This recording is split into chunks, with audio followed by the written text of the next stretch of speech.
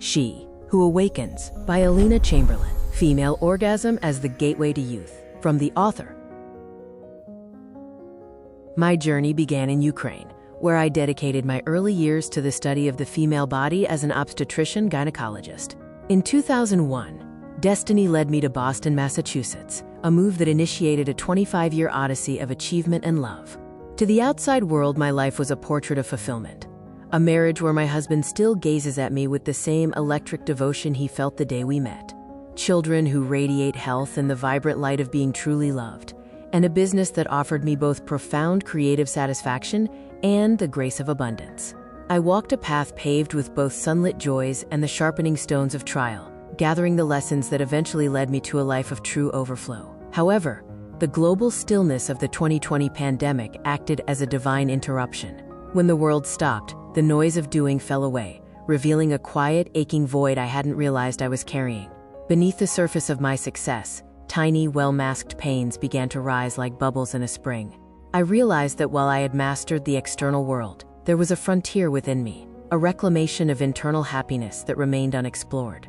This book is the map of that journey back to the self. What is happiness? To understand happiness, we must first redefine it. It is not a destination, but a frequency. It is the ecstatic union with one's authentic self, the blooming of the soul's beauty, and the cultivation of a truly orgasmicness way of being. This state is far more than a physical response. It is a sacred act of coming home.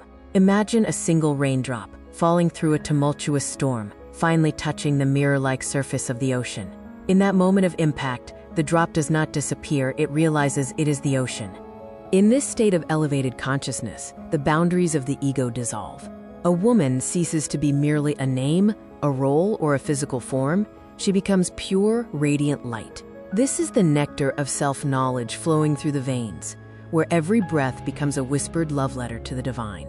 It is here that we find the primordial feminine, a power that is simultaneously as soft as a petal and as crushing as a tidal wave. At the height of this inner ecstasy, the rhythm of the heart synchronizes with the pulse of the stars, creating a cosmic resonance that burns away the illusions of past and future. The verticality of time, my healing did not happen overnight.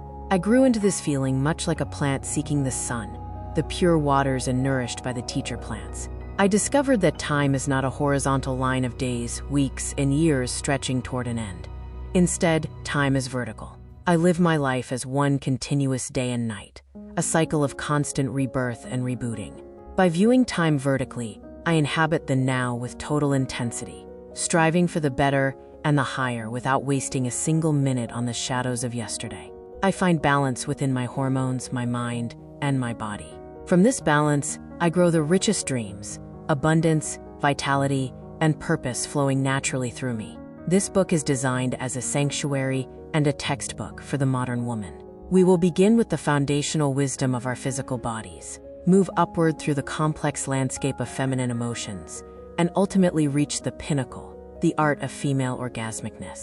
This is not just a physical peak. It is a state of being where a woman's energy becomes so vibrant and healthy that it overflows, healing her partner, her children, and every soul she encounters.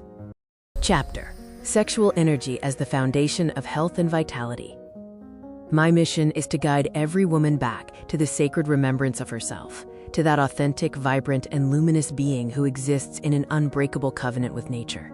Today, the world is awash with talk of sexual energy, draped in ethereal terms like flow, activations, and awakenings. Yet, behind this facade, a fundamental truth is often obscured. Sexual energy never descends from the outside.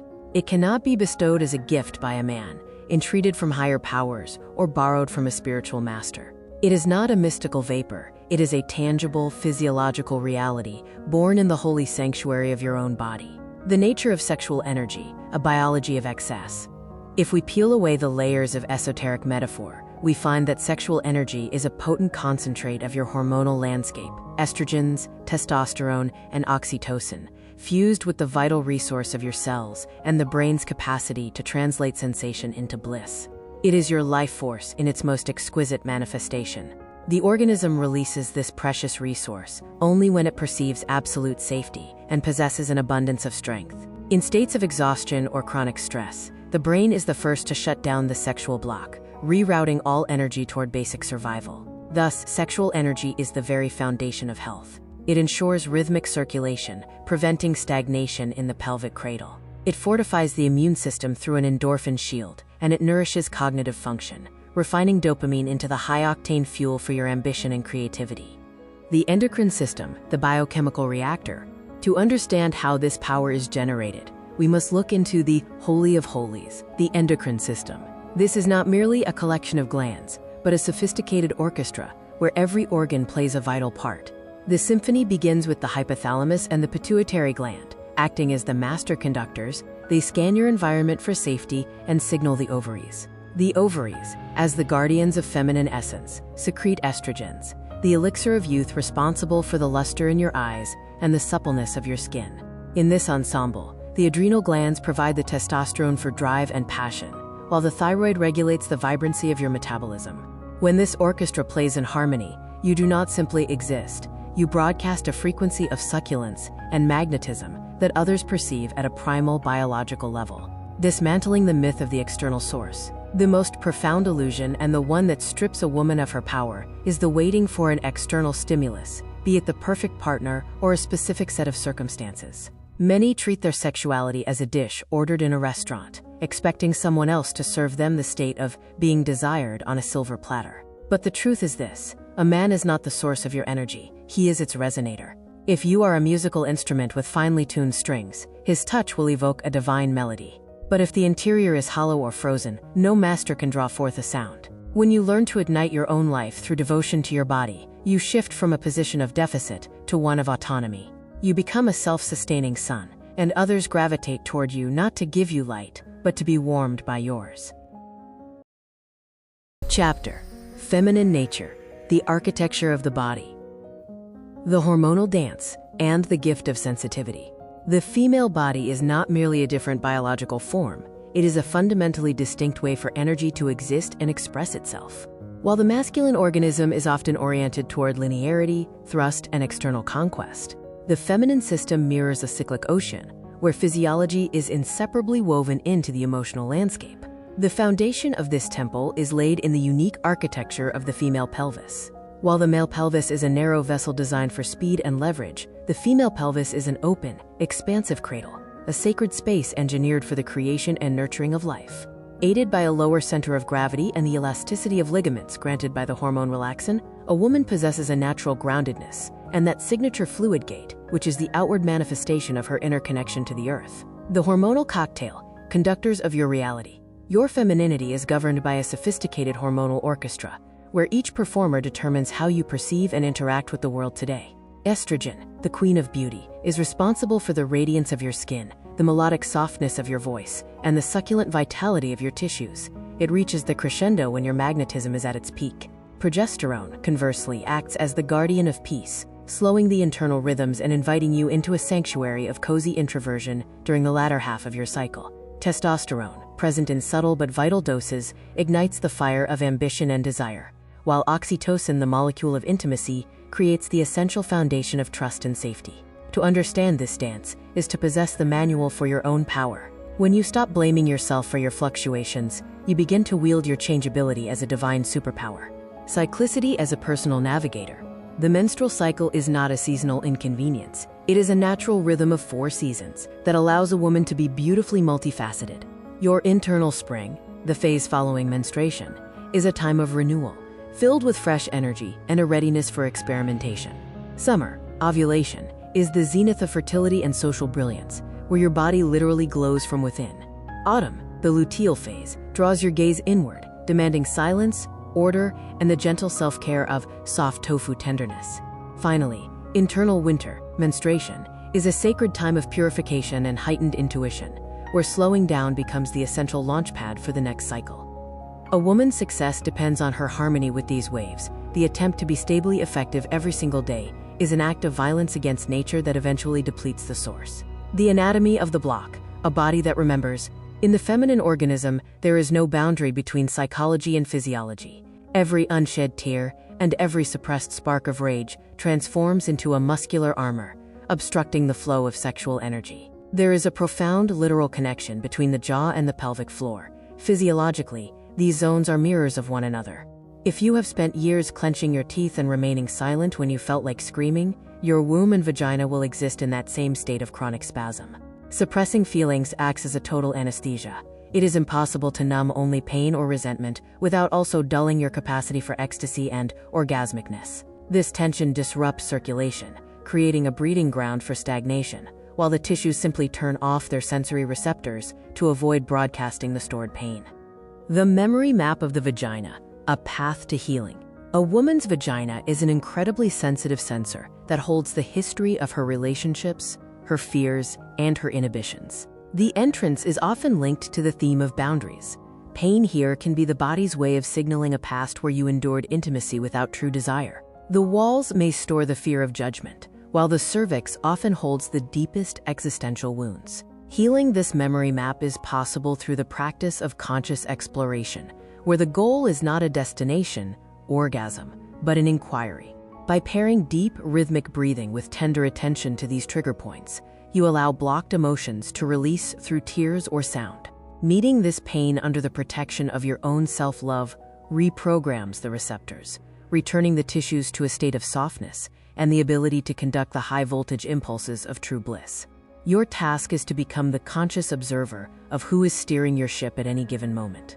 If you feel the cold knot of cortisol in your stomach, you do not need the gym. You need a warm embrace and a bath to raise your oxytocin.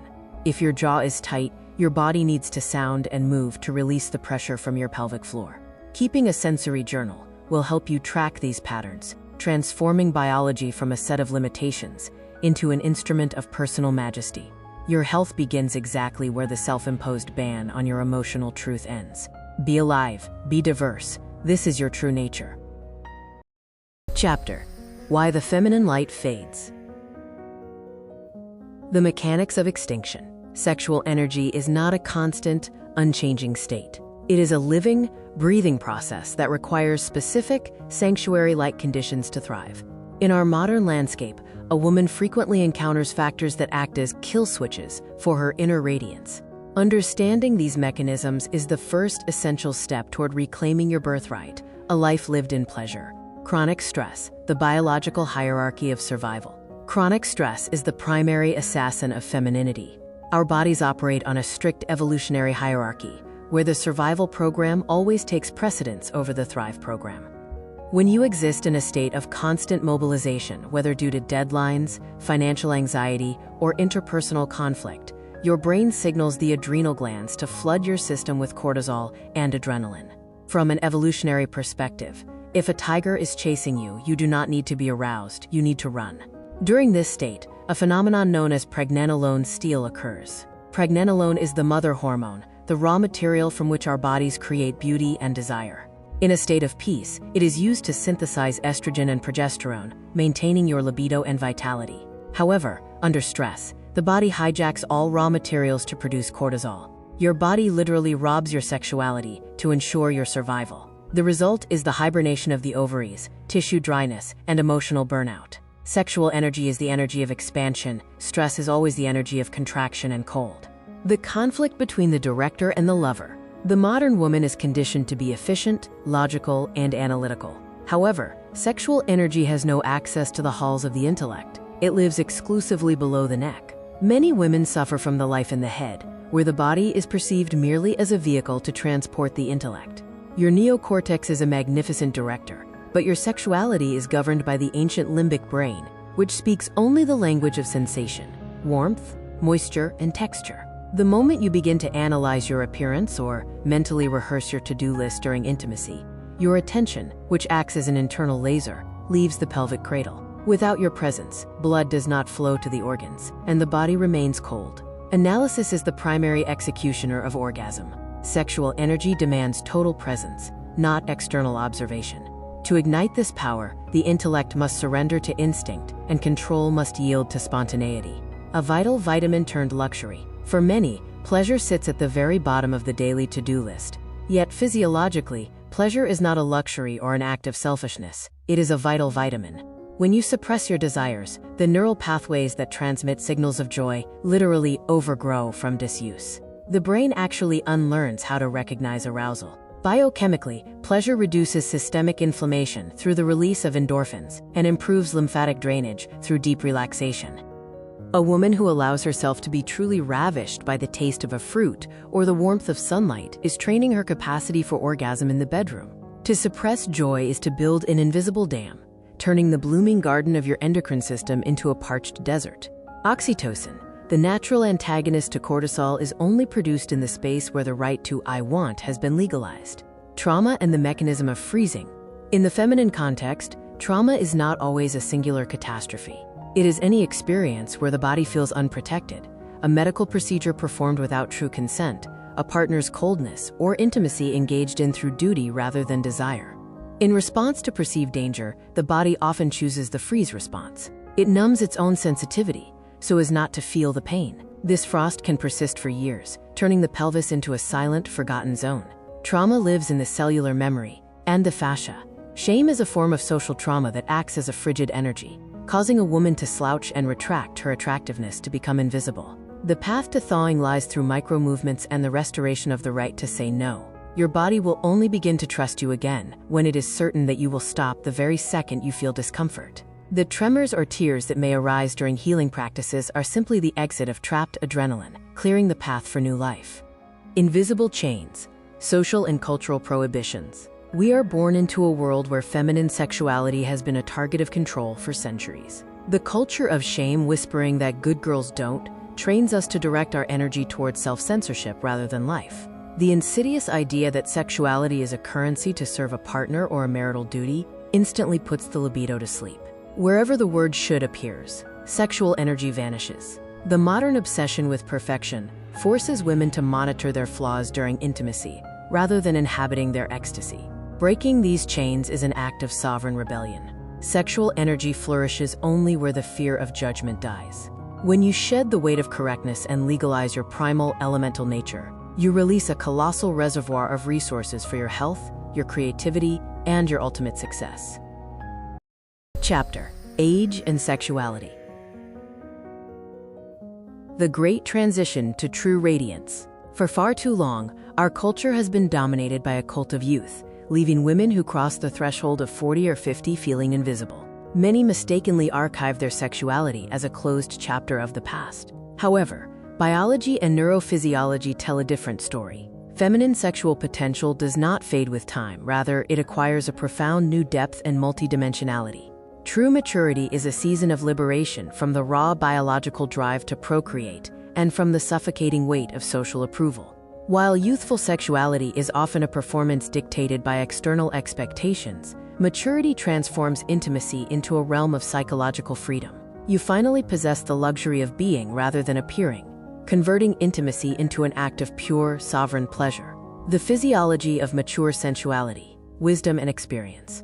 The physiology of a mature woman holds a unique advantage: the accumulated wisdom of her sensory receptors. Over decades, your nervous system has built an extensive database of delight. By age 45, the neural pathways between the brain and the erogenous zones are often far more robust and sophisticated than they were at 18. Many women experience a surge in libido during perimenopause. As estrogen begins its ebb, testosterone, the hormone of drive and initiative, remains relatively stable.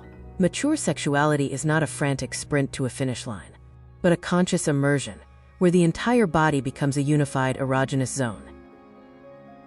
Any loss of sensitivity at this stage is not a sentence, but a mechanical issue of circulation, easily addressed through consistent pelvic floor exercises and modern nutraceutical support. Perimenopause and menopause, the crystallization of power. The transition into menopause is often shrouded in fear, yet evolutionarily, it is a great transition, a time of spiritual and physical rebirth. Nature releases a woman from the function of childbearing, so she can direct her accumulated life force entirely toward herself. During perimenopause, when hormones may feel like a roller coaster, a powerful emotional cleansing often occurs. Everything suppressed for years rises to the surface, offering a final chance to enter the next stage of life renewed. This is your second wind, where the fear of unplanned pregnancy vanishes and sex becomes a pure art form of connection. Remember the biological law: use it or lose it. Regular self-pleasuring and the use of lubricants are not signs of breakage but essential tools for maintaining tissue elasticity and succulence for decades to come. hidden enemies, what truly accelerates decline.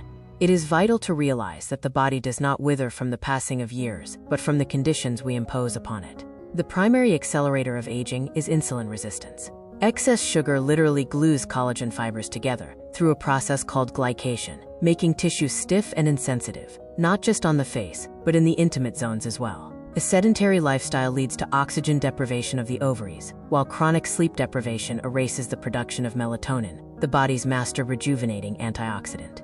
Without healthy fats in the diet, the building blocks of sex hormones, skin and mucous membranes become as dry as parchment. Finally, there is the psychological retirement, the moment a woman gives up on learning and fresh experiences, signaling the brain to wind down the production of life energy. The secret of eternal glow, investing in vitality.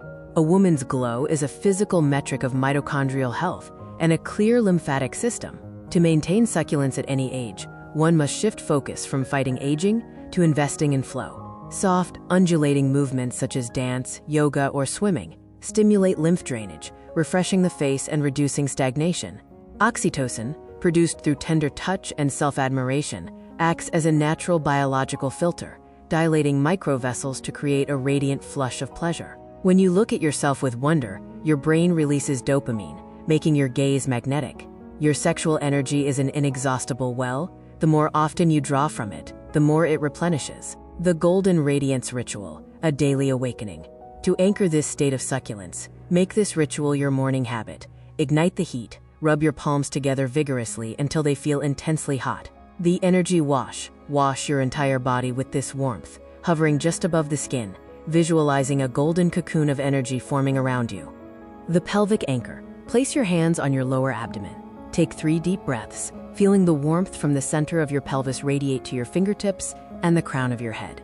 The womb smile.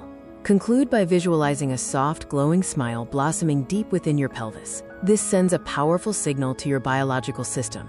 I am alive, I am beautiful, and I am ready to shine. You remain exquisite as long as the fire of self-interest burns within. Your age is not a burden, it is your capital and your true power. Chapter: The Female Endocrine System. The secret code of your vitality. Imagine that your glands are virtuoso musicians, and your hormones are the sublime sounds they produce. When this orchestra plays in unison, you feel healthy, magnetic, and capable of conquering the world. But if even one instrument strikes a false note, drive is replaced by apathy and exhaustion. The endocrine system is not a dry chapter of biology. It is your personal command center for state management, regulating everything from the glow of your skin and the spark in your eyes to your intuitive foresight and creative triumphs. To transform your body into an inexhaustible source of energy, you must understand the chemistry of this internal laboratory. Architects and executives, the command headquarters. It all begins in the brain, where the hypothalamus and the pituitary gland reside as the master conductors of your organism.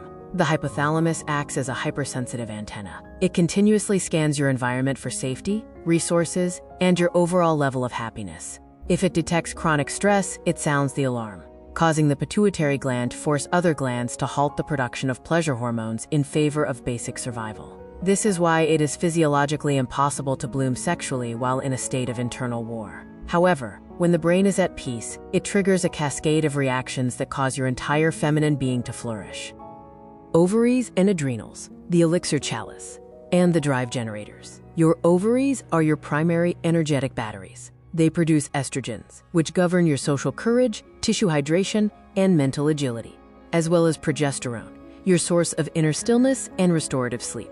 A woman with vibrant ovarian function broadcasts an excess of life, naturally attracting opportunities and attention.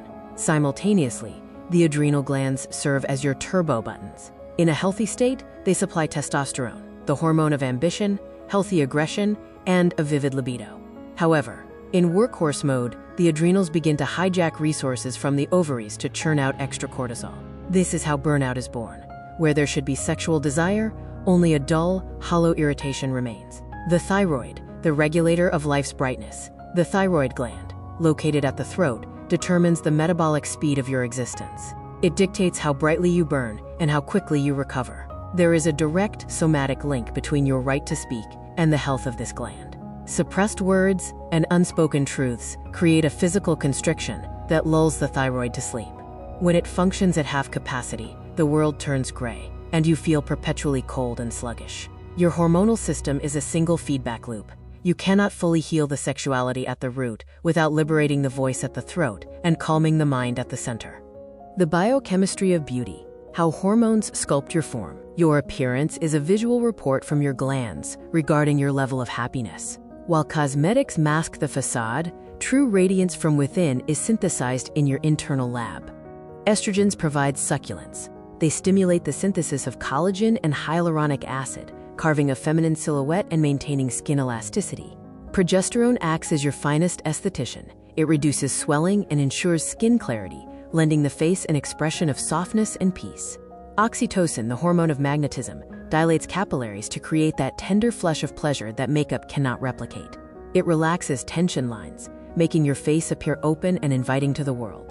The pregnenolone steal, why stress robs your femininity. One of the most sobering mechanisms in female physiology is the pregnenolone steal. Pregnenolone is the mother hormone, a golden reserve from which the body crafts either the goddess statue, sex hormones, or the soldier's shield, cortisol. Under chronic anxiety, the body commits a biochemical crime against your beauty. It hijacks all raw materials to manufacture cortisol. Consequently, the ovaries are starving, leading to mucosal dryness, cortisol belly, and a total loss of libido. To stop this theft, it is not enough to simply relax. You must nourish the body with healthy fats, avocado, ghee, fatty fish, to provide building materials, and give the nervous system a physical signal of safety through deep belly breathing and somatic shaking. Awakening the internal reactor tuning tools. Your hormonal system does not exist in a vacuum. It responds instantly to light, temperature, and touch. To prime your internal engine, use these natural triggers. Light activation. Within the first 30 minutes of waking, let sunlight hit your retinas to calibrate your biological clock for serotonin synthesis. Womb breathing. Breathing into the lower abdomen acts as a visceral massage, directing oxygenated blood to the ovaries and boosting estrogen levels.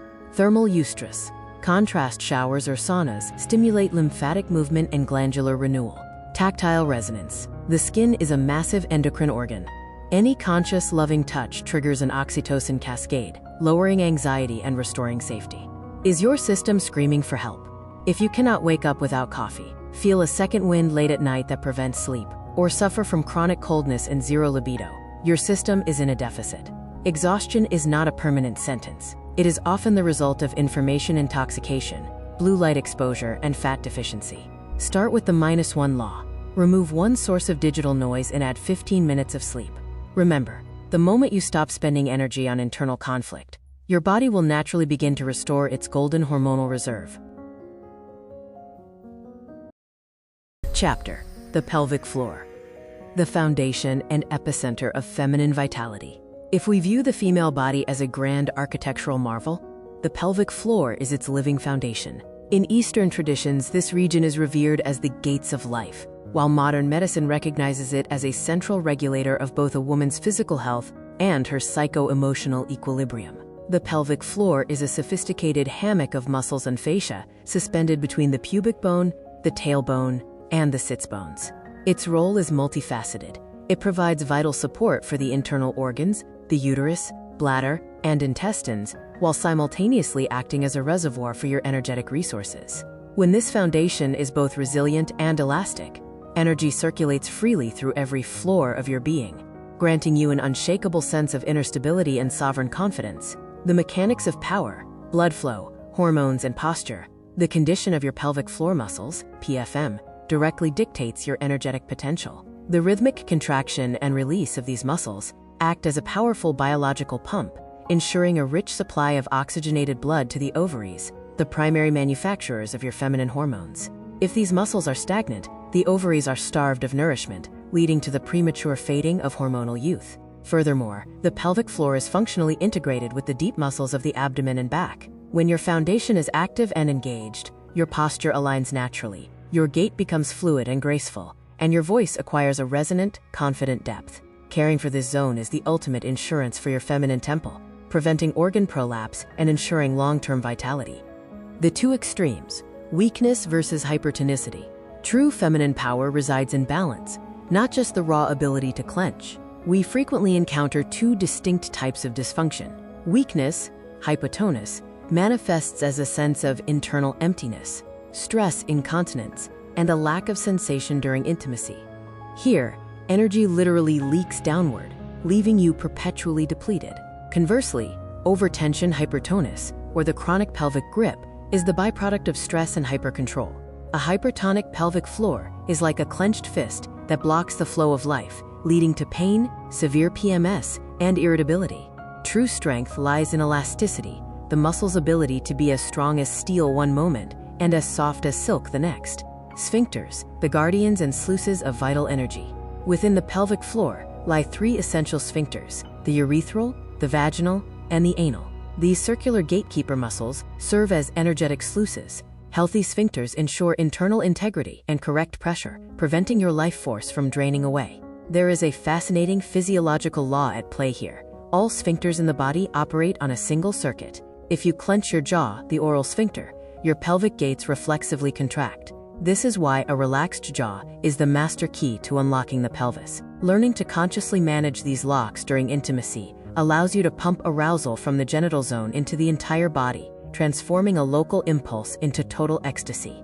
Bodily sensitivity as a neurophysiological skill. Sensitivity is not an innate gift. It is a trainable skill involving the dialogue between the brain and the body. For a woman living entirely in her head, the pelvic region often appears as a blind spot on the brain's sensory map, the Penfield homunculus. Under stress or trauma, the brain simply mutes signals from this area to conserve resources. However, through neuroplasticity, we can remap this zone. By directing your conscious attention to the pelvis, you pave new neural pathways, moving from a total lack of sensation to the ability to distinguish subtle shades of warmth and pulsation. A woman with high somatic sensitivity is magnetic. She hears the whispers of fatigue long before burnout arrives, and possesses a flawless gut intuition for making life-aligned decisions. Practice awakening the gates of life. To restore the connection between your mind and the foundation of your power, engage in these practices with gentleness and silence. The jaw-pelvis connection. Sit on a firm surface, feeling your sits bones. Inhale deeply, and as you exhale, vocalize a low ooh sound, completely relaxing your lips and jaw. You will feel the vibration of your voice immediately echo as a release in the perineum. The elevator breath. On the inhale, visualize your breath descending to the very bottom of your pelvis, softly expanding the muscular hammock. On the exhale, feel the muscles naturally lift slightly upward, like an elevator rising to the first floor. The neuroscanner. Direct your internal gaze into the pelvis. Try to detect the subtle pulse of blood, the heartbeat of the pelvis, and the weight of your organs. Perform a microscopic, nearly invisible contraction of the sphincters, activating the anal, vaginal, and urethral sluices one by one. Remember, your pelvic floor is a living, sentient vessel. When it is whole and integrated, it is capable of holding a colossal volume of energy for both your achievements and your deepest pleasures. Part 2, Chapter: Breast, Heart, and Hormonal Balance. The center of feminine radiation. The breasts are often perceived merely through the lens of aesthetics, yet within the tapestry of female physiology, they are complex sensory and endocrine organs. The breast is a target organ. It does not produce hormones on its own, but it responds with exquisite sensitivity to the slightest fluctuations in ovarian function. Any hormonal resonance in your cycle manifests here first. Sacredly, the breasts represent the point of transition, where energy rising from the earthly centers, the pelvis and sexuality, meets the energy of the heart and emotional intelligence. If the pelvis is your energetic reactor, then the breasts are your primary transmitter of warmth and magnetism. Biological resonance, the breast-ovary-uterus axis. The connection between the breasts and the ovaries is so intimate that they are often described as a single functional system. Estrogen and progesterone dictate the rhythmic life of breast tissue. In the first phase of the cycle, under the influence of estrogen, the ducts expand. In the second, progesterone prepares the glandular tissue and works to resolve fluid retention. However, the true bridge between the heart and the womb is oxytocin. Upon stimulation of the breasts, whether through self-massage or intimacy, the brain instantly releases oxytocin, which triggers microcontractions in the uterus. This neurohumoral reflex enlivens the pelvic organs, enhances blood flow, and neutralizes cortisol, returning you to a state of profound safety and providing an emotional shield. The stagnation detector. Lymphatic and immune roles. From the perspective of lymphology, the breasts are the barometer of your body's purity. The lymph nodes in the armpits and surrounding the breast tissue are the outposts of your immune system. Because the breasts are functionally linked to the lymphatic drainage of the pelvic region, any stagnation below caused by a sedentary lifestyle or restrictive clothing inevitably leads to a buildup of toxins in the glandular tissue. This manifests as tenderness, swelling, and cysts. True breast health is impossible without free pelvic movement and proper posture. Slouching and rounded shoulders physically compress the tissues, starving them of nourishment and hormonal signals. A free flow of lymph in this zone is the secret not only to glandular health, but to the lasting freshness of your face. The biochemistry of touch, the magic of the oxytocin explosion. Touch is a powerful biological trigger. The skin of the nipples possesses a high density of nerve endings directly wired to the hypothalamus. Regular, gentle self-massage triggers a cascade of chemical reactions. Oxytocin neutralizes the remnants of daily stress, while dopamine awakens your seeking system, your curiosity and passion for life. Without the stimulation of this zone, the sexual act for many women remains underloaded, as the brain does not receive the necessary signal to switch fully into the state of ecstasy. Furthermore, soft stroking is the only natural way to move lymph effectively in this delicate area, preventing PMS discomfort and maintaining skin elasticity. Resonance of freedom, the voice-breast connection. There is a direct anatomical dependence between your throat and your chest, connected by the vagus nerve and fascial chains. If you are accustomed to suppressing your feelings and swallowing your words, the muscles of the larynx spasm, which inevitably leads to a tightening of the pectoral muscles. The voice is an internal vibration. When you sing or hum at a low frequency, you create a micro-massage of the breast tissues from the inside, breaking up lymphatic stagnation. Rhythmic sounding activates the parasympathetic nervous system, lowering cortisol and making the breast tissue soft and healthy. Your voice is the key that unlocks the armor of the heart and releases the tension stored in your chest. Returning to softness and fluidity. Body softness is a physical marker of low cortisol and high estrogen. To return succulence and fullness to your tissues, perform this ritual of love for your source. Heart breathing. Stand tall, opening your arms wide to expand the rib cage. Inhale light into the center of your chest, and as you exhale, direct that warmth down toward your ovaries. Thymus tapping. Using your fingertips, gently tap the area just below your collarbones. This activates the thymus gland, the organ of youth and immunity. The figure 8, self-massage. Using a natural oil, draw the infinity symbol around your breasts with your palms, moving very softly from the periphery toward the center. This encourages lymphatic flow and floods the tissues with oxytocin. Vocal vibration. Place your hand on the center of your chest and hum a low sound, feeling how the vibration relaxes the intercostal muscles and the glandular tissue. Your breasts are not just what you show the world. They are how you feel about the world. By caring for them, you protect your hormonal peace and your right to be soft, fluid, and invincible in your tenderness. Part 2, Chapter: The Intelligence of Pleasure. How the brain flourishes in the energy of arousal. My dear, in this chapter, we will dismantle one of the most insidious myths that has constrained women for centuries: the idea that intellect and sexuality exist on opposite poles. We have long been taught that a serious woman must be restrained, that her mind should remain cold and detached from the impulses of the body. Yet, the truth confirmed by neurophysiology is that your brain and your pelvis are connected by a high-speed biological highway. Your intellect is not a dry computer. It is a living, pulsing organ that truly powers up only when fueled by the energy of your arousal. By suppressing the woman within, you effectively disconnect half the processing power of your mind. By allowing your sexuality to flow freely, you attain a crystalline clarity and intuitive foresight that make you invincible in every sphere of life. The neural superhighway, the brain-clitoris connection. Many women think of the clitoris as a localized pleasure button. From a neurophysiological standpoint, however, it is merely the tip of the iceberg, the peak of a system rooted deep within the nervous system.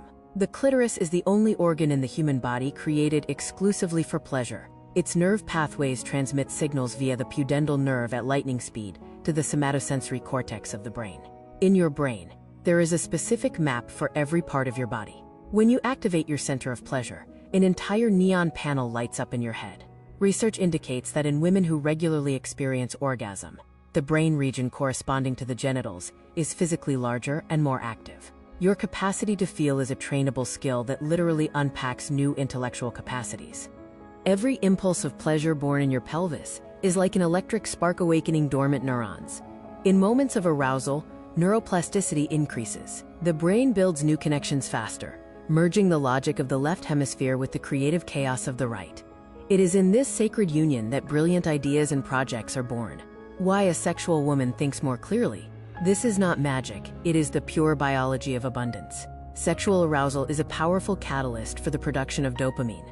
This neurotransmitter is responsible not only for the anticipation of pleasure, but also serves as the primary engine for concentration and motivation.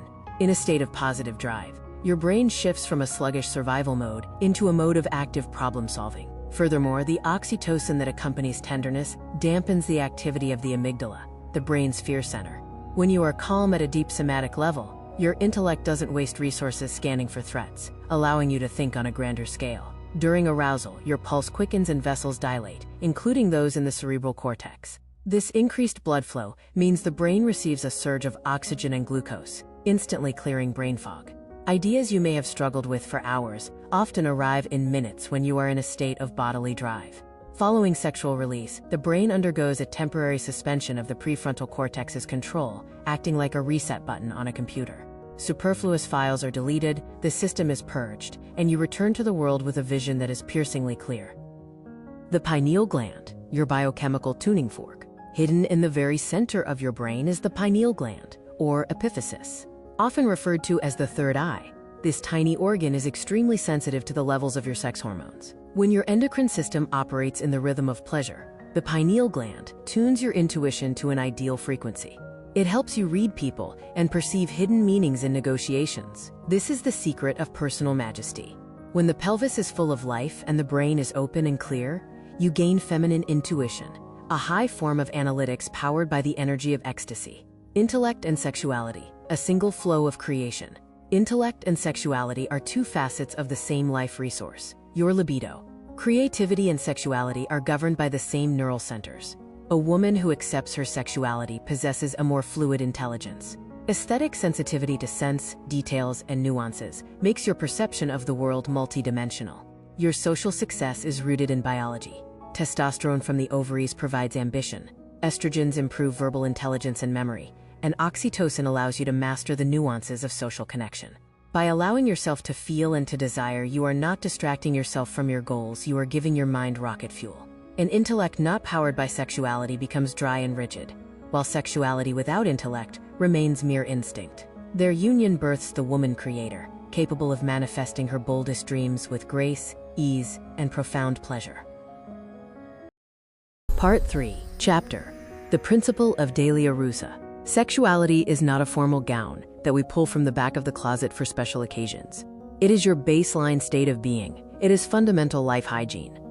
In this section, we will explore how to transform pleasure into a daily habit, and why this process is the most profitable investment you can make in your health, longevity, and social success. The principle of daily arousal, life at high frequency. Many women make a fatal mistake. They live in a state of hormonal waiting, assuming that sexuality should only awaken in response to external stimuli or a partner's initiative. However, sexual energy follows a strict biological law: use it or lose it.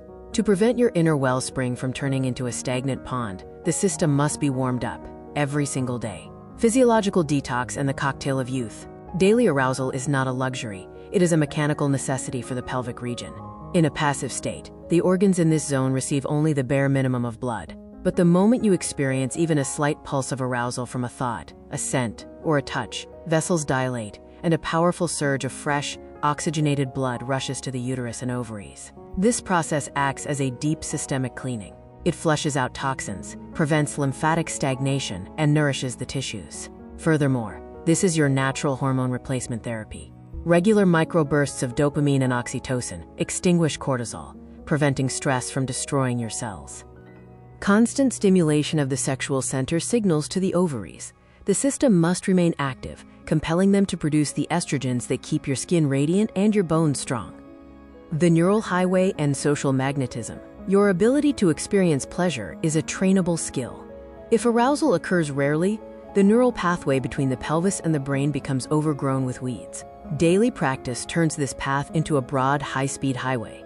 Over time, the threshold for entering a state of pleasure lowers, and you require less effort to feel the sweet pulsation of life. This internal current is impossible to hide. When you are in a state of light, background arousal, your voice changes. Your pupils slightly dilate, and your gaze acquires a magnetic depth. You begin to broadcast a frequency of abundance. The world always gravitates toward those with excess energy opportunities, financial flow, and the right people are literally drawn to a woman whose inner fire burns constantly. The autonomy of delight, arousal without a partner. One of the greatest traps is the belief that a prince is required to activate your sexuality. However, the ability to arouse yourself autonomously is the bedrock of your independence.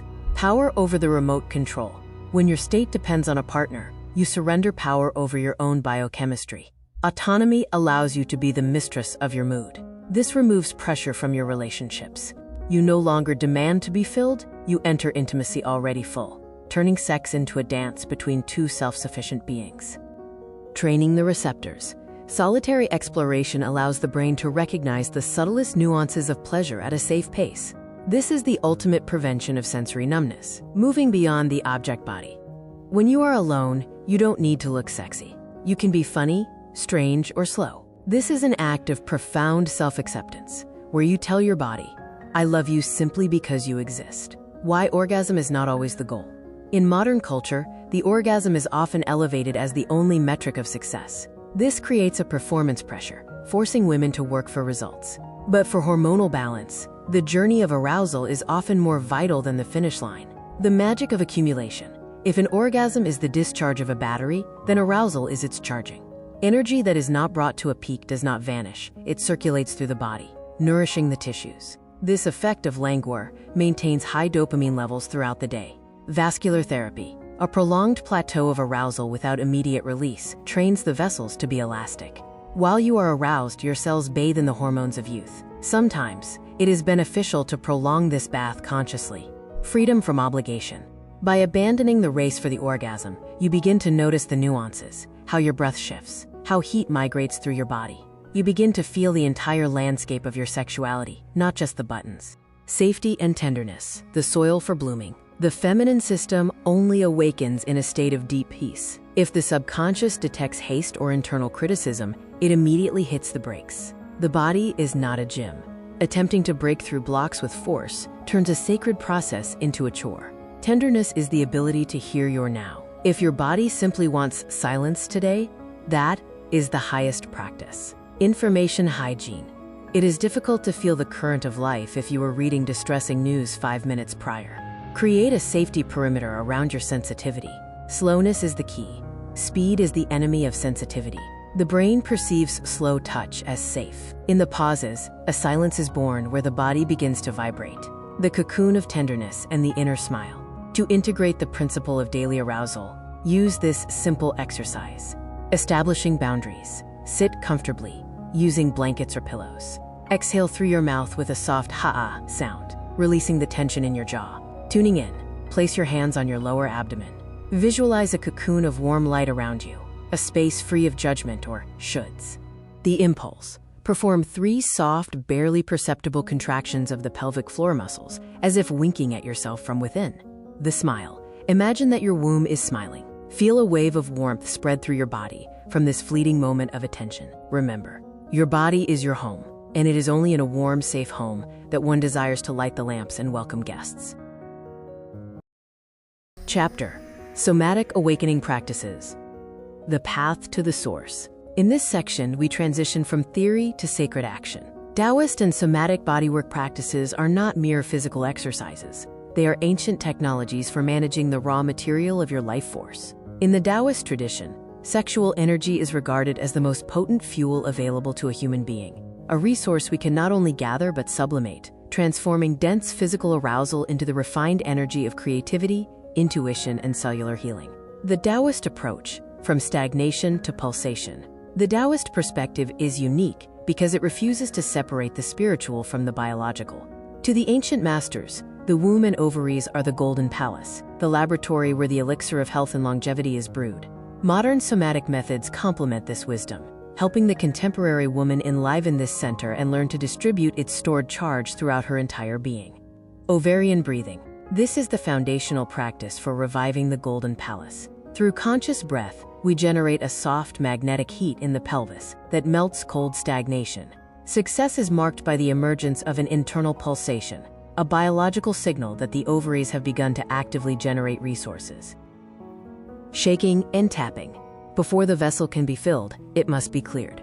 Full body vibration from the soles of the feet to the crown of the head shatters muscular armor. Gentle tapping along the body's meridians returns you to the here and now, quieting mental noise. The microcosmic orbit. Once the energy is awakened in the pelvis, it must be circulated. If it remains trapped below, it can lead to irritability or congestion. The orbit directs the current of life up the spine to the brain and back down the front of the body, weaving your sexuality into the tapestry of your heart and mind. The art of choice, finding your body's key. A practice that serves you today might feel like a violation tomorrow. Your body is a living system, shifting with your cycle, the seasons, and your stress levels. The primary criterion for any practice should not be its advertised efficiency, but your internal response and a sense of absolute safety. Listen to the first impulse. If a description of a practice triggers an involuntary deep breath or a flush of warmth in your belly, that is your path. If you find yourself clenching your jaw, the practice is premature. Honor the container. When exhausted, choose yin methods of soft oiling, micro-movements, and stillness. When feeling stagnant or overcharged, utilize active shaking and vocal sounding. Autonomy.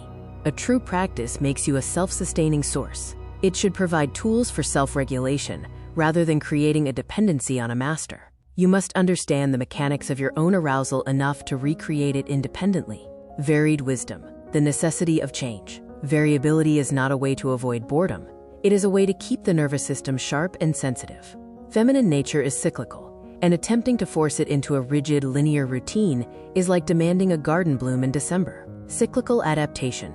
In the first half of your cycle, the estrogen phase, dynamics and intensive breathing are appropriate. In the second half, the progesterone phase, the body craves grounding and containment. Avoiding sensory adaptation. The brain eventually ignores repetitive stimuli. By varying your practices, sound today, dance tomorrow, you compel the brain to forge new neural pathways, maintaining the edge of sensation. Layers of tension. One practice may relax the superficial muscles, while another works on deep fascia or energetic channels. Variety ensures a comprehensive cleansing of the entire system. Beginner's pitfalls. Avoiding violent awakening. The most common mistake for beginners is the habit of pursuing results through sheer willpower. But sexual energy is an elemental force. It does not take orders. It only blossoms in an atmosphere of radical trust. Chasing the wow effect, expecting immediate ecstasy creates a monitor in the mind, which acts as a powerful brake. Shift your focus to microscopic sensations, the heat of your palms or the depth of a single inhale. The faster, higher, stronger trap, aggressive intervention, frightens the body. Use the 70% rule, never push to your limit. Remember, a whisper is often heard more clearly than a scream. Losing the ground. Attempting to work with higher centers without a foundation in the feet and pelvis leads to headaches and emotional instability. Energy can only rise high when its roots go deep. Practice, awakening the golden palace. Try this condensed version of a Taoist ritual. Ignition. Rub your palms together until they are hot. Place them directly over your ovaries. Charging. Breathe deep into your belly, visualizing the heat from your hands melting any blocks. See your ovaries beginning to glow with a soft, rose-colored light. The spiral. Gently circle your hands on your abdomen, directing the energy inward. The ascent. On an inhale, softly lift the pelvic floor muscles and imagine a thin thread of warmth rising to the crown of your head. On the exhale, relax completely, allowing the energy to shower down through your body like a restorative rain. Remember, the most profound changes in the female body occur not in moments of storm, but in moments of the quietest tenderness. Your body has waited for your attention for years. Give it the time it needs to believe you have finally come in peace. Chapter: Breath, Movement, and Heat. The 3 keys to a living body. In this chapter, we turn to the primary control panel of your life force. If your body is a campfire, then your breath is the air that transforms smoldering embers into a bright, warming flame. Without conscious breathing, any practice remains a mechanical repetition of exercises, but with it, every movement becomes an act of deliberate creation and profound awakening. Breath is an instrument of arousal. Breath is the direct bridge between your conscious mind and your instinctive power. Most women in daily life utilize only a fraction of their lung capacity, breathing shallowly into the upper chest. This leaves the lower abdomen cold and immobile. However, sexual energy is born exactly where the diaphragm moves. When you take a deep belly breath, your pelvic diaphragm descends. creating a pump effect that forces oxygenated blood to rush toward the ovaries and the clitoris. Furthermore, deep breathing activates the vagus nerve, sending a signal of absolute safety to the brain. Only in this state of perceived safety does the brain allow the body to switch from survival mode into the modes of arousal and delight. Heat in the lower abdomen, your inner altar. In feminine physiology, heat is a direct indicator of vital force. A cold abdomen is a symbol of the freeze response, an energy-saving mode fueled by suppressed emotions. Conversely, a warm, living pelvis is a space where a woman is capable of creation and radiance. By directing your inhale into the pelvic cradle, you bring in oxygen that acts as a catalyst, burning through stagnation and transforming it into physical warmth. The emergence of this heat is often accompanied by an emotional unblocking.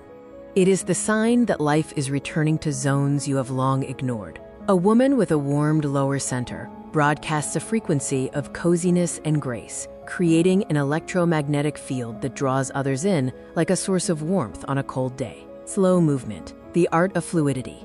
In an era defined by speed, slow movement is a revolutionary act of returning to one's essence. Speed is the enemy of sensitivity. The faster we move, the fewer nuances the brain can perceive. Slow, viscous movement shifts the nervous system into an alpha state, a mode of deep listening, where the body begins to hear its true needs.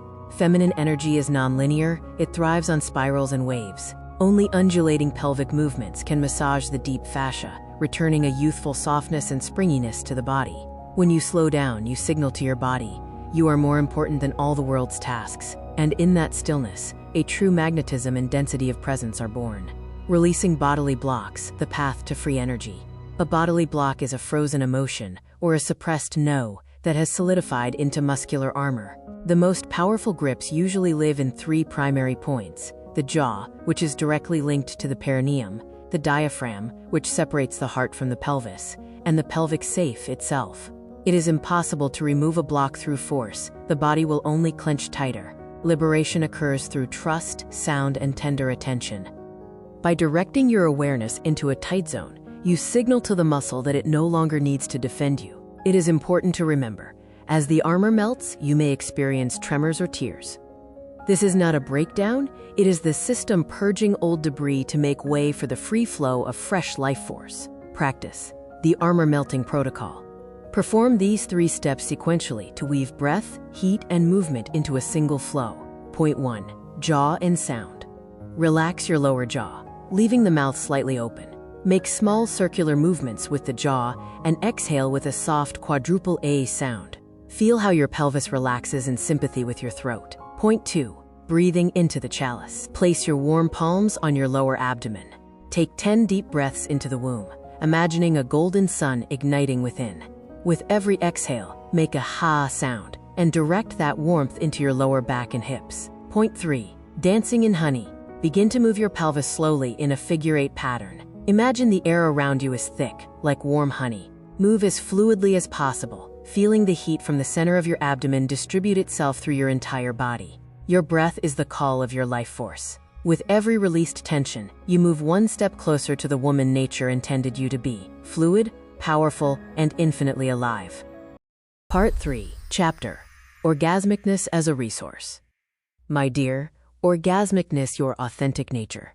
In this chapter, we arrive at one of the most profound and transformative themes of our journey. We are going to speak of orgasmicness, not as a fleeting spark of pleasure, but as your fundamental way of interacting with the world. This is a state of being that alters everything, from your cellular health to your capacity to manifest grand-scale projects. It is vital that we first distinguish between 2 concepts: orgasm and orgasmicness. An orgasm is an event of physiological discharge. Orgasmicness, however, is your ongoing capacity to allow the energy of pleasure to flow through you at any moment. It is your internal volume, your conductivity, and your readiness to say yes to life without needing a specific reason. What is orgasmicness truly? From a neurophysiological perspective, orgasmicness is the high sensitivity of your receptors and the clarity of your neural pathways. It is the ability of your brain and body to stop blocking incoming signals of delight and, instead, to amplify them. Imagine yourself as an electrical circuit. Orgasmicness is the absence of resistance in the wires. When you inhabit this state, every event, a sip of coffee, the touch of silk against your skin, or the closing of a successful deal triggers a microwave of pleasure in the body. This is a state of overflow, where your cup is so full that energy spills over the brim, creating that authentic charisma that simply cannot be imitated. The biochemical rain, the chemistry of your ecstasy. When you experience these peak states, your endocrine system floods your bloodstream with a unique cocktail that updates the brain's software. Oxytocin soars, granting a sense of calm majesty and repairing the integrity of your vascular walls. Dopamine activates your reward centers, providing the mental fuel for daring and ambitious projects. Prolactin brings a sense of deep satiation and biological contentment with life. Endorphins act as internal opiates, melting muscular armor and soothing inflammatory processes. Regular hormonal surges change your baseline frequency. A woman who utilizes her orgasmicness is protected from stress at a cellular level. She possesses a stable, radiant mood that originates from within. Myths and fears. Dismantling the invisible barriers. Many women subconsciously fear their own power, associating orgasmicness with a loss of control or an insatiable greed. But the fear of losing one's mind is merely the fear of silencing the inner critic. In the moment of deep delight, you do not lose yourself, you become authentic. The cultural myth that pleasure is dirty is nothing more than a mechanism used to control feminine power. Biologically, however, orgasmicness is the highest indicator of health. Purging yourself of shame restores your dignity and a confidence that cannot be broken by external judgments. Your orgasmicness is not a threat to the world, it is its very foundation.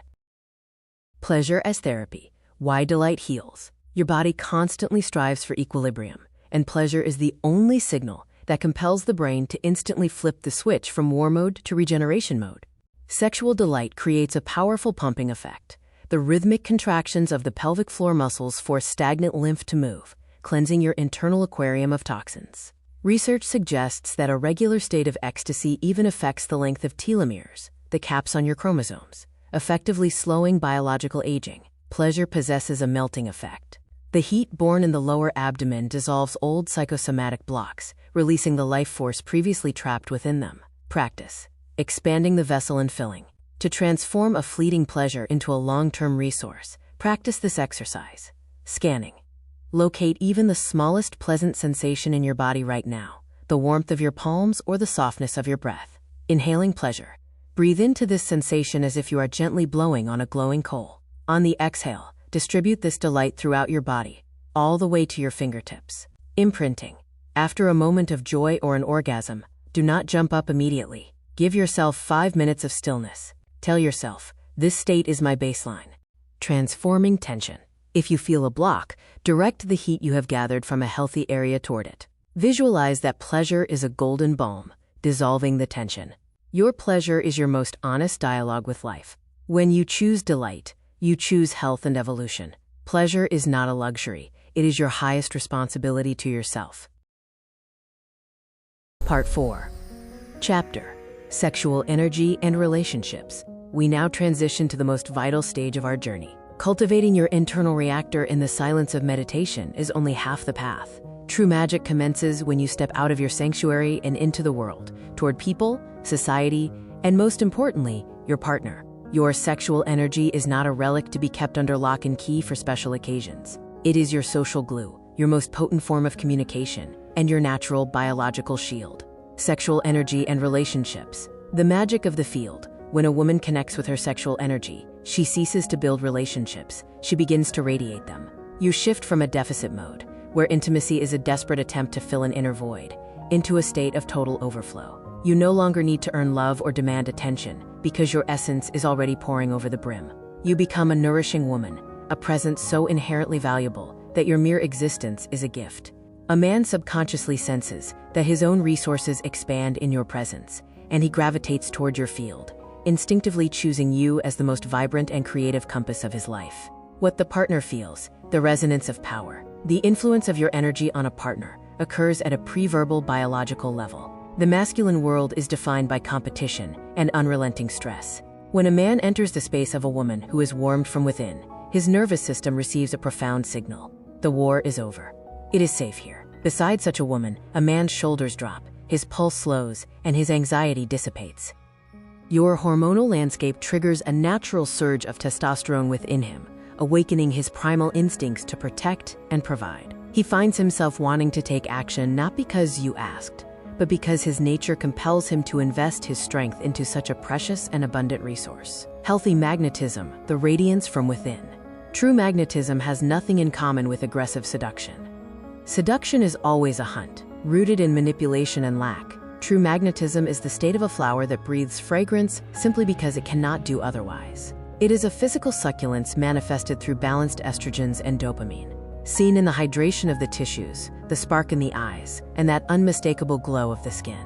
You acquire a bodily weight and a density of presence. You no longer fidget or try to shrink yourself to fit in.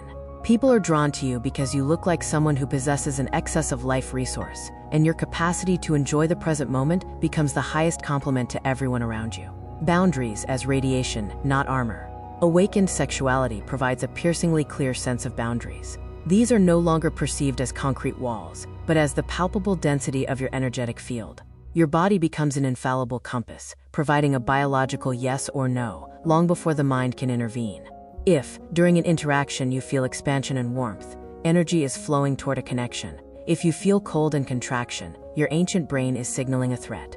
Your field becomes so delicious, and yet so firm, that destructive individuals, manipulators, and critics begin to feel uncomfortable in your presence and simply drift away. Your boundaries are your dignity, and they are communicated without a single word. The man as a mirror of your state. A man is a unique resonator, reflecting the state of your lower center. If a woman is frozen or filled with fear, the man beside her often becomes either apathetic or, conversely, aggressive. However, the moment you unlock the energy in your pelvis, your partner begins to square his shoulders in response to your vibration. You stop playing the roles of the good girl or the strict teacher and return to your authenticity. In place of manipulation, live electricity and trust emerge. A man senses that you are not trying to fix him because you are too busy experiencing the profound pleasure of your own life, and that freedom becomes the most powerful aphrodisiac he has ever known. The womb gaze and field expansion. Use these techniques to tune the harmony within your relationships. The gaze from the center. When your partner is near, direct your attention to your lower abdomen. Feel the heat there. Look at him not with an analytical or judging mind, but imagine you are looking at him from the center of your pelvis. Simply bathe him in this warm attention, expecting nothing in return. The golden mist. On an inhale, draw energy from your pelvis into your heart. On the exhale, visualize this warmth radiating from your chest, filling the room with a golden cloud. Allow your partner to swim in this field of your tranquility and bliss. The inner guardian. When making a decision or engaging in conversation, listen to your belly. If a contraction occurs, that is your sacred no. Acknowledge your body's right to this answer without needing to justify it logically. A sexual woman does not seek love, she is love. When you shine for yourself, the world cannot help but notice, and your relationship transforms into an endless source of inspiration. Part 4. Chapter: Sexual Energy, Money, and Realization. The magic of prosperity, for too long, has been conditioned to separate the spiritual from the material, or the intimacy of the bedroom from the logic of the bank account. Yet, in the geography of the feminine soul, these are not separate lands. Sexual energy and financial energy are the same stream, simply vibrating at different frequencies. Your social success is nothing more than the sublimated outward expression of the energy generated in your pelvis. Creativity, ambition, and the capacity to materialize ideas all grow from this single root. Biologically, this force is designed to create life. Socially, it transforms into the succulence of a creatrix, a woman capable of attracting resources without the agonizing friction of struggle. Magnetism instead of hustle. There are two primary paths to financial abundance: the masculine and the feminine. The masculine path is one of expansion and conquest, fueled by the stress energy of cortisol. The feminine path is the path of magnetism. When your sexual center is active, your energetic field becomes irresistible. You stop chasing clients and instead become the gravitational point where they desire to be. Money is the energy of expansion, and when you grant yourself the right to feel pleasure, your brain removes the ancient blocks against owning resources. Your relationship with finances is a perfect mirror of your relationship with your body. If you are in contact with your energy, you broadcast the dignity of possessing by birthright, and the world responds in kind with a corresponding flow of wealth. The body as a magnet for opportunity. The biology of luck. Your body is a high-frequency receiver. When it is saturated with sexual energy, you become visible on the radar of success. Science confirms that the heart and brain generate electromagnetic fields, but it is the pelvis that acts as the accumulator, giving that field its density and weight. Subconsciously, those around you read your dilated pupils, the low overtones of your voice, and your relaxed posture as signals of prosperity. Doors that are locked for others swing open for you, because you present as someone capable of multiplying a resource rather than merely surviving on it. Your intuition becomes a second skin, allowing you to literally sense a lucrative opportunity before it is even spoken. Financial blocks. Where do constraints hide? Remarkably, the fear of significant money and the fear of deep, unbridled pleasure reside in the exact same zones of the body.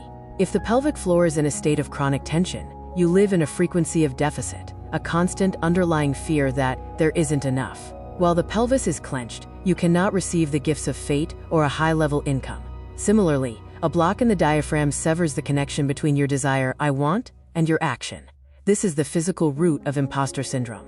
Losing touch with your body, or leaking energy through uninspired work or unwanted intimacy, leads to financial collapse, because, in survival mode, creativity drops to zero, and money begins to slip through your fingers like sand. Abundance. When I want equals I receive. Abundance is not a number on a screen. It is an internal state of the infinite banquet, where everything is sufficient. Sexuality is the antidote to delayed life syndrome. If you deny yourself bodily pleasure today, the brain blocks the arrival of resources for tomorrow, seeing no purpose in their accumulation. A woman in a state of orgasmicness possesses the Midas touch. Her projects ignite, and her presence inspires others to invest.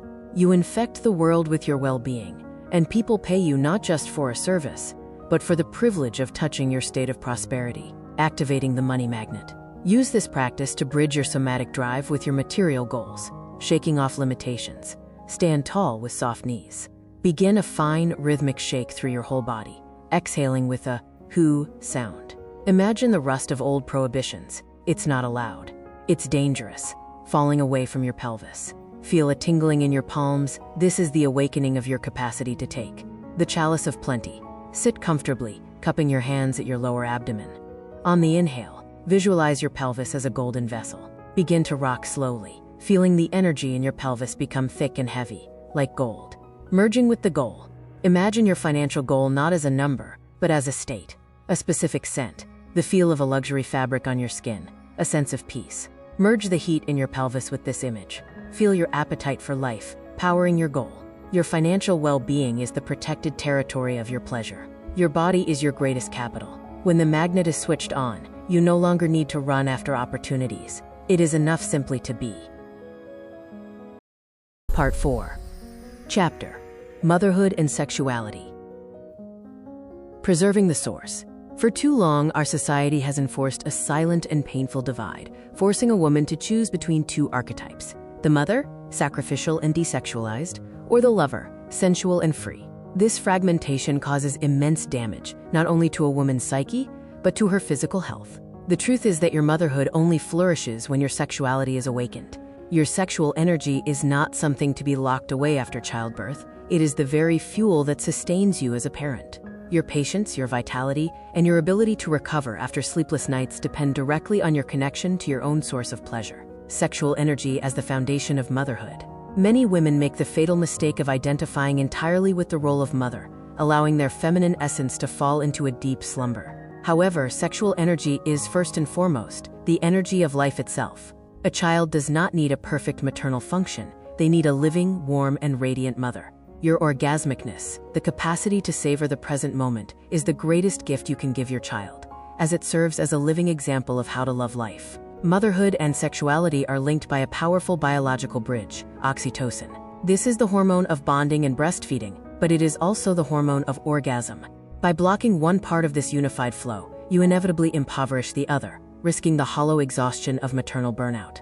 Postpartum recovery. After the arrival of a child, the body undergoes a massive transformation. Reclaiming your sexuality is not about getting your body back for a partner. It is about re-inhabiting and re-owning your body for yourself. During the 4th trimester, tissues heal and high prolactin levels can cause a temporary hormonal dryness. This is a time for radical tenderness, not self-imposed force. Recovery begins with the healing of scars, both physical and emotional. Until you accept your new body, with its soft textures and marks of strength, as erotic and powerful, no one else can convince you of your radiance. Your body performed a miracle. It requires your warmth now, not your criticism. The balance of care and pleasure. The law of connected vessels. Care and pleasure are the two wings that allow you to fly, rather than collapse from fatigue. A woman within a family functions as a sort of energetic Wi-Fi. Your child constantly scans your internal state. If you are in a state of deficit, the child becomes restless, attempting to feed on your depleted attention. If you are filled with pleasure, your field becomes calm and dense, allowing the child to relax in your presence. The oxygen mask principle is absolute here. Delegating chores for 2 hours in the bath or at a practice is not an act of selfishness. It is an investment in the tranquility of the entire family. Your sexuality protects you from becoming a mere service provider by keeping your I want alive. Returning to self, the second initiation. Returning to yourself after childbirth is not an attempt to become who you used to be, but the birth of a new, wiser woman. Motherhood often unlocks a deeper level of orgasmicness. Having experienced the profound expansion of birth, your body now knows the colossal pulsation it is truly capable of.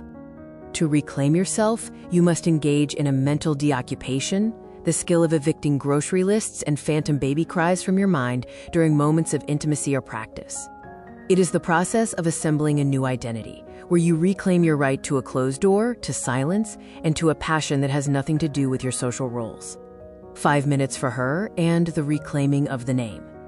Motherhood requires the ability to switch internal states rapidly. Use these practices when the child sleeps or when you find a moment of solitude. The bridge between centers. Place one hand on your chest, the center of motherhood, and the other on your lower abdomen, the center of the woman. Breathe, uniting them. Feel that your chest has the power to give life, and your pelvis has the power to give you delight. Shaking off the roles. Stand up and vigorously shake your shoulders and arms. Mentally shed the masks of mother, homemaker, and daughter. Reclaiming the name. Sit in the silence. Ask yourself, who am I when no one needs anything from me? Speak your name aloud, not mama, but your given name, and feel its vibration in your belly.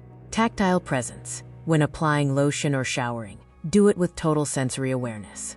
Feel that this skin belongs to you, not just to those who depend on it. Remember, you are not betraying your child by choosing your pleasure. Your radiance is the sun, in whose light your family grows healthy. You haven't lost yourself, you have simply expanded. Part 4. Chapter: The Woman Without a Partner. Completeness without dependency. We now move to a chapter that dismantles one of the most persistent and painful social myths: the idea that a woman's sexual energy needs a man to exist. This is fundamentally untrue. A man may be a witness, a partner, or an amplifier of your energy, but he is never its primary source. In the sacred geography of a woman's life, a period without a partner is not a waiting room or a pause in living. It is a period of gathering power. It is a unique opportunity to build a relationship with yourself so profound that, in the future, no one can ever become the sole owner of your mood or your self-worth. Your source is autonomous. Sexuality for the self. Your sexual energy is your life force. It is produced by your ovaries, your brain, and your heart every single second, regardless of whether someone is sleeping on the other side of the bed. A catastrophic mistake many women make is freezing the pelvis until the right one appears.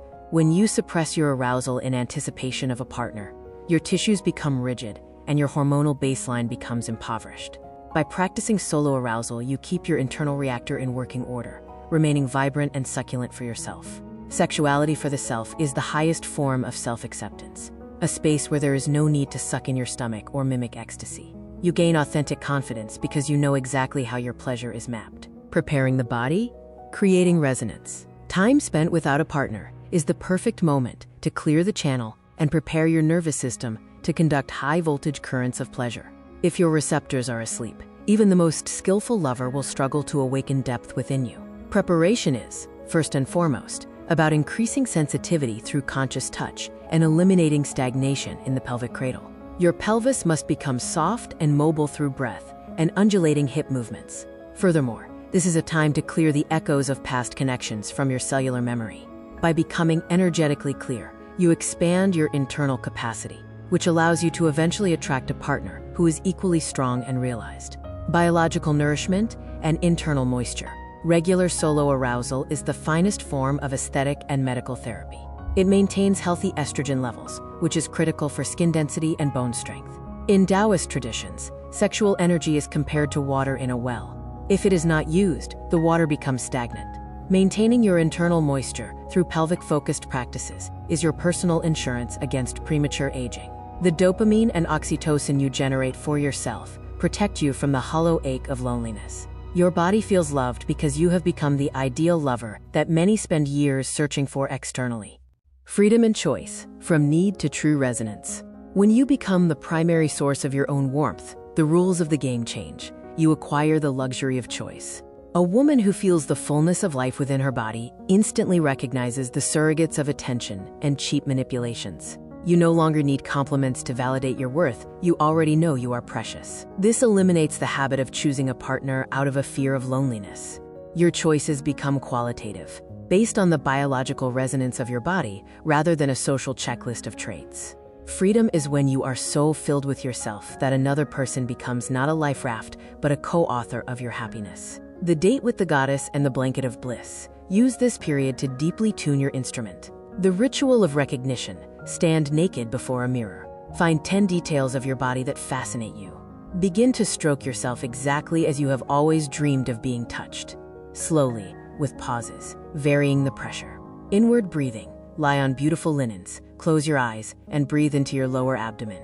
Imagine that every inhale is a caress. Allow yourself to purr with the pleasure of simply being you. The invitation to purity. On the exhale, visualize everything old, dusty, or stagnant leaving your pelvis. Tune in not to the face of a future man, but to the state of expansion and warmth you wish to inhabit beside him. Remember, you are not a half searching for completion. You are a whole. A woman who knows how to be happy and aroused in her own company possesses a magical gravity around which the entire world begins to revolve. Part 5, Chapter, Mature Sexuality, the Time of Conscious Ecstasy. Many women await the first signs of maturity with anxiety, believing that as the smoothness of their skin changes, so too will their magnetism. This is one of the greatest lies of our time. Mature sexuality is the most potent and stable state available to a woman because it is finally purged of paralyzing tension.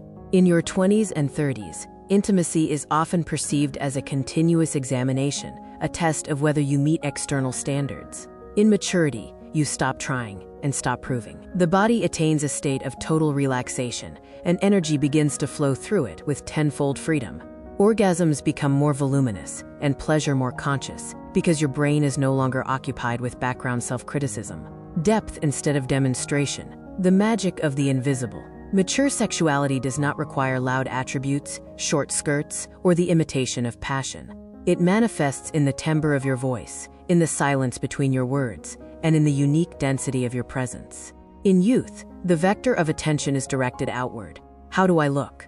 In maturity, it turns inward. You become an explorer of your own sensations, and this total immersion in self makes you incredibly attractive. Demonstration is a search for approval, much like the fleeting spark of a firework. Depth is the glowing embers that warm deeply, and for a long time. You are no longer selling yourself to the world. You are inviting the world into your depth, but only those who are worthy of it. Soft power, when yielding becomes victory. The soft power of a mature woman is not weakness. It is the flexibility of water, which flows around sharp stones and, over time, grinds them into sand. Youth often mistakes muscular tension for passion. The mature woman knows, the fewer the blocks in the body, the higher the conductivity of pleasure. Your relaxation acts hypnotically. On a partner beside a woman who allows herself to be soft, a man automatically shifts from a mode of hunting to a mode of deep contemplation. Your voice, rising from the very bottom of your pelvis, and your gaze, devoid of defiance, create a vortex energy that gently draws the best of life into your field. Sovereign of self, the autonomy of delight. Maturity is the moment you reclaim the keys to your state, keys you may have previously handed over to partners or societal opinion. To become the sovereign of self means to acknowledge that your sexuality belongs to you alone by birthright. You no longer search a man's eyes for confirmation of your beauty. You feel it in every cell. You become selective in your connections, refusing to waste your resources on toxic dynamics or obligatory intimacy. You integrate your shadow, accepting both the saint and the huntress within. When you have nothing left to hide from yourself, you attain true sovereignty, and that breathtaking freedom which is the highest form of power. The golden vertical and coronation. This practice will help you anchor your status as the sovereign of your life and feel the dignity of mature power. The Sovereign's Pose. Sit in a chair with a straight back, feet firmly planted on the floor. Feel your weight and how your pelvis confidently occupies the space. You are a mountain that cannot be moved. Breathing into golden bones. Take a deep breath into your lower abdomen. Imagine you are breathing not just with your lungs, but with your entire skeleton. With every exhale, visualize warmth settling into your bones, making them strong and golden. The Gathering of Power. Imagine particles of your energy left behind in past resentments or expectations returning to you from all directions. You become denser, brighter, and more present. The Coronation. Visualize a shining symbol of your self-mastery above your head. Feel this energy descend down your spine to your pelvis. Speak aloud. I am the sovereign of my body. I am the source of my pleasure. Maturity is when you finally allow yourself to simply be. In this being, there is more sexuality than in any youthful hustle. You are a vintage wine, whose true flavor is revealed only to those who know how to appreciate genuine depth. Part 5. Chapter: The Female Body as a Temple. The Philosophy of the Sacred Vessel.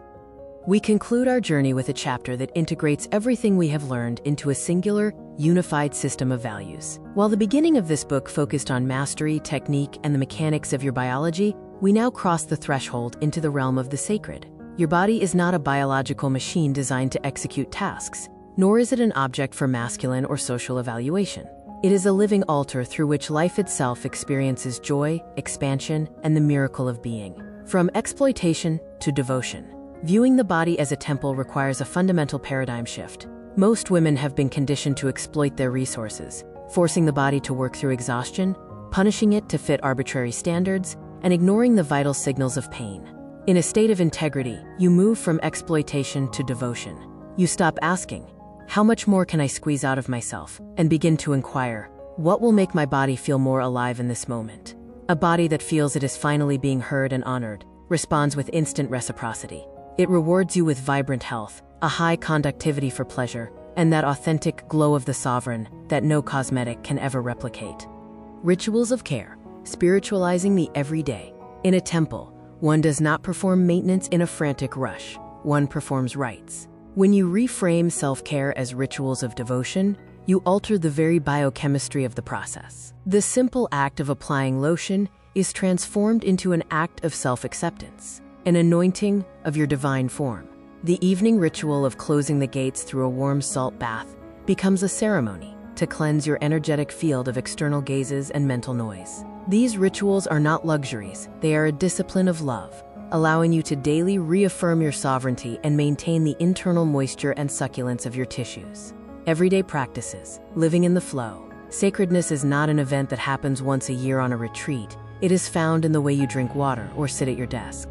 To maintain your connection to the source 24/7, utilize micro-interactions with your body.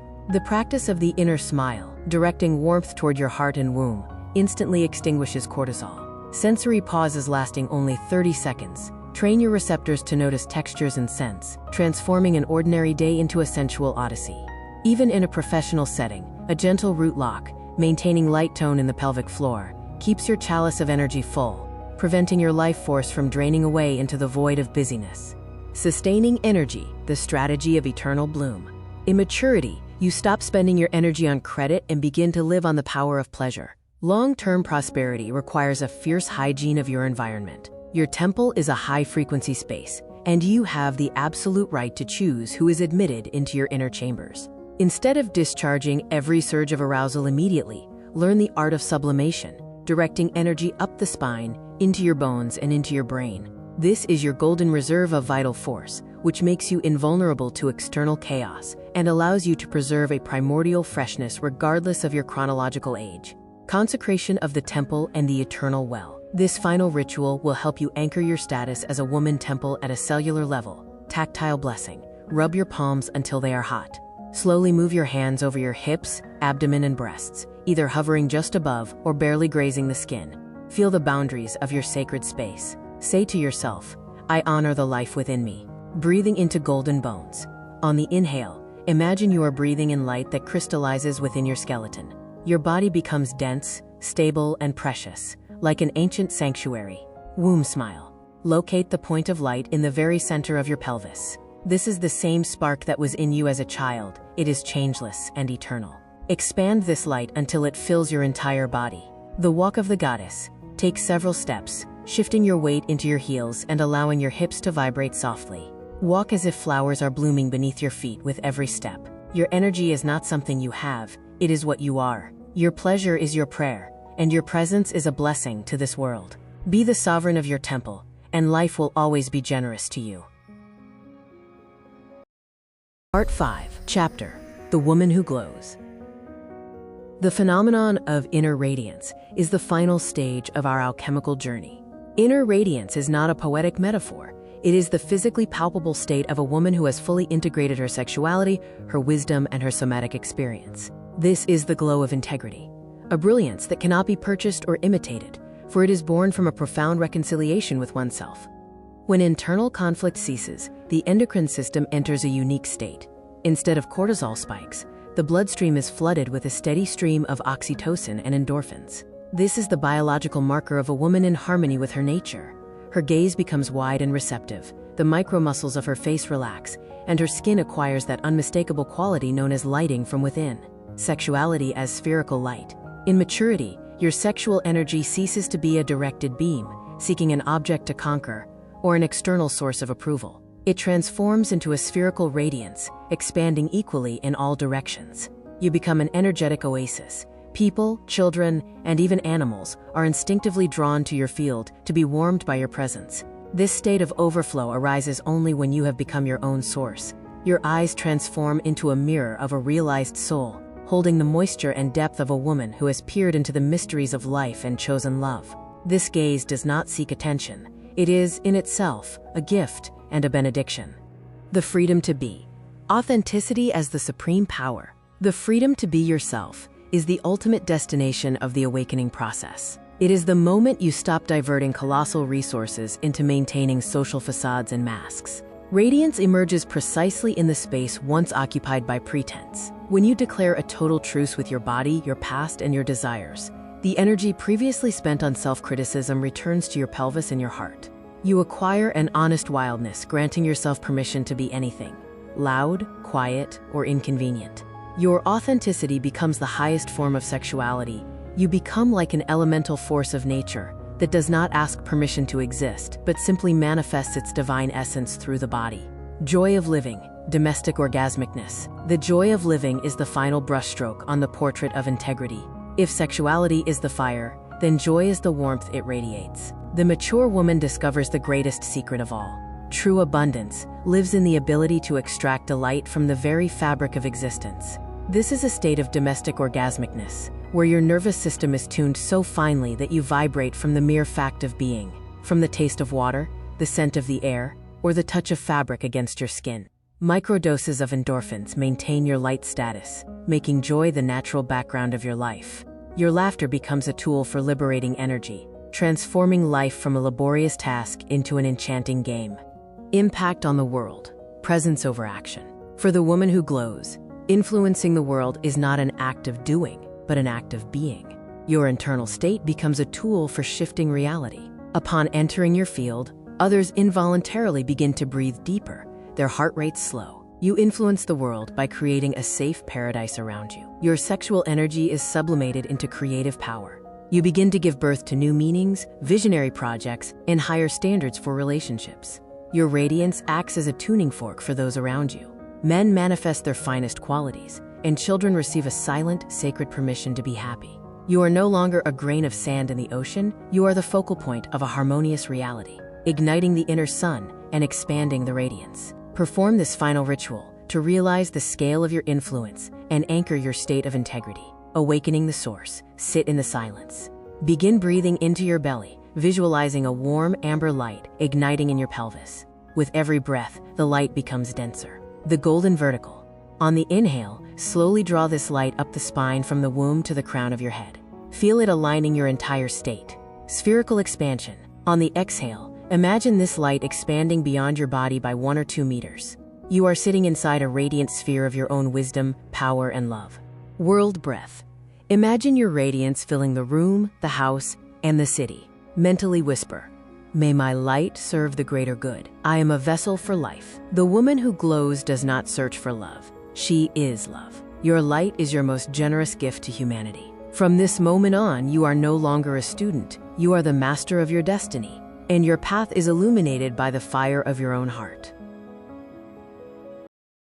Part 6, Chapter: The Biochemistry and Psychophysics of the Man. This section is designed to provide you with the master keys to understanding the masculine nature. Our goal is to shift the paradigm of your relationships from a source of friction and misunderstanding to a profound reservoir of mutual resource and vitality. When you understand the biological and psychophysical laws that govern a man, you cease to be a victim of circumstance and become a conscious architect of intimacy. The biochemistry and psychophysics of the man. To interact effectively with masculine energy, we must first look at the hardware of the male brain.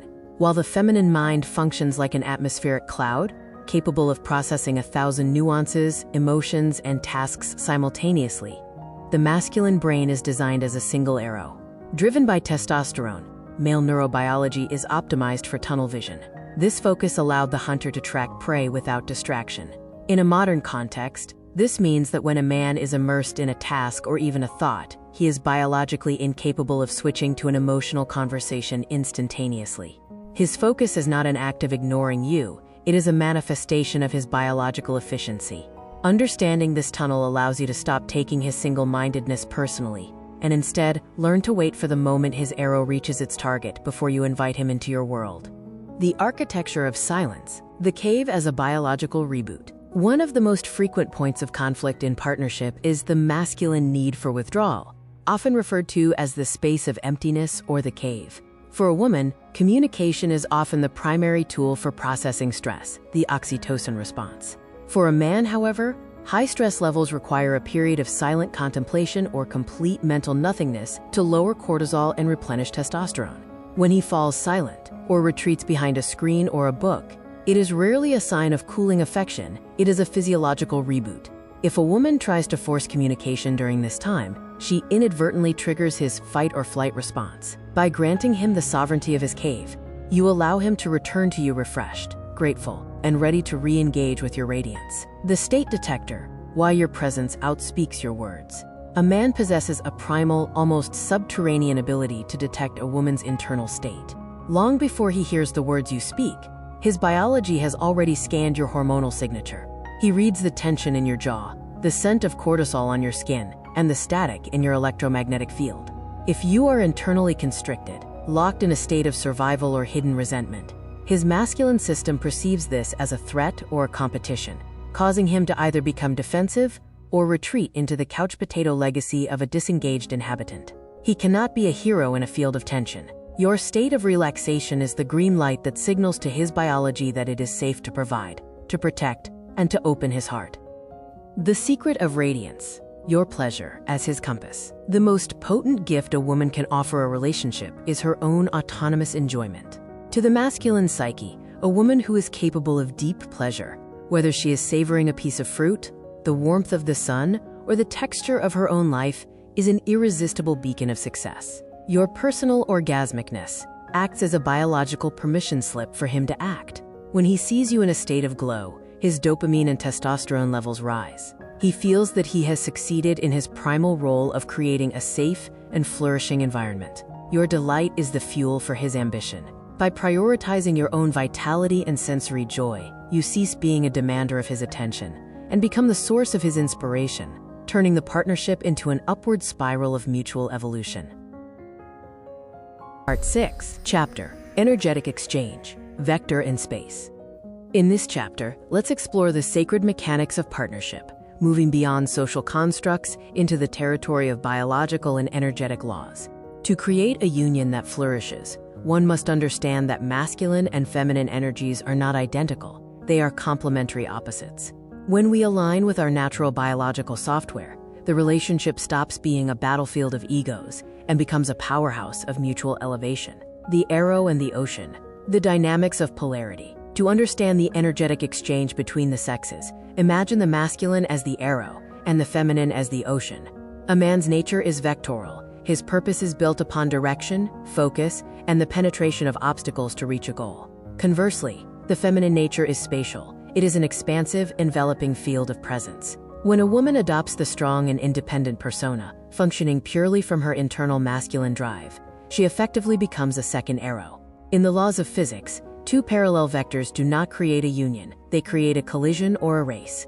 By occupying the masculine space of constant achievement and control, you inadvertently displace his desire to protect and provide. For his arrow to have a purpose, it needs a vast, welcoming ocean to return to. The law of connected vessels. Peace as capital in the alchemy of a conscious couple. The woman acts as the emotional and energetic heart of the home. There is a law of connected vessels at play. Your internal state of peace is the direct currency that is converted into his external success. When a woman is grounded in her body and radiating tranquility, she creates a low cortisol environment. In this space of safety, the man's nervous system can truly reset, allowing his brain to function at its highest strategic level. A man does not achieve greatness just for himself, he does it for the ocean that nourishes him. Your inner stillness acts as the foundational support that allows him to build towers in the external world. Nourishment through energy. The charged woman. A man's realization in society is often a reflection of the quality of energy he receives at home. If a woman is discharged, exhausted, resentful, or disconnected from her body, the man finds no fuel to sustain his social battles. He becomes a warrior without a kingdom. However, a charged woman, one who prioritizes her pleasure, her health, and her connection to her source, becomes a living battery for the partnership. When a man is touched by a woman who is full of life force, he receives a biological infusion of oxytocin and inspiration that sharpens his focus and increases his resilience. He doesn't just come home to a person, he comes home to a sanctuary of power. The cost of role reversal. Blocking the instinct to provide. When a woman becomes a hyperachiever, the dostigator, she unintentionally triggers a role reversal that can be fatal to masculine drive. If you are constantly in the mode of solving every problem, making every decision, and providing all the resources, you leave no vacuum for his masculine instinct to fill. Biologically, the masculine thrives on being needed for his strength and protection. If the space is already occupied by your masculine armor, his system begins to atrophy. He may become passive, settling into the couch, or aggressive, as his instinct to lead finds no healthy outlet. Reclaiming your feminine space is not about being weak, it is about being so powerful in your presence that you command his protection, rather than demanding it through struggle. Opening the space. To restore the natural flow of exchange in your partnership, try this adjustment in your daily interaction. The soft landing. When he returns from the world, resist the urge to immediately share tasks or problems. Give him 15 minutes to transition from arrow to rest. Dropping the shield. Consciously breathe into your lower abdomen and relax your shoulders. Mentally say, I am the space. You are the vector, the anchor of appreciation. Notice one thing he does that provides you with safety or comfort, and express it from a place of genuine pleasure. This feeds his masculine drive more than any logic could. Your softness is not your vulnerability. It is the invitation for his greatest strength. Part 6, Chapter: Money, Success, and Your Sexuality. The alchemy of prosperity. In the final architecture of a flourishing union, the flow of wealth is not merely a matter of financial strategy. It is a direct reflection of the energetic and biological synergy between partners. In the geography of the feminine, there is an invisible but ironclad link between the pelvic cradle and the wallet. To understand this is to move beyond the struggle for survival and into the grace of co-creation, where a woman's internal state becomes the fertile soil in which a man's social success takes root and grows. The pelvis and the purse, the logic of pleasure. There exists a profound physiological dependence between a woman's capacity for pleasure and her partner's financial growth. When a woman is connected to her sexual energy, when her pelvis is warm, mobile, and relaxed, she broadcasts a frequency of abundance. Biologically, this state is characterized by high oxytocin and low cortisol. When a man enters the field of a woman who is in a state of orgasmicness, joyful presence, his own nervous system experiences a significant shift. He moves out of the scarcity mindset and into a high-performance state. Your pleasure signals to his primal brain that the territory is safe and prosperous, which in turn unlocks his creative and strategic capacities to generate wealth. You are not just a partner, you are the living barometer of his success. The provider instinct, admiration as social erection. For the masculine psyche, a woman's sincere admiration is much more than a compliment, it functions as a social erection. Just as physical arousal is necessary for intimacy, Psychological and energetic admiration are necessary for a man to stand tall in the social hierarchy. When you gaze at your partner with genuine awe for his strength, his ideas, or his protection, you trigger a surge of testosterone and dopamine in his system. This biochemical boost increases his risk tolerance, his ambition, and his scale of thinking. A man who feels like a hero in his wife's eyes becomes a giant in the eyes of the world. Conversely, when admiration is absent, his social drive often wilts, leaving him capable of only the most basic survival. Muse or critic, opening and closing the channel. The dynamic between a woman's voice and a man's financial channel is one of the most delicate balances in a relationship. A woman who acts as a constant critic, habitually pointing out flaws or nagging, effectively acts as a vasoconstrictor to a man's potential. Constant criticism keeps him in a state of threat response, where his brain focuses on defense rather than expansion. On the other hand, the muse understands the power of her focus. By focusing on his potential and his small wins, she opens his money channel. This is not about empty flattery, but about being the keeper of the vision for who he is becoming. Your belief in him acts as a bridge over which he walks to reach his higher self. Crisis management, the art of the reset. Every man at some point will face a 0 point, a period of professional crisis or financial loss. During these times, a woman's role is critical. The instinctive feminine urge might be to panic or criticize, the survival response. But this only deepens his paralysis. The art of feminine power in a crisis is to create a space of total acceptance. When you remain grounded, warm, and sexually available, even when the external harvest is thin, you provide him with an emergency reboot. By not judging him for his temporary failure, you allow his nervous system to recover from the trauma of the world in days rather than months. Your womb becomes the sanctuary where he heals his wounds, only to emerge stronger and more determined to restore the abundance of his ocean. The ritual of recognition. To activate the prosperity loop in your partnership, try this somatic practice. The silent support. Spend 5 minutes simply looking at your partner while he is busy or resting. From your lower abdomen, send him a wave of warmth and a mental yes. Verbalizing the hero. Find one specific action he took today, no matter how small, that made you feel safe or provided for. Tell him about it with a body-felt smile, focusing on how it made you feel rather than just what he did. The anchor of safety. In moments of stress, place your hand on his chest or back and breathe deeply. Your calm breath is the signal his brain needs to stop panicking and start solving. A man does not conquer the world to be alone, he conquers it to bring the spoils back to the woman who believed in him before the world did. Part 6, Chapter: The Masculine in Love and Intimacy.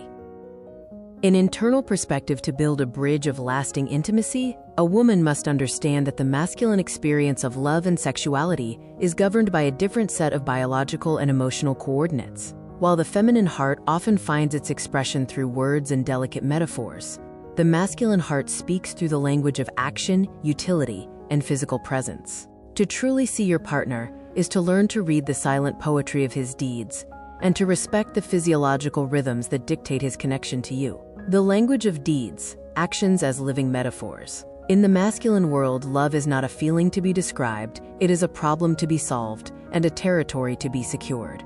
We often miss his deepest declarations because we are listening for poetry while he is performing maintenance. To a man, a full tank of gas in your car, a fixed faucet, or a secured financial plan are high-form recognitions of love. These are not chores, they are the way he manifests his devotion. Biologically, the male brain is wired for spatial and task-oriented success. When he ensures your environment is safe and functional, he is offering you his life force. Learning to receive these acts as the equivalent of a sonnet is the key to making him feel truly seen and appreciated. The primary fear, the dread of uselessness. The greatest hidden vulnerability of a man is the fear of being useless to the woman he loves.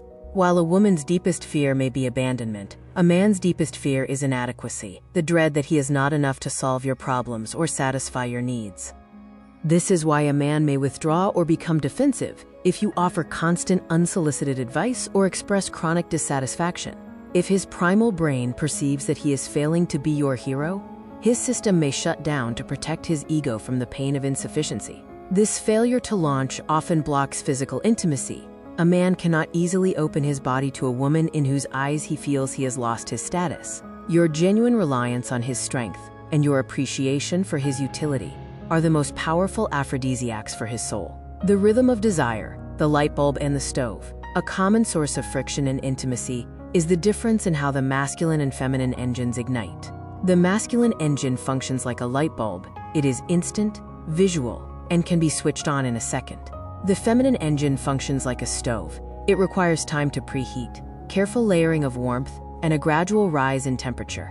Conflict arises when the light bulb expects the stove to be hot instantly, or when the stove feels offended by the light bulb's directness.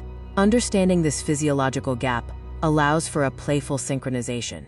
By honoring your need for a slow preheat and by acknowledging his capacity for instant illumination, you can find a middle ground where both rhythms are celebrated rather than judged.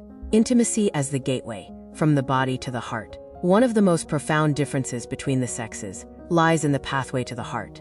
For a woman, emotional connection and conversation are often the prerequisites for physical intimacy.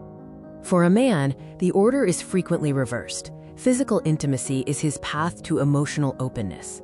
For a man, sexual release is a profound stress reset that lowers the guard of the prefrontal cortex, allowing his heart to finally speak. When he seeks sex, he is often seeking the only way he knows how to feel vulnerable and connected. Recognizing that his desire for your body is often a disguised desire for your soul allows you to view his advances not as demands, but as a sacred attempt to return to the heart of the union. The hero's welcome. To deepen the bond using these insights, implement this simple retuning practice. Recognize the deed. Choose one utility action he did today. Refilled your water, drove the car, handled a bill. Look him in the eye and say, "I felt so taken care of when you did that. Thank you." Respect the cave. The next time he falls silent, do not ask, "What are you thinking?" Instead, go into another room, light a candle, or do a somatic practice. Occupy yourself with your own glow. The heart-body bridge. Notice if he is seeking intimacy after a long day. Instead of seeing it as a chore, see it as his attempt to drop his armor. If you are not preheated yet, invite him to help you turn on the stove through touch, rather than shutting down the light bulb. A man's love is a fortress of action. When you inhabit that fortress with appreciation, he will move mountains to keep you safe and happy. Part 6, Chapter: The Interplay of Masculine and Feminine Power. The Alchemical Union. In this final synthesis, we move beyond the individual and look at the divine architecture of the couple. A conscious union is not a meeting of two identical halves, but a sacred friction between two distinct poles.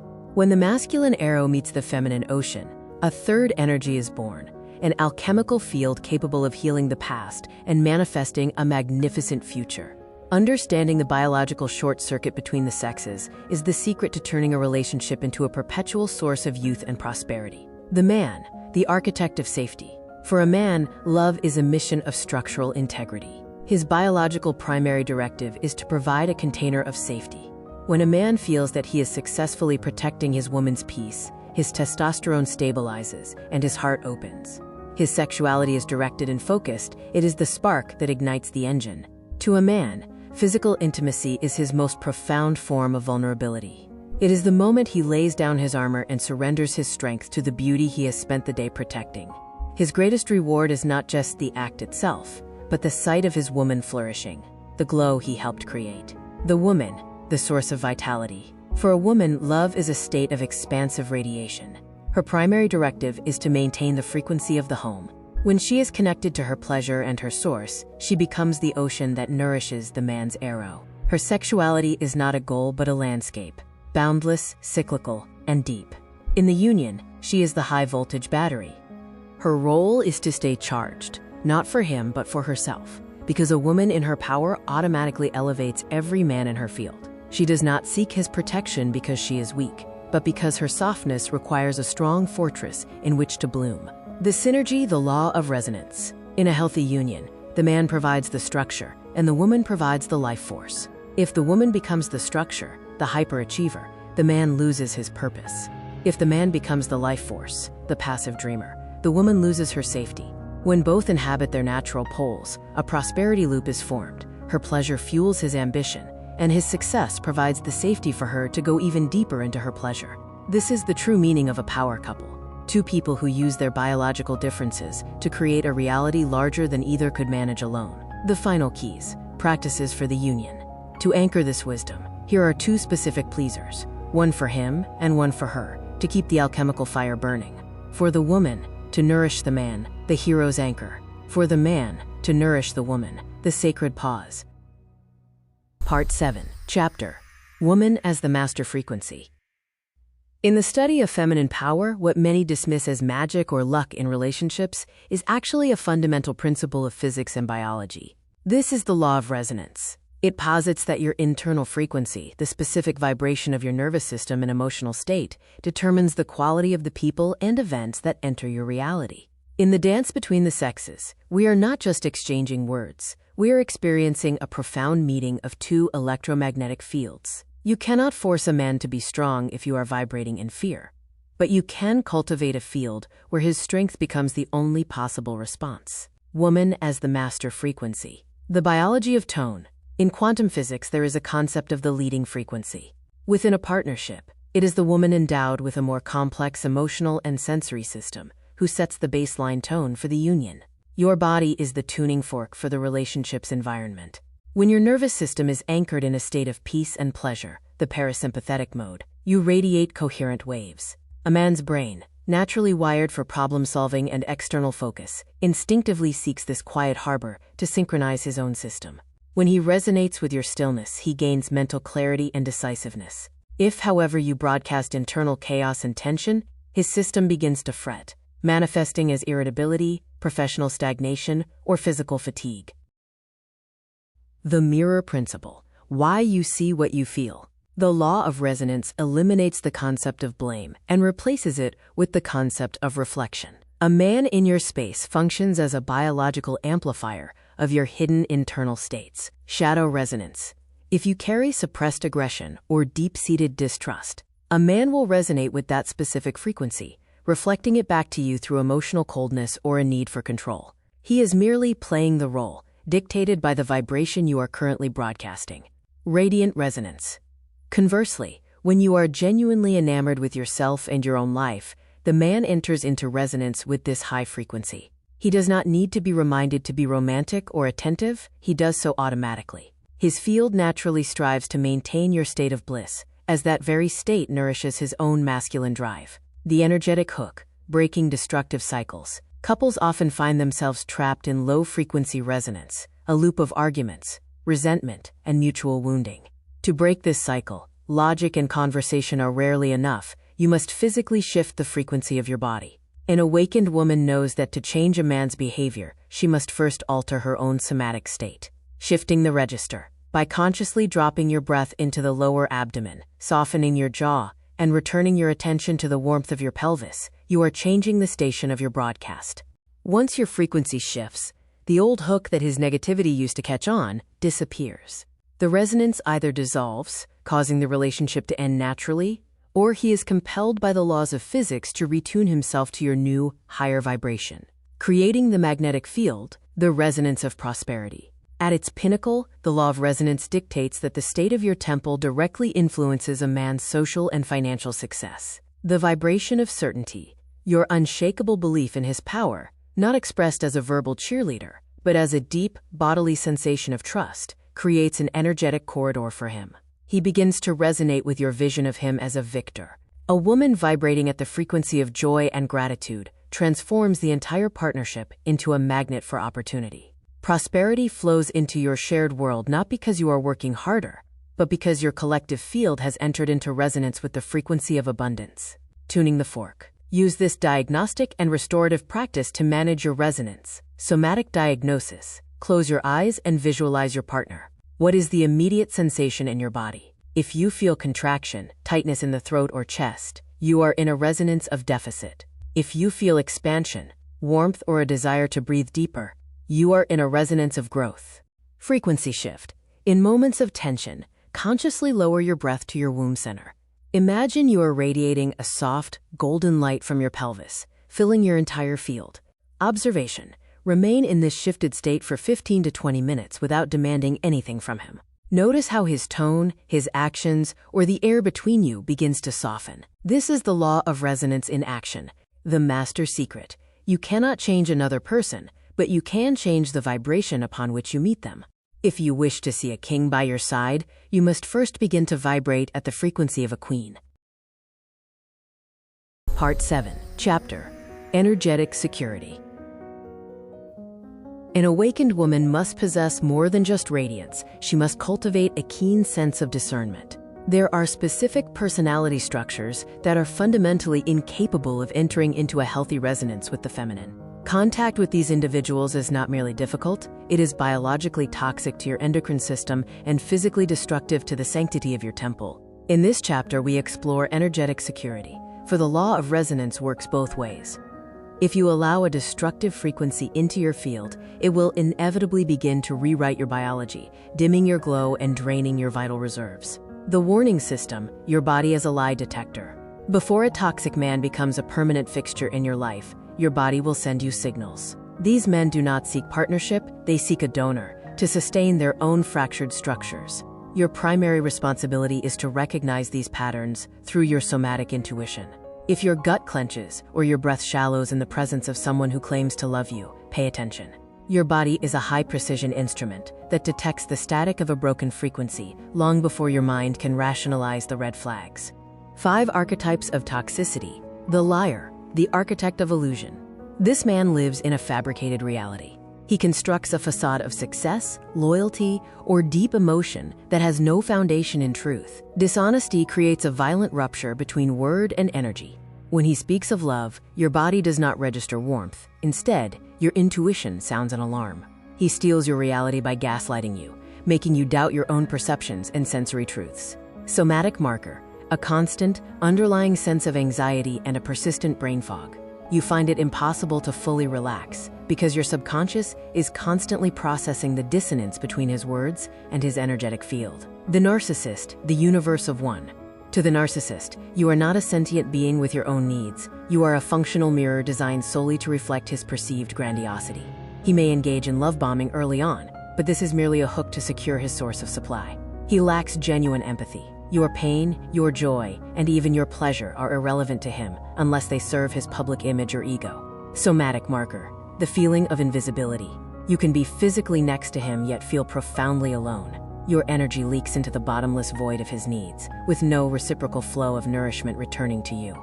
The abuser, the controller, and molder.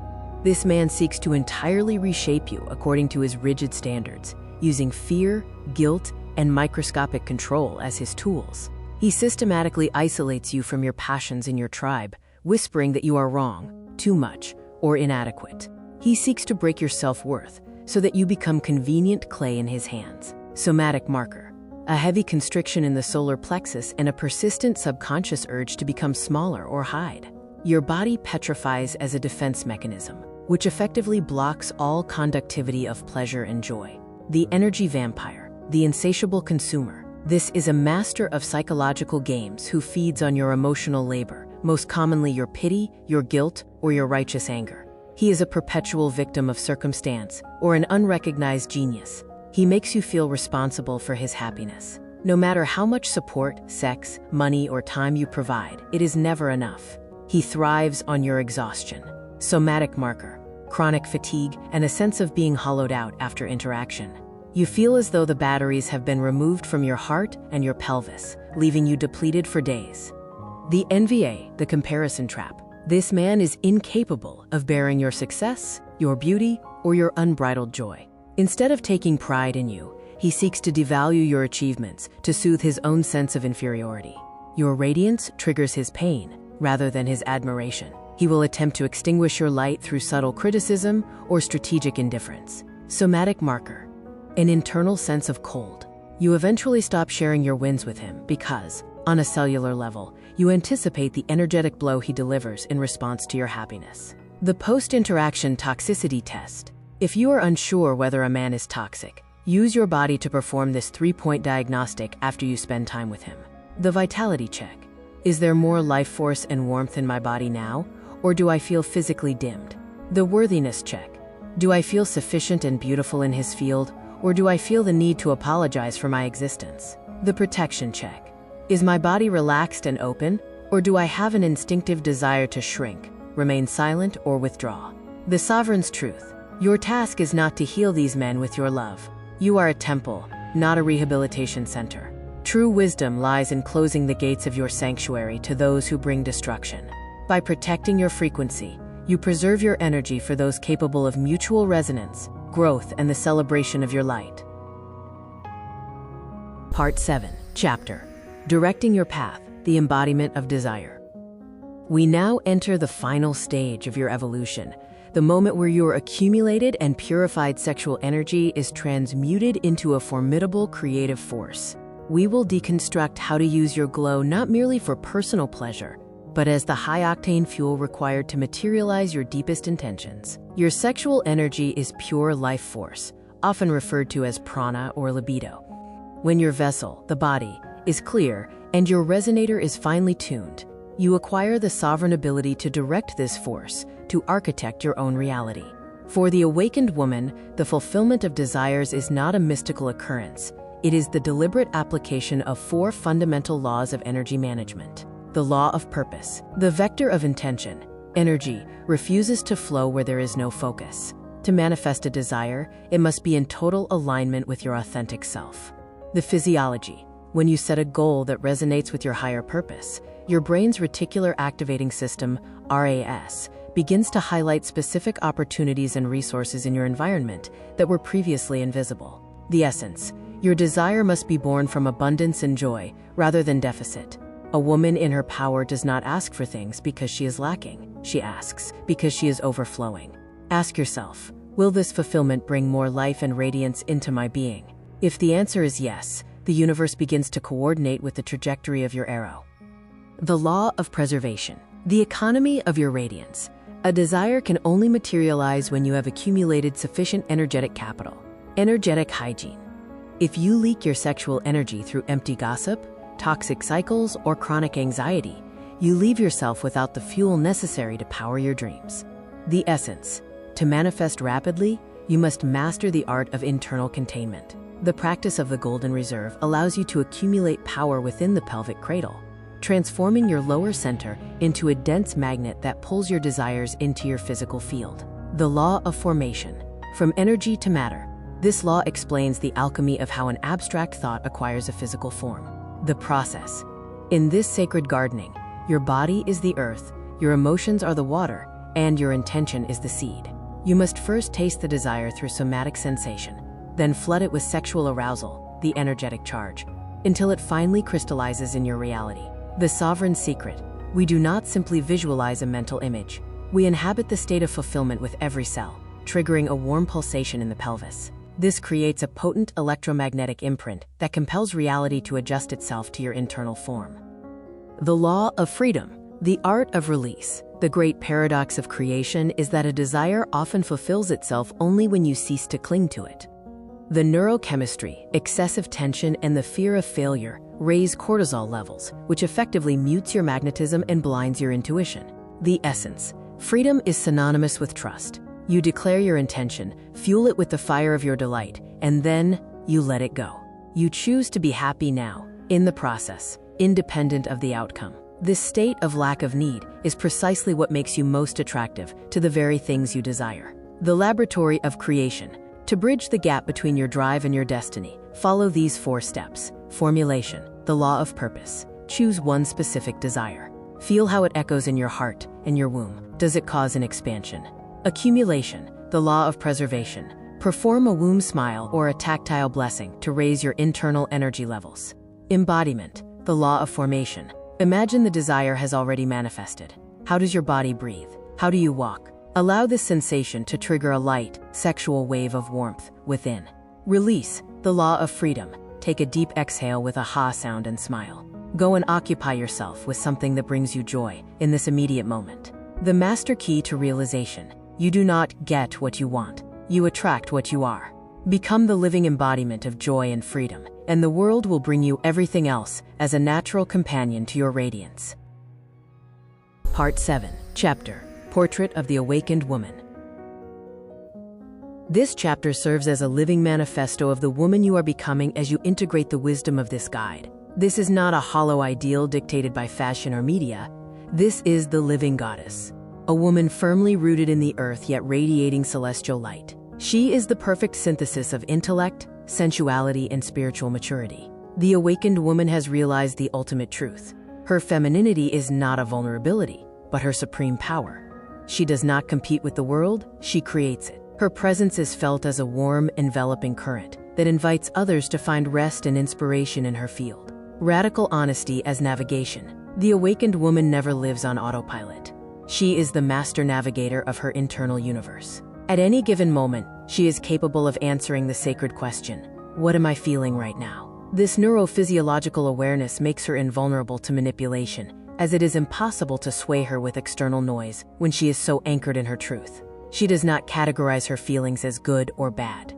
She allows her anger to be her strength, and her sorrow to be her depth. She does not suppress emotion, she inhabits it somatically, allowing it to flow through her like a river, leaving no stagnant blockages in her heart or pelvis. The biology of sacred care. For such a woman, pleasure is not a luxury, it is soul hygiene and the foundation of her hormonal health.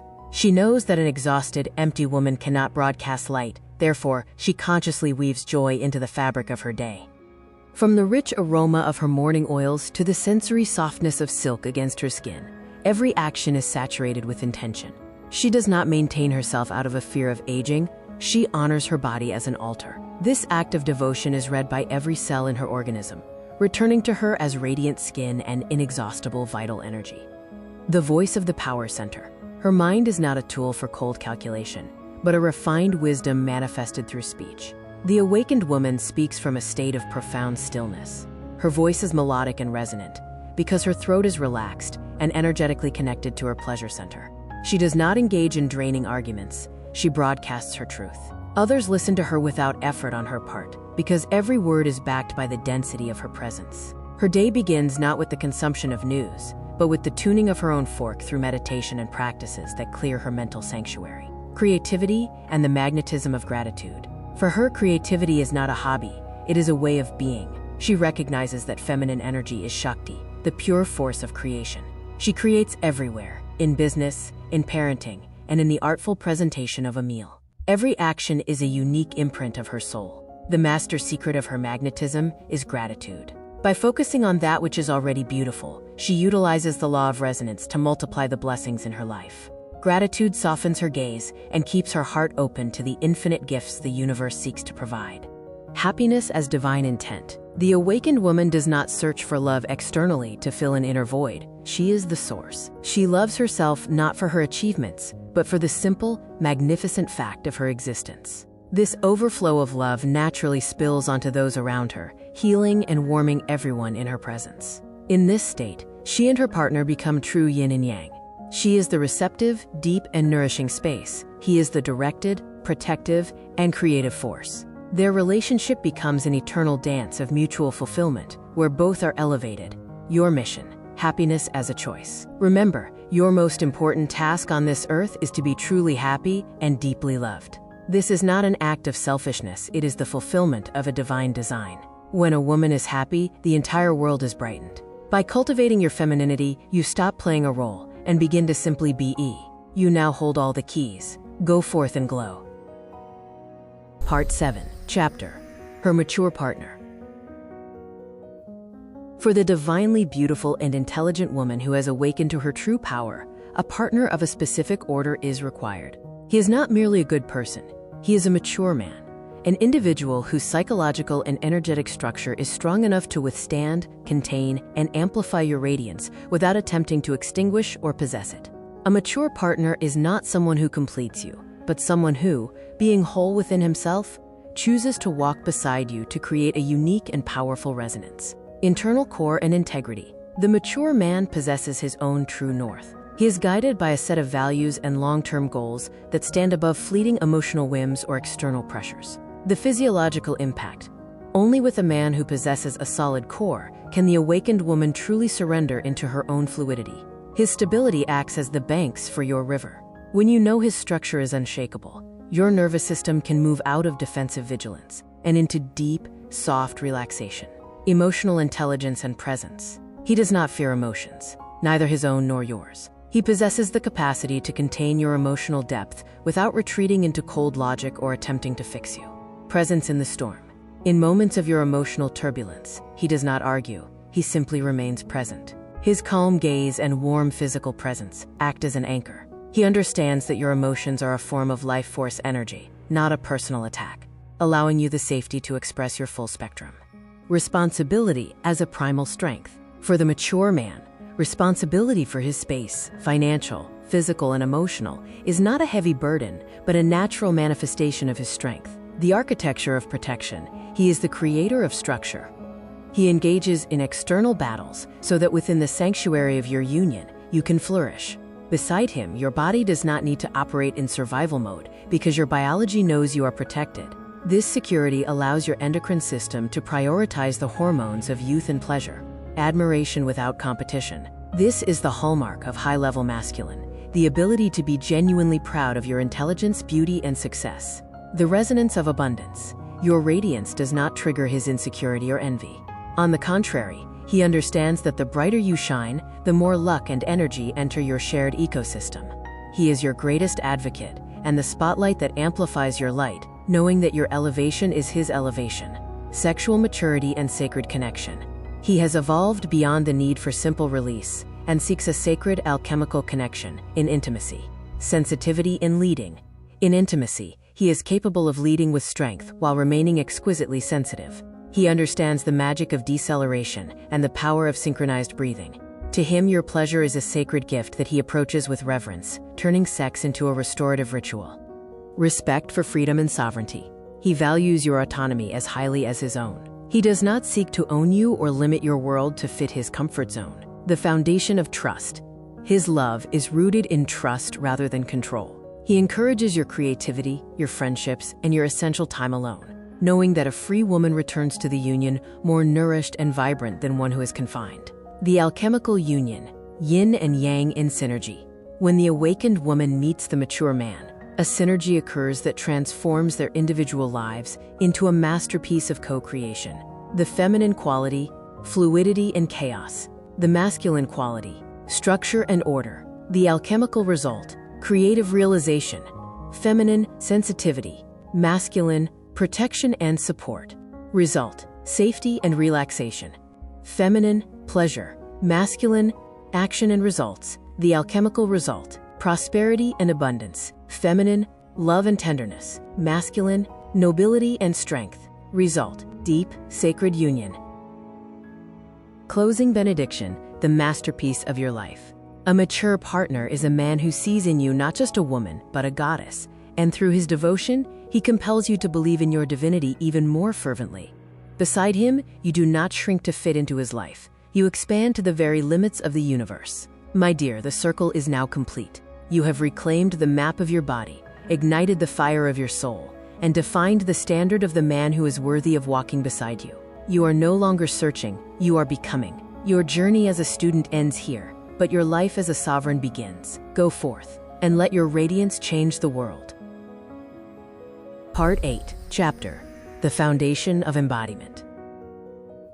Why practice is the key to your radiance. We have now arrived at the most vital threshold of this book. While the previous chapters provided the theoretical map of the female organism, a landscape famous for its beautiful unpredictability and individual mystery, we must now transition from understanding to inhabiting.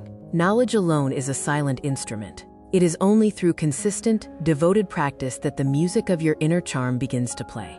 Just as a pianist must dedicate years of disciplined practice to translate the complex notes of a sonata into a soul-stirring performance, a woman must practice the art of her own presence to radiate true happiness. While a tiny fraction of people are born with effortless genius, the rest of us, divinely intelligent, attractive, and capable, must cultivate our talents. You were born with the inherent art of femininity, yet in the noise of managing the world, it is easy to forget your greatest internal talent, your natural capacity for orgasmic living. The 40 steps of this program are far more than a simple checklist. They are the architectural foundation for a life of profound fulfillment and domestic harmony. At first glance, these steps may seem deceptively simple things you feel you already know. However, there is a vast chasm between knowing and living. Consider a language you once spoke fluently, but haven't used in 20 years. Words fade, the rhythm stutters, and eventually you lose the purity of your expression. In the same way, we lose our orgasmicness through disuse. Every woman is born with this radiant essence, yet every day she fails to use it, she drifts further from her true self until that internal voice of self-sovereignty and love becomes a faint whisper. The good news is that this voice has not vanished. It is merely waiting under layers of social conditioning for your attention. This journey requires you to start from the beginning, to relearn how to eat, how to drink, and how to listen to the truth of your desires. To ensure your success, I will be your partner through every step, guiding you with questions designed to pierce through the mental blocks that have kept you dormant. Your task is to write everything down. Do not attempt to be polite or composed in your journal. Speak your raw truth. We record these sensations because the human brain is remarkably clever at protecting its own status quo. It shifts thoughts faster than we can finish a sentence, often guarding old wounds or outdated beliefs, like the childhood demand to be a good girl, that keep your sensuality buried under heavy sediment. By writing, you bypass these mental defenses and anchor your evolution in the physical world. In a private session, we would spend hours on a single step, using music, discussion, and vocalization to rewire the brain's habitual pathways. As you read these pages, I implore you, do not simply flip to the next chapter. Experience the words, feel the resonance in your body, and record your findings. These steps may occasionally seem playful or even lighthearted, such as our frequent use of anchors, triggered by the color red, but they are rooted in deep neurological science. By consistently associating a visual stimulus with a state of awareness, you are training your brain to bypass the analytical critic and move directly into a state of receptive flow. This repeated redirection strengthens the neural pathways of pleasure and presence, making joy your new default setting. With patience, practice, and a commitment to feeling every nuance of this path, you will emerge as a woman of new, magnetic energy. Imagine the success you can build in every area of your life when you are fueled by this inexhaustible power of love and self-connection. It is time to begin. Prepare your favorite pen, a beautiful notebook, and a spirit primed for success. Part 8. The Practices Makes Everything Perfect. Chapter: The Wisdom of Support and the 10 Levels of Ascent. A hallmark of true maturity and feminine strength is the ability to open oneself to support. Authentic power does not lie in carrying the burden of transformation alone, but in the capacity to trust professional guidance when a deadlock seems insurmountable. You deserve for your path to joy to be illuminated by expertise and care. Your journey will take you through 10 distinct levels. Level 1, Sensory Awakening. Steps 1 to 4. We begin by returning to the body. The primary task is to reawaken your senses and learn to notice pleasure in the simplest physical anchors, such as the taste of water or the texture of fabric against your skin.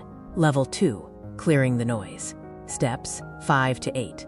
This is your first level of mental work. Here, we conduct a mental detox to identify the thought blocks and internal narratives that effectively switch off your vital energy. Level 3, The Breath of Life. Steps 9 to 12. In this stage, we connect your breath with your emotions. We focus on clearing physical and emotional contractions in the chest and solar plexus, allowing energy to flow freely. Level 4, Boundaries and the Power of No. Steps 13 to 16. We transition to environmental cleaning. By refining your schedule and social circle, you remove the joy thieves and reclaim the time necessary to protect your inner peace. Level 5, The Inner Advocate. Steps 17 to 20.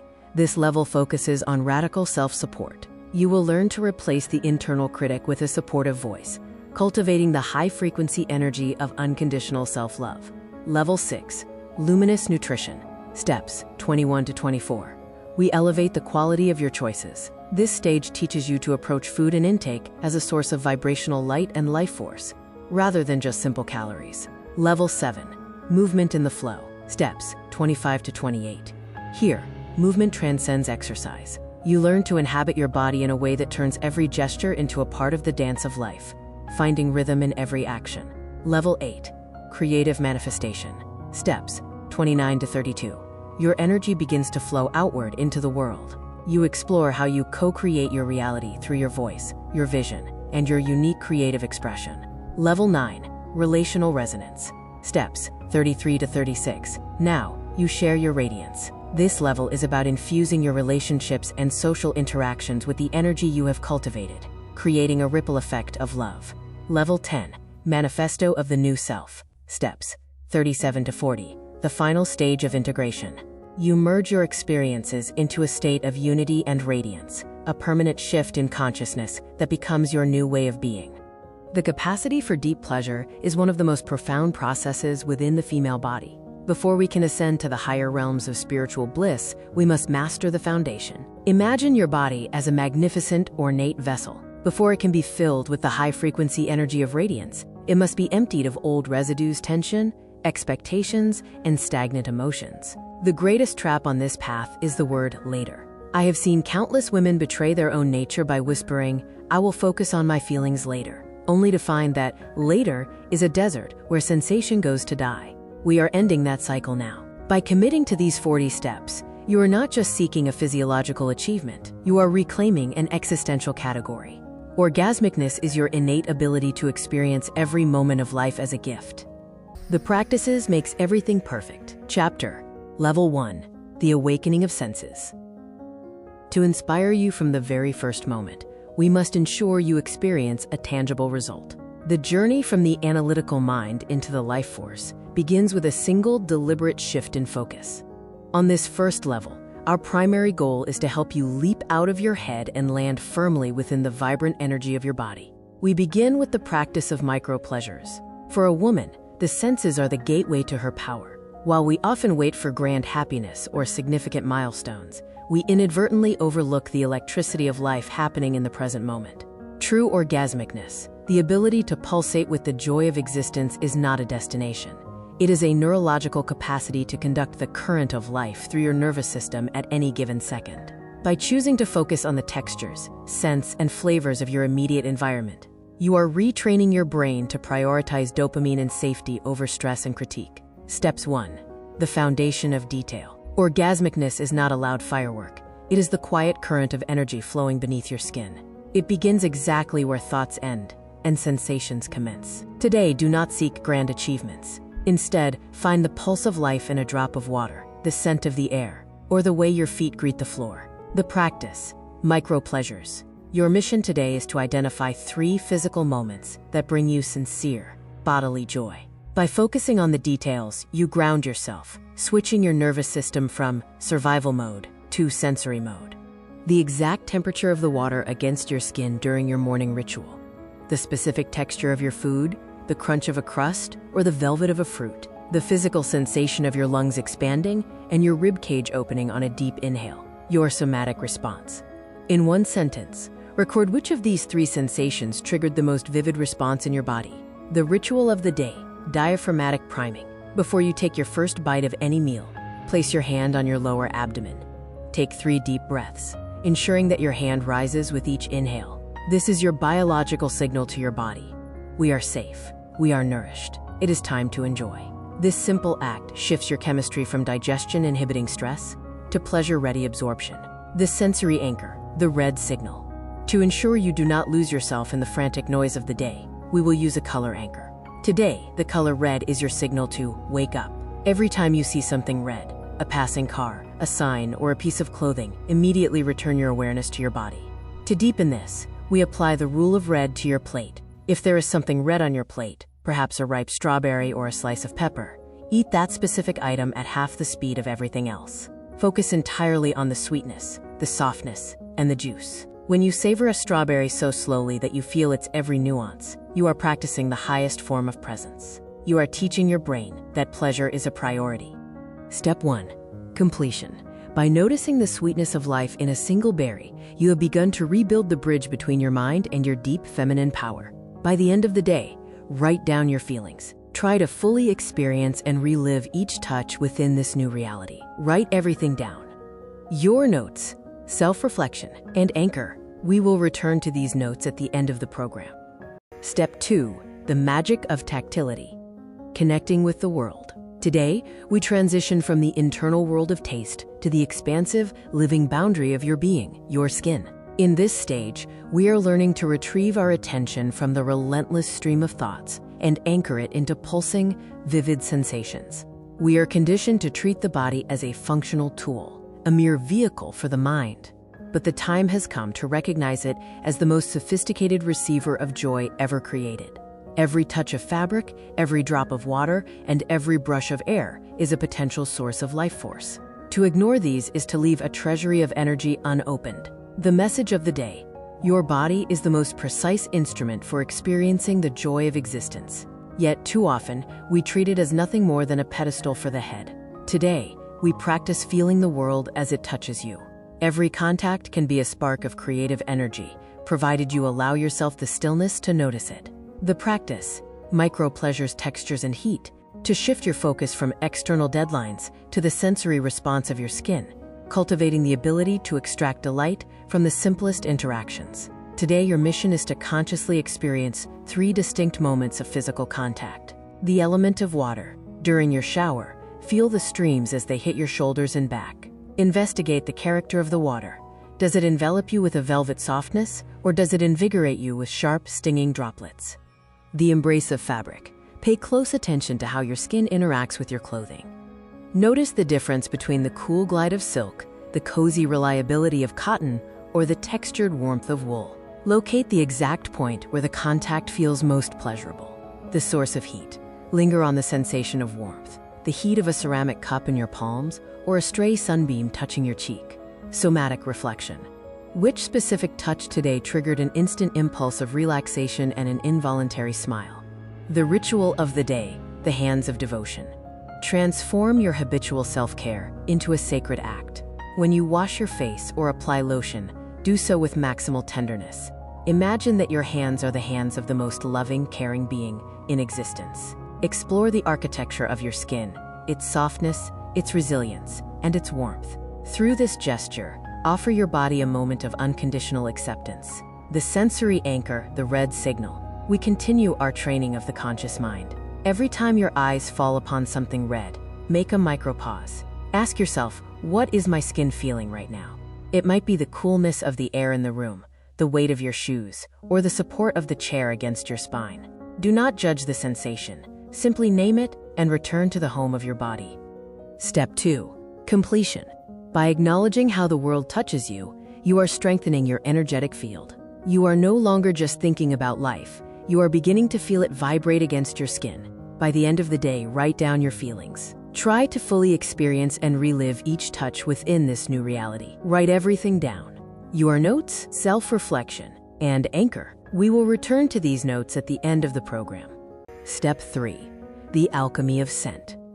The direct path to the heart. The sense of smell is the most primitive and direct highway to our emotional center and cellular memory. Unlike other senses, scents bypass the analytical filters of the brain and strike the limbic system immediately, possessing the power to shift your state from exhaustion to ecstasy in a single breath. Today, we refine our olfactory radar. We will learn to use aromas not just as background noise, but as sacred keys to unlock the state of orgasmicness, that vibrant background joy of being alive. The message of the day. The air around you is never empty. It is a tapestry woven with invisible stories. Every inhale is an opportunity to draw in new vitality. Today, I became a scent huntress. Notice the subtle shift in your internal landscape when you encounter the aroma of fresh rain, your favorite perfume, or the crisp scent of clean linens. Allow the air to feed your soul. The practice, micro pleasures, the olfactory radar, to awaken the olfactory receptors and recognize how specific scents trigger immediate physiological relaxation or invigoration. Your task today is to identify 3 scents that elicit a positive, pleasurable response within your body. Tune your radar to these 3 spheres. Morning rituals, the sharp mint of your toothpaste, the citrus of your shower gel, or the grounding steam of your first cup of coffee. Which of these compels you to take a deeper, more satisfying breath? The environment, the scent of a bakery on the corner, the damp earth in a park, or the metallic freshness of rain on pavement. Personal sanctuary, the lingering notes of your perfume on a silk scarf, or the unique, comforting scent of home that greets you at the door. Question for self-reflection. Which fragrance today felt the most delicious to my body, and what was the physical sensation it triggered? E.g., a softening in the chest, a smile, a deeper breath. The ritual of the day, the aromatic pause. Before you take the first bite of your meal, or the first sip of your drink, bring the vessel to your face, close your eyes, and inhale the aroma deeply for 5 full seconds. Feel how your body begins to prepare for pleasure, how your digestive enzymes and happiness hormones activate before the food even touches your lips. This is the art of preheating your internal stove for the feast of life. The sensory anchor, the red signal. Our training of the conscious mind continues. Every time you spot the color red, pause for a heartbeat. Ask yourself, what is the scent of this exact moment? It may be the faint aroma of your hand cream, the smell of old paper, or simply the neutral freshness of a ventilated room. Return to the present through your nose. Step 3. Completion. By honoring your sense of smell, you have claimed a direct line to your emotional sovereignty. You are teaching your brain that you can change your mood simply by changing the air you breathe. We conclude by integrating our progress into a final dimension. To put the finishing touch on this awakening stage, we will shift our focus to sound the music of existence, to harmonize the senses before we move to the next step. Write everything down. Your notes, self-reflection, and anchor. We will return to these notes at the end of the program. Step 4. Sound focus. The melody of presence. We conclude the first level of our journey by awakening the auditory sense. In the modern world, we often treat sound as a distraction to be blocked out or ignored. However, sound focus is a powerful tool to realize that you are not isolated within your thoughts. You are a vital part of a living, pulsating universe. Learning to truly hear is one of the shortest paths to the state of absolute presence. Today, we transform the noise of life into a symphony that grounds you in the here and now. The message of the day. The world is never silent. Even in stillness, there is a rhythm and a profound depth. Today, let your ears be your primary sensory organ. Allow sounds to pass through you without judging them as noise or music. Everything you hear is the breath of life itself, inviting you to join the dance of existence. The practice, micro pleasures, the symphony of life, to expand your auditory awareness and recognize how specific sounds can act as anchors for mental clarity and physical relaxation. Today, identify 3 sonic moments that compel you to pause and simply listen.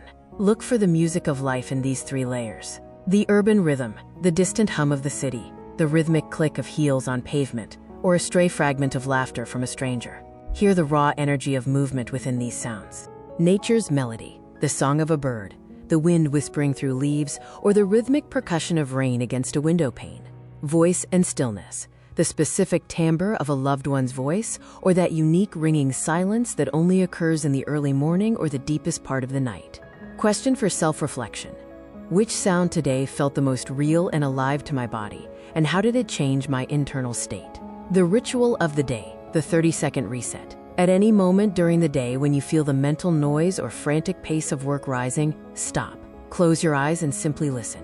Try to distinguish the most distant sound you can possibly catch. Perhaps a distant siren or the hum of the building. These 30 seconds of active listening act as a neurological reset, shifting you from your thoughts back into your sensory reality. The sensory anchor, the red signal. Today, our red anchor reaches its peak intensity. Every time you see the color red, immediately activate your ears. What do you hear at this exact micro moment? Let that sound be the hook that pulls you out of your head and back into the temple of your body. Level 1. The awakening accomplished. Congratulations, you have successfully completed Level 1, Awakening. Over the past 4 steps, you have systematically reclaimed your ability to experience the world through taste, touch, scent, and sound. You have begun the vital work of returning your attention to your body, the only place where true power and pleasure can reside. Write down your notes, self-reflection, anchor. Now that we have awakened the senses, we must begin the first serious stage of mental detoxification. We will identify and dissolve the thought blocks that prevent your energy from flowing freely. Prepare to reclaim your inner space. Part 8. The practices makes everything perfect. Level 2. Clearing the noise. Having awakened our senses in Level 1, we now stand at a critical juncture. Sensitivity is a double-edged sword. As we become more aware of pleasure, we also become more aware of the friction that prevents its flow. Level 2 is dedicated to mental detoxification. Our primary objective over these 4 steps is to identify and dissolve the internal noise, the mental parasites and thought blocks that cause our bodies to contract and our energy to stagnate. We begin with the most pervasive and everyday obstacle, expectations and shoulds. Most women carry an invisible, heavy backpack filled with the rules of others, mothers, grandmothers, teachers, and societal standards. These voices dictate how we should look, how we should parent, and how we should perform. This borrowed gaze creates a state of chronic internal tension. To return to a state of orgasmicness, we must shift from a life of corresponding to standards to a life of authentic being. We start by learning to distinguish our own heartbeat from the loud, demanding voices of the world. Step 5. Distinguishing the foreign voices. Your mind is often a crowded room filled with guests you never invited. Today, we begin to listen for the difference between the loud rules of society and the quiet truth of your soul. You were not born to be a reflection of someone else's expectations. You were born to be the source of your own joy. Today, we begin to reclaim your mental territory. The practice, the voice audit, to identify specific shoulds and trace them back to their origin, thereby stripping them of their authority over your nervous system. Today, carry a mental or physical notepad. Every time you feel a pang of guilt, pressure, or a sense of, I should be doing X, stop and ask, whose voice is this? Does this rule sound like your mother? Is it the voice of a critical teacher or an old social media post? Does it feel like a tightness in your chest? Somatic reflection. Identify one should you feel today. When you recognized it wasn't yours, did your body feel a sense of release or a sense of space? The ritual of the day, the permission slip. Take a small piece of paper. Write down one major should that has been draining your energy, e.g., I should have a perfectly clean house at all times, or I should never be tired. Fold the paper, hold it to your heart, and say, I return this rule to its owner with thanks. I am now free to choose my own rhythm. Safely burn the paper or tear it into tiny pieces. Feel the physical lightness that follows this symbolic act of sovereignty. The sensory anchor. The red signal now evolves. Every time you see the color red, it is no longer just a sensory check, it is a sovereignty check. When you see red, pause and ask, am I acting from should or from want right now? Even if you must continue a task you should do, simply acknowledging that the pressure is an external foreign voice helps you detach your worth from the performance. Return to your breath, return to your center. Step 5, completion. By identifying just one foreign voice, you have begun to clear the static from your internal frequency. You are moving from being a functional object back to becoming a sovereign subject. Write everything down. Your notes, self-reflection, and anchor. We will return to these notes at the end of the program. Step 6, the breath of freedom.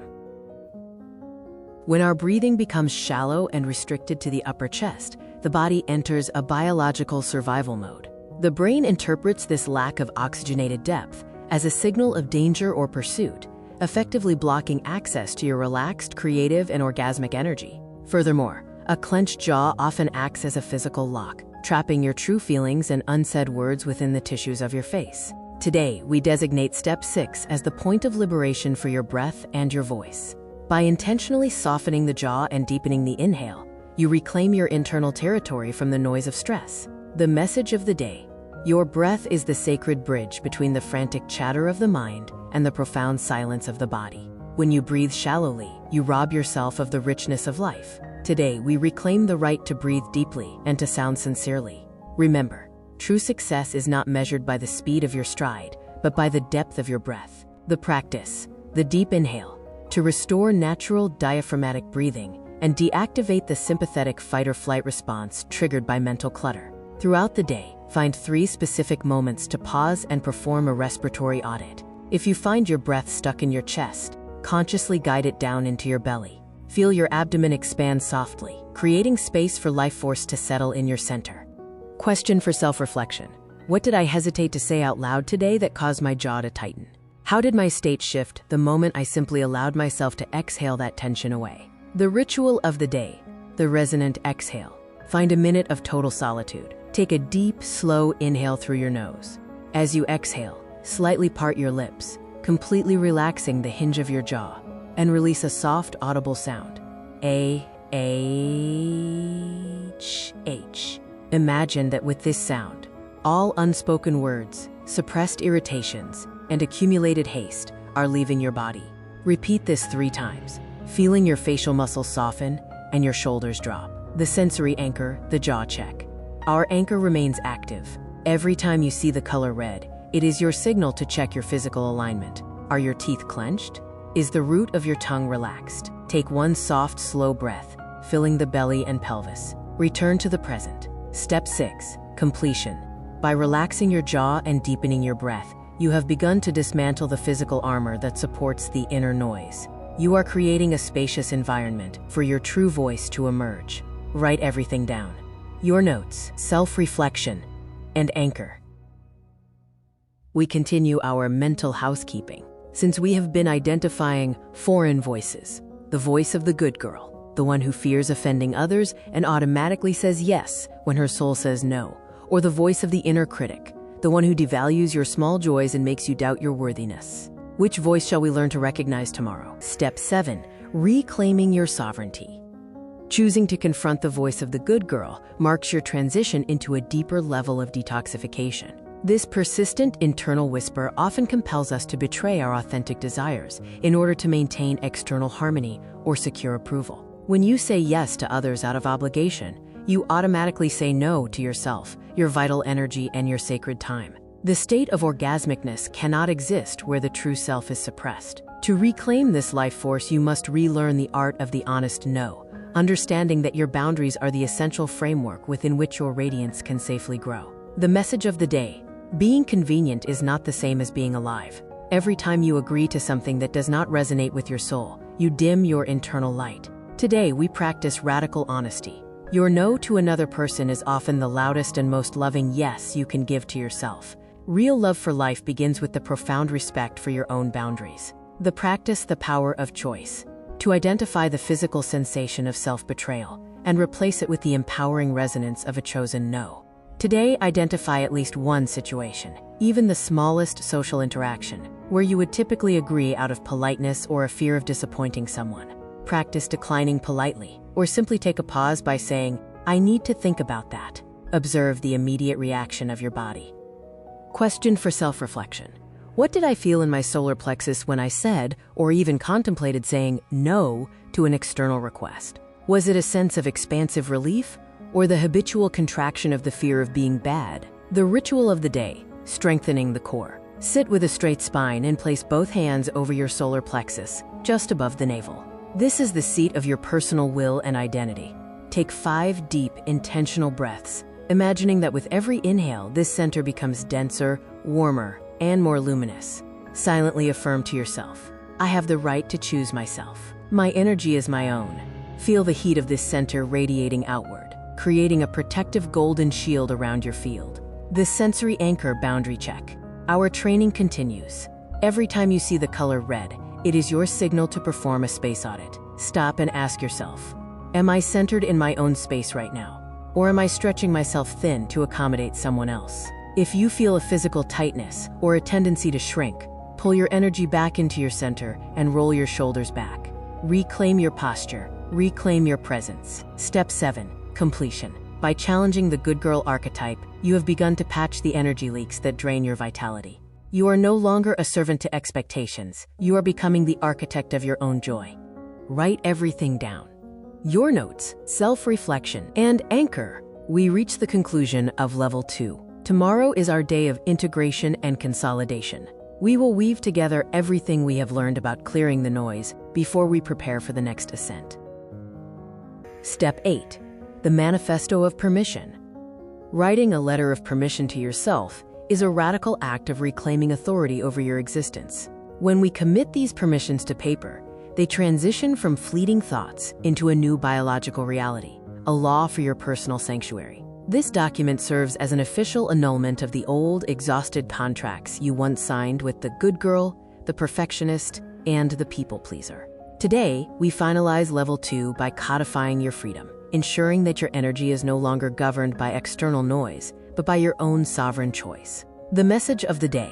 Today, you are your own legislator. All the forbidden zones that have restricted your energy for years lose their power in the face of your pen. You have the inherent right to rest, to make mistakes, to inhabit silence, and to pursue a joy that requires no justification. Write your manifesto of freedom and feel the internal space expand as the old walls crumble. The practice, my manifesto of freedom. To formalize your emotional and energetic boundaries and physically experience the relief of released expectations. Create a list of 5 to 7 points under the heading, I am officially permitted to. Focus on the areas where you usually feel the most noise or guilt. Examples include, I am permitted to leave messages unanswered until I have the energy to respond. I am permitted to leave the dishes in the sink if my body requires rest. I am permitted to say no without offering a single reason or apology. I am permitted to spend time on things that have no utility but bring me pure delight. Question for self-reflection. Which of these permissions triggered the deepest, most audible sigh of relief in my body? The ritual of the day, the seal of power. Once your list is complete, read each point aloud with conviction. After every sentence, take a deep, expansive breath and state firmly, "Yes, this is so." To conclude the ritual, place your hand over your heart, feeling the vibration of your voice as these new laws take root in your cellular memory. You are no longer asking for permission, you are granting it. The sensory anchor, the freedom recall. Our red anchor marks the final chord of this level. Every time you see the color red, recall one specific item from your manifesto. In that moment, allow yourself to embody that permission, even if only in your thoughts. Let the color remind you that you are the sole governor of your energy. Congratulations, you have completed level 2, clearing the noise. You have identified the foreign voices in your head, challenged the good girl archetype, and established your own declaration of independence. Your internal frequency is now significantly clearer. Write everything down. Your notes, self-reflection, and anchor. Now that the mental static is dissipating, we must move deeper into the physical body to dissolve the armoring that prevents energy from flowing. We begin with the abdomen, the center of power and pleasure. The practices makes everything perfect. Level 3, the breath of life. We begin level 3 by returning to our elemental center, the abdomen. In a world that demands women tuck it in or hold it together, we have been conditioned to treat our bellies as a problem to be corrected rather than a sanctuary to be inhabited. Physiologically, a perpetually braced abdomen keeps your nervous system trapped in a state of high alert. Today, we initiate the thawing of this physical armor. By restoring softness and fluidity to your center, you move from merely observing life to truly absorbing it. Step 9, the soft center. Your abdomen is not something to be drawn in for the sake of an aesthetic ideal. It is the cradle of your power and the ocean of your deepest feelings. When your belly is soft and alive, you possess the capacity to truly digest life's experiences. Today, we grant ourselves permission to breathe all the way down to the roots. The practice, the soft center. To consciously deactivate the protective bracing reflex and stimulate the parasympathetic nervous system. Throughout the day, regardless of where you are or what you are doing, perform a softness check. Intentionally release the muscles of your lower abdomen. Let your belly become soft, natural, and expansive. Notice the immediate shift in your perceived level of safety. Question for self-reflection. In which specific moments today did I catch myself holding my breath or pulling my stomach in? What was the underlying thought or fear driving that contraction? The ritual of the day, the breath wave. Lying on your back or sitting comfortably, place both palms on your lower abdomen. Inhale deeply through your nose, directing the air so that your hands rise visibly with your belly. As you exhale, imagine the warmth from your palms melting any internal knots or tension. Repeat this for 10 cycles. With each breath, feel the floor of your inhale dropping deeper into your pelvis. The sensory anchor, the softness check. Our training of the conscious mind continues with a focus on the center. Every time you see the color red, take a deep breath into your belly and ask, "Is my center soft?" The science of softness, the physiology of joy. Relaxing the abdomen is one of the fastest ways to hack your stress response system. When we experience anxiety, the brain triggers a fight or flight response, causing the core muscles to tighten as a protective shield. However, this neural pathway is a two-way street. By consciously softening the belly, you send a biological signal to the brain that you are safe. The vagus nerve. This is your body's primary highway of calm. It travels through the diaphragm, into the abdomen. A soft, moving belly during respiration stimulates the vagus nerve, which immediately lowers your heart rate and reduces cortisol levels. The second brain. The gut contains the enteric nervous system, producing nearly 95% of your body's serotonin. A braced abdomen inhibits this hormone of joy. Relaxation literally creates the chemical space for pleasure to be synthesized. Emotional capacity. A tight belly acts as an energetic armor that prevents joy from entering your deeper system.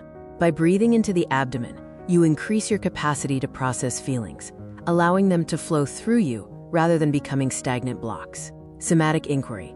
Recall a situation from the last 48 hours where you felt a surge of anxiety or haste. If you had simply exhaled and completely released your abdominal muscles in that moment, how would your perception of the problem have shifted? Write everything down. Your notes, self-reflection, and anchor. The practices makes everything perfect. Step 10. Dissolving anxiety into joy.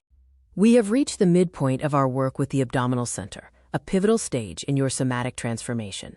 Today, we bridge the gap between physical relaxation and emotional liberation. Anxiety cannot sustain itself in a fluid, moving body. It requires stasis and contraction to survive. When you release the grip in your abdomen, you aren't just relaxing muscle fibers, you are expanding your internal capacity. This expansion ensures that stress and worry do not become stagnant knots in your system, but instead pass through you like water, leaving behind a fertile space for joy and radiant energy to take root. The message of the day: anxiety always thrives in a frozen body, but the moment your abdomen begins to move in the natural rhythm of your breath, fear loses its foothold. Today, your task is not to fight your anxiety, but to simply give it more room to dissolve by softening your belly. You will discover that in this open space, a quiet joy is born, the simple, profound pleasure of existing and breathing. The practice: inviting radiance. To utilize diaphragmatic movement as a tool for emotional regulation, and to increase your receptivity to positive states. In moments when you feel the onset of haste, minor worry, or mental business, execute a conscious pause. Shift your breathing into your lower abdomen. Visualize that with every inhale, you are inviting a warm, luminous light into your core, and with every exhale, you are surrendering the day's tension into the earth beneath you. Question for self-reflection: how did my perception of a stressful situation change the moment I allowed my belly to become soft? Did I feel the anxiety shrink while I felt my own presence grow larger? The ritual of the day: the melting ice. Find a quiet moment to sit or lie down. Visualize a small piece of ice in the very center of your abdomen. This represents your accumulated tension and protective armor. Place a warm palm over this area. With every deep, rhythmic breath, imagine that ice slowly melting, transforming into warm, revitalizing water. Feel this warmth flowing outward to your hips, your spine, and your heart, bringing a sense of profound peace and visceral pleasure. The sensory anchor, the emotional radar. Our training of the conscious mind continues. Every time your eyes catch the color red, it is your signal to perform a belly audit. Tune into your center. Is it braced or is it free? If you feel a contraction, simply exhale and grant that space permission to be loose and soft. Notice how your mood shifts the instant your biology returns to a state of safety. Step 10. Completion. By mastering the art of softness under pressure, you are becoming the sovereign of your own state. You are learning that your power lies not in being rigid, but in being fluid. By the end of the day, write down your feelings. Try to fully experience and relive each touch within this new reality. Your notes: self-reflection, and anchor. We move from stillness into motion. We will explore the dance of the center, using gentle circular movements of the pelvis and abdomen to awaken stagnant energy and circulate it through your entire temple. The practices makes everything perfect. Step 11. The dance of the center. We move today from the art of stillness into the power of motion. In the previous steps, we cultivated softness. Now we learn to circulate the energy that softness has released. Physiologically, the pelvic and abdominal regions often act as storage sites for stagnant physical and emotional tension. By engaging in the dance of the center, we physically break down these energetic armors, restoring a sense of flexibility and flow. This is not about performance or aesthetics. It is about returning to your natural state as a fluid, sentient being. When your center moves, your joy moves with it. The message of the day: life is a continuous flow, never a static pose. When your center freezes, your capacity for joy freezes with it. Today, we grant the energy within permission to move. Imagine your hips tracing the sign of infinity, while your abdomen follows with soft, rhythmic grace. In this dance, there are no rules of correctness. There is only the visceral pleasure of being vibrantly alive. The practice: awakening the wave. To stimulate blood flow to the pelvic organs and release the deep-seated muscle tension in the PSOAs and lower back. Find just 2 minutes during your day in silence or to a favorite track. Stand with your feet shoulder-width apart and begin soft circular movements with your pelvis. Allow the movement to be led by your lower abdomen. Feel how the rotation echoes through your hips, your lower back, and your spine. Question for self-reflection: what physical sensation emerged in my body following this brief dance? Did I notice a new warmth, a subtle pulsation, or a sense of weightless ease in my belly? The ritual of the day: the elemental dance. Choose a piece of slow, fluid music that resonates with your soul. Close your eyes and begin to move as if you were composed entirely of water. Let every impulse for movement originate from the very center of your abdomen. Do not strive for a beautiful dance. Strive for a sensitive dance. Notice how, with every rotation, your belly becomes warmer and your internal ice continues to melt into a life-giving stream. The sensory anchor, the impulse of flow. Our training of the conscious mind continues. Every time you see something red, it is your signal to execute a microflow. Perform one gentle, almost imperceptible circle with your hips, even if you are standing in line or sitting at your desk. Ask yourself, where is my energy in this moment? Is it frozen in stasis or is it flowing? Step 11. Completion. By moving your center, you have transitioned from being a passive observer of your body to being its active, joyful inhabitant. You are teaching your nervous system that movement is safety. Write everything down. Your notes, self-reflection, anchor. We reach the final days of level 3. To complete this cycle of abdominal work, we will integrate the sound of power. We will combine pelvic movement with a soft, internal humming to vibrate the tissues from the inside out, reaching the deepest layers of your center. Part 8. The practices makes everything perfect. Step 12. The sound of power. We conclude the third level of your journey by integrating the most profound physiological bypass for tension, the voice. In somatic therapy, there is a documented biomechanical relationship between the jaw, the throat, and the pelvic floor, often called the throat-pelvis axis. When the throat is constricted, the pelvis is locked. Conversely, when we release a soft, low-frequency sound through relaxed lips, the abdomen and pelvic floor respond with an instinctive, reflexive relaxation. Today, we grant your energy a voice, using internal vibration to dissolve the final microscopic layers of armoring in your center. The message of the day. Today, your body finds its authentic voice. Orgasmicness is not found only in silence, but in the freedom of sound.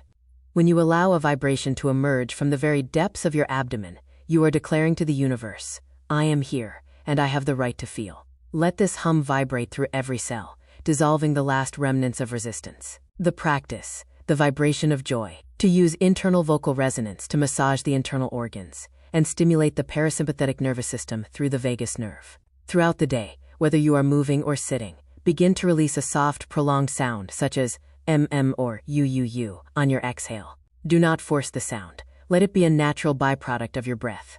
Feel the vibration travel from your throat directly down into your softening belly. Question for self-reflection. Where in my body did I feel the most pleasurable vibration while humming today?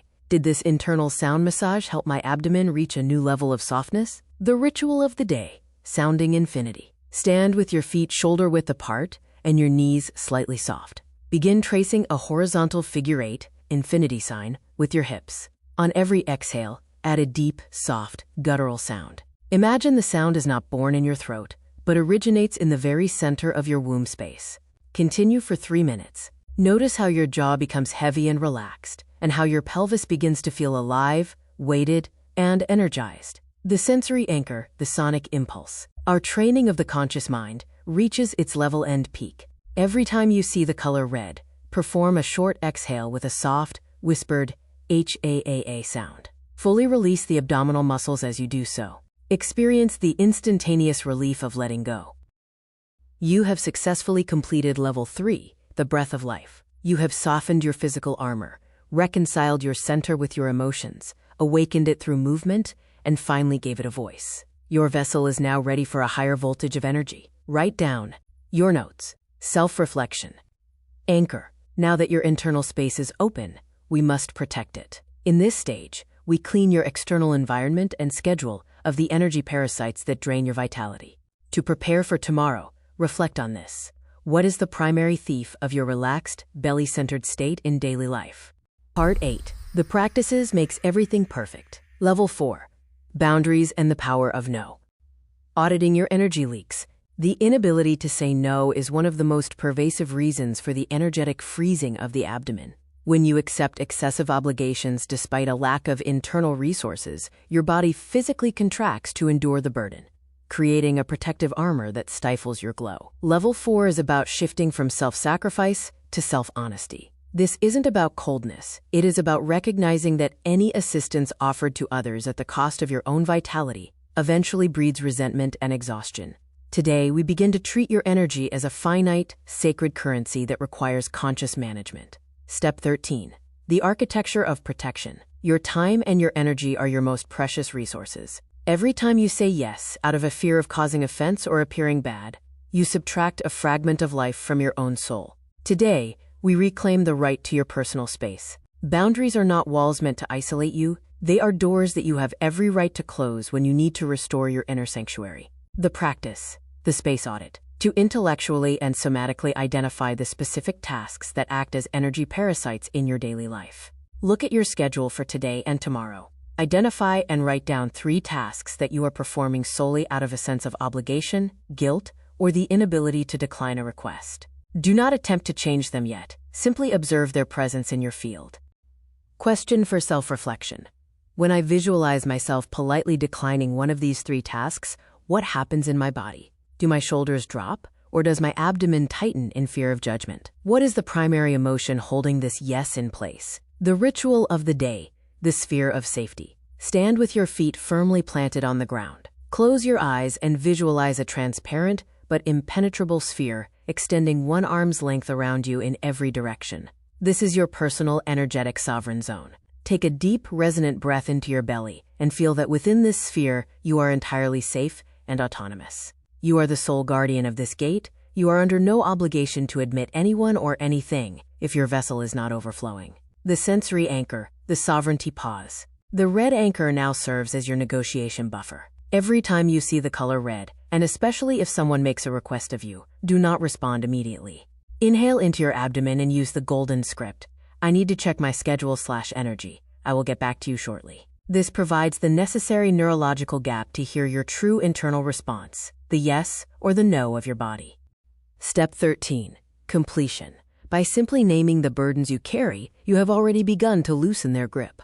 You are moving from being a resource for others to being a resource for yourself. Write down your notes, self-reflection, anchor, somatic inquiry for the evening. Of the 3 tasks you identified today, which one causes the most intense physical tension? Is the barrier to letting it go a fear of social disapproval or an old good girl contract of guilt? Step 14. The guilt detox. Releasing the burden of others' expectations. Guilt is the primary mechanism that forces a woman to sacrifice her soft center to maintain the facade of being good. Physiologically, guilt acts as an emotional tourniquet, a persistent contraction that prevents your life force from flowing freely. It is the sentinel standing at the threshold of your freedom, whispering that your needs are secondary to the comfort of others. Today, we deconstruct this mechanism. We must realize that you cannot pour from an empty vessel. By honoring your boundaries, you actually become more authentic and valuable to the world, rather than a resentful martyr. The message of the day. Guilt is the guardian at the gate of your sovereignty. It tries to convince you that your needs are less important than the expectations of others. But the truth is, self-care is not a betrayal of the world. It is an act of integrity. Today, we distinguish between healthy responsibility and toxic guilt. You are responsible for your actions, but you are not the architect of everyone else's emotions. The practice, the guilt detector. To intellectually separate real harm from the simple act of breaking social conditioning or unvoiced expectations. Throughout the day, whenever you feel that familiar internal sting, the I should have, or I am letting them down, pause immediately. Ask yourself the diagnostic question, have I truly caused harm, or have I simply declined to meet an expectation that wasn't mine to carry? Observe how naming the guilt often begins to dissolve its physical grip. Question for self-reflection. Where do I physically store guilt? Is it a weight on my chest, a lump in my throat, or a sharp clenching in my abdomen? What happens to that sensation when I direct a warm, deep breath specifically into that area? The ritual of the day, returning the weight. Close your eyes for a few moments of quietude. Visualize your guilt as a heavy backpack filled with jagged stones. Each stone represents someone else's expectation of you. Mentally unbuckle the straps and set the backpack on the ground. Step away from it and state clearly to yourself, I take responsibility for my actions, but I am not responsible for the emotional reactions of others. Feel your shoulders broaden and your spine lengthen as the phantom weight disappears. The sensory anchor, the right to choose. The red anchor today serves as an affirmation of sovereignty. Every time you see the color red, take a deep, grounding breath and affirm, I have the right to my boundaries without explanation. Pay close attention to your abdomen. Does it soften in agreement? Or is there still a micro-resistance? Simply notice, without judgment. Step 14. Completion. By unmasking guilt as an external noise, you have weakened its hold over your biology. You are preparing your nervous system for the next level of freedom, the actual practice of the refusal. Write down your notes, self-reflection, anchor. To move toward the technique of the clean decline tomorrow, we must identify which shadow is speaking loudest to you. If I refuse, I am being selfish, or without my help, everything will fall apart. Part 8. The practices makes everything perfect. Step 15. The savior complex. Dismantling the illusion of control. Believing that everything will fall apart without my help is one of the most exhausting burdens a woman can carry. This conviction transforms you into a metaphorical atlas, attempting to hold the entire sky upon your shoulders. Physiologically, this belief keeps your body in a state of permanent hypertonicity, your abdomen clenches, and your nervous system readies itself for the next rescue mission. In reality, this hyper-responsibility is often a shield against the fear of feeling unnecessary or the discomfort of witnessing others' imperfections. By insisting on controlling every outcome, you inadvertently prevent those around you from growing and rob yourself of the ability to simply relax and experience the flow of life. The message of the day: the world is far more resilient than you imagine. Your hyper-responsibility is a trap that steals your lightness and ages your spirit. Today, we practice the art of trust. Trust in life, trust in circumstances, and trust in the capabilities of others. Allow events to unfold without your intervention. True orgasmicness is found in trusting the current, not in trying to direct every drop of the river by hand. The practice, the trust experiment, to somatically witness that the world remains stable even when you withdraw your active control, thereby lowering your baseline anxiety. Select one minor task today that you usually micromanage or perform on behalf of others. Consciously choose not to interfere. Allow it to be resolved, or even to remain unresolved without your participation. Observe the situation as a neutral witness, rather than a frantic participant. Question for self-reflection. What actually happened when I released my grip? Did the world collapse, or did it remain standing? More importantly, what was the physical sensation in my belly at the exact moment I decided not to intervene? The ritual of the day: open hands. Sit comfortably with your spine tall and place your hands on your knees, palms facing upward. This is the universal gesture of receptivity and non-grasping. Take 10 deep breaths, imagining that with every exhale, you are releasing the invisible threads of control you hold over the world. Silently affirm: I have the right to simply observe. I have the right to not be the savior. Feel the warmth spreading from your palms, traveling up your arms, and settling into a softening abdomen. The sensory anchor, the authority check, the red anchor today, serves as a control audit. Every time you see the color red, ask yourself, am I attempting to manufacture the outcome right now, or am I allowing life to flow? If you detect physical tension, intentionally unclench your fists, soften your jaw, and release a long, slow exhale. By stepping back from the role of the eternal support, you are creating space for your own restoration. You are learning that your value is not defined by your utility, but by your presence. Step 15. Completion. By the end of the day, write down your feelings. Try to fully experience and relive each touch within this new reality. Write down your notes. Self-reflection, anchor. To finalize this level, we must look at the shadow behind the need for control. Which outcome scares you most if you were to stop holding it all together? Judgment. People will think I am irresponsible or lazy. Chaos. A mess will be created that I will eventually have to clean up anyway. Redundancy. If I am not helping/saving, then I have no inherent value. Which of these fears feels the most acute? Step 16. The final release of the controller. The fear of chaos is often the most rational voice in a woman's mind. It whispers, if I don't control this now, I will have twice the work tomorrow. This logic acts as a silent architect of permanent tension, refusing to let the abdomen relax for even a second. However, this rigid control is a deceptive trade-off. It offers the illusion of order at the direct cost of your vitality and creative fire. To experience the true orgasmicness of life, you must permit a degree of unpredictability. Today, we conclude our work on boundaries by realizing that your ability to tolerate imperfection is directly proportional to your ability to experience pleasure. The message of the day: chaos is not your enemy. It is simply life that hasn't been forced into your boxes yet. Your capacity to withstand the world's imperfections is the gateway to your capacity for delight. Today, we allow the mess to exist so you can witness a profound truth. It will not destroy you, but acknowledging it will grant you the sacred right to rest. The practice: friendship with disorder. To decouple your internal sense of peace from the state of your external environment, identify one specific zone, either physical or digital, where chaos is brewing, e.g., a sink of unwashed dishes, a mounting pile of unread emails, or an untidy corner of a room. Consciously decide to leave it exactly as it is for one more day. Instead of fixing it, spend that exact block of time on an activity that brings you visceral joy. Question for self-reflection. What did I feel physically when I looked at the disorder and chose not to do? Did I manage to keep my belly soft and receptive? Or did I feel an internal clenching, a desperate urge to correct the environment to feel safe again? The ritual of the day, dancing in the epicenter. Stand in the middle of a room where there is visible disorder. Close your eyes. Take 5 deep abdominal breaths. Visualize this mess as merely a background stage set. It has no sovereign power over your internal state. Begin to move your body fluidly, swaying your hips and softening your shoulders.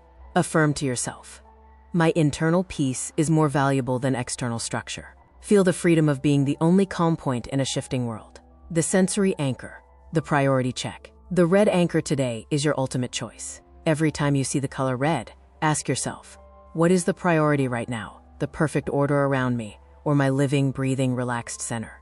If you choose your center, offer yourself a genuine smile. You are winning back your life. Congratulations. You have successfully navigated level 4, boundaries and the sacred no. You have faced the sentinel of guilt, dismantled the illusion of the essential savior, and made peace with the unpredictable nature of life. Your energy is no longer leaking.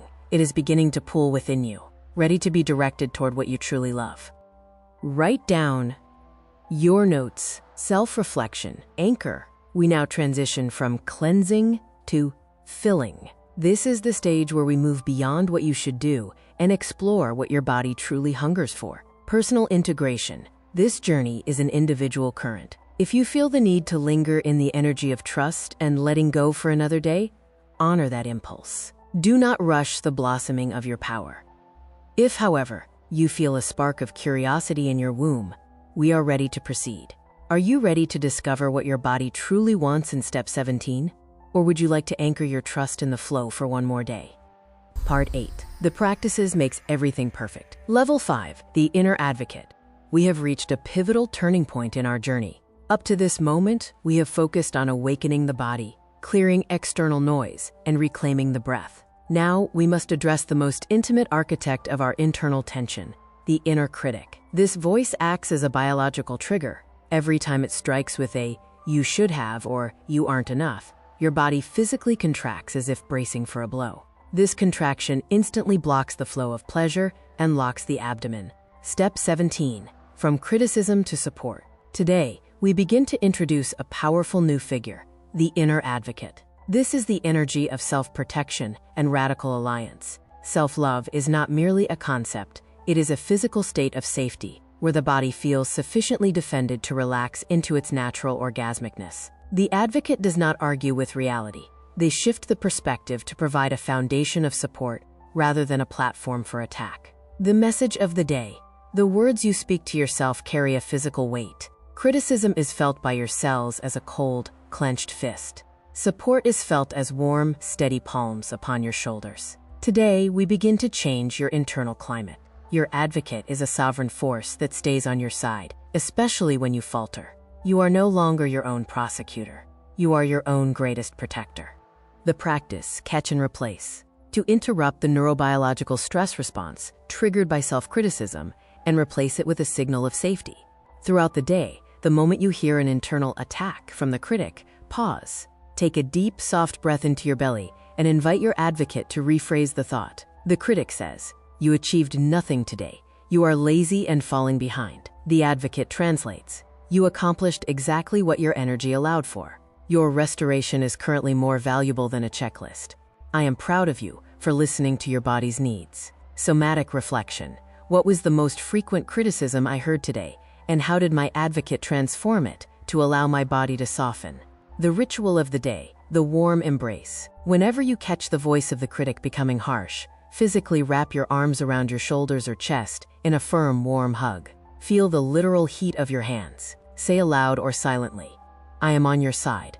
I support you unconditionally." Observe your breath and notice how it naturally drops deeper into your abdomen the moment you stop attacking yourself. The sensory anchor, the voice of defense. The red anchor now serves as an internal tone check. Every time you see the color red, ask yourself, how am I speaking to myself in this very second? If the internal tone is stern or sharp, consciously soften it. Imagine you are speaking to a beloved child or a cherished friend. Return to a language of kindness. By replacing one sharp critique with a supportive affirmation, you have fundamentally altered your chemistry. You are moving from a state of internal war to a state of internal sanctuary. Exercise for now. Recall one critical thought that crossed your mind today, perhaps regarding your work, your appearance, or your productivity. Write it down. Now, allow your advocate to respond. How does that response feel in your belly? We will focus on protecting your victories, learning how to claim and inhabit your small wins before the critic has a chance to diminish them. Write down your notes, self-reflection, and anchors. Step 18. Protecting your victories. The art of self-validation. As we progress through the 5th level, we move from deactivating the critic to actively nourishing your sense of worth. Today is dedicated to the reclamation of your successes. The inner critic is a master of devaluation. Its favorite strategy is to whisper, "That was easy," "You just got lucky," or "Others are doing so much more." This constant dismissal keeps your body in a state of high alert tension, perpetually chasing the next milestone without ever tasting the satisfaction of the current one. Today, your inner advocate acts as the architect of your confidence, anchoring the energy of success within your physical body so that your achievements nourish your spirit rather than exhausting it. The message of the day. Every small victory is premium fuel for your life force. When you fail to celebrate your progress, you deprive yourself of the right to joy. Today, let your advocate be the diligent archivist of your accomplishments. Nothing is too small to be witnessed, recognized, and honored. You deserve to inhabit the warmth of your own excellence. The practice, the victory bank. To retrain the brain to scan for competence and success, shifting the internal focus from what is missing to what is present. At the conclusion of this day, identify and record 3 things you handled effectively. Do not search for heroic feats. Look for the quiet demonstrations of self-care and presence. Examples. I chose to rest when I felt tired instead of pushing through. I maintained my composure during a difficult conversation. I fully savored the flavors of my breakfast without distraction. Question for self-reflection. What physical sensations arise when I read my list of victories? Do I allow the feeling of satisfaction to expand through my chest and belly? Or do I feel an immediate impulse to dismiss it? What happens if I simply breathe into that satisfaction for 10 seconds? The ritual of the day, the seal of achievement. Throughout the day, every time you complete a task, whether it is sending an important email, finishing a workout, or even just washing a dish, perform a 5-second pause. Place one hand over your heart and say to yourself, "I did this. I am capable." Feel the resonance of this acknowledgement as a gentle warmth in the center of your chest, allowing the energy of completion to settle into your nervous system. The sensory anchor, the moment of triumph. The red anchor today serves as a reminder of worth. Every time you see the color red, recall one specific thing you have done well today, no matter how microscopic. Offer yourself a genuine, secret smile and notice how your shoulders naturally broaden and your spine lengthens in response to this self-appreciation. By validating your small wins, you are building a reservoir of internal safety. This safety is the prerequisite for the deep, relaxed orgasmicness we are cultivating. You are proving to your body that it is safe to succeed. Somatic exercise for your journal. Identify one small action you took today that your inner advocate could praise. Formulate this praise in a way that feels warm, weighty, and undeniably true. The inner advocate says, "I see how gracefully you handled that moment of chaos. Your ability to stay centered is a testament to your growing power." Well done. How does this recognition vibrate in your body right now? Record the sensation in your transformation journal. Write down your notes, self-reflection, and anchors. Step 19. Compassion in the chaos. Staying on your own side. We have reached the most profoundly human stage. After learning to transform criticism and claim our victories, we must now master the art of self-compassion when life refuses to follow the script. Your value as a woman does not evaporate the moment you make a mistake or feel a wave of fatigue. True orgasmicness is not a state of constant perfection. It is the capacity to embrace yourself with tenderness when you stumble. Today, your inner advocate teaches you to be your own most devoted friend, especially in those moments when the critic tries to convince you that you don't deserve kindness. The message of the day: your worth is not a performance. It is a constant, radiant truth that remains unchanged by error or exhaustion. Today, your advocate will teach you that mistakes are not failures of character, but part of the beautiful complexity of being alive. Compassion is the medicine that keeps your heart open and your belly soft, even in the midst of a storm. You are worthy of support, precisely when you feel the most vulnerable. The practice, the moment of kindness, to interrupt the shame spiral and replace it with a biological signal of safety and self-alliance. If anything goes wrong today, if you forget an appointment, drop a glass, or simply find yourself drained of energy, do not allow the critic to pull the trigger. Immediately summon your advocate. Use the advocate's formulas. This is a human moment. To err is not just normal, it is inevitable. I am feeling overwhelmed/disappointed right now, and what I need is a sanctuary, not a trial. Question for self-reflection. In which specific moment today did I feel the most at fault? And what supportive words did I use to soften my internal reaction? The ritual of the day, the heart-womb bridge. In any moment of emotional discomfort or physical stress, place your right hand over your heart and your left hand over your lower abdomen.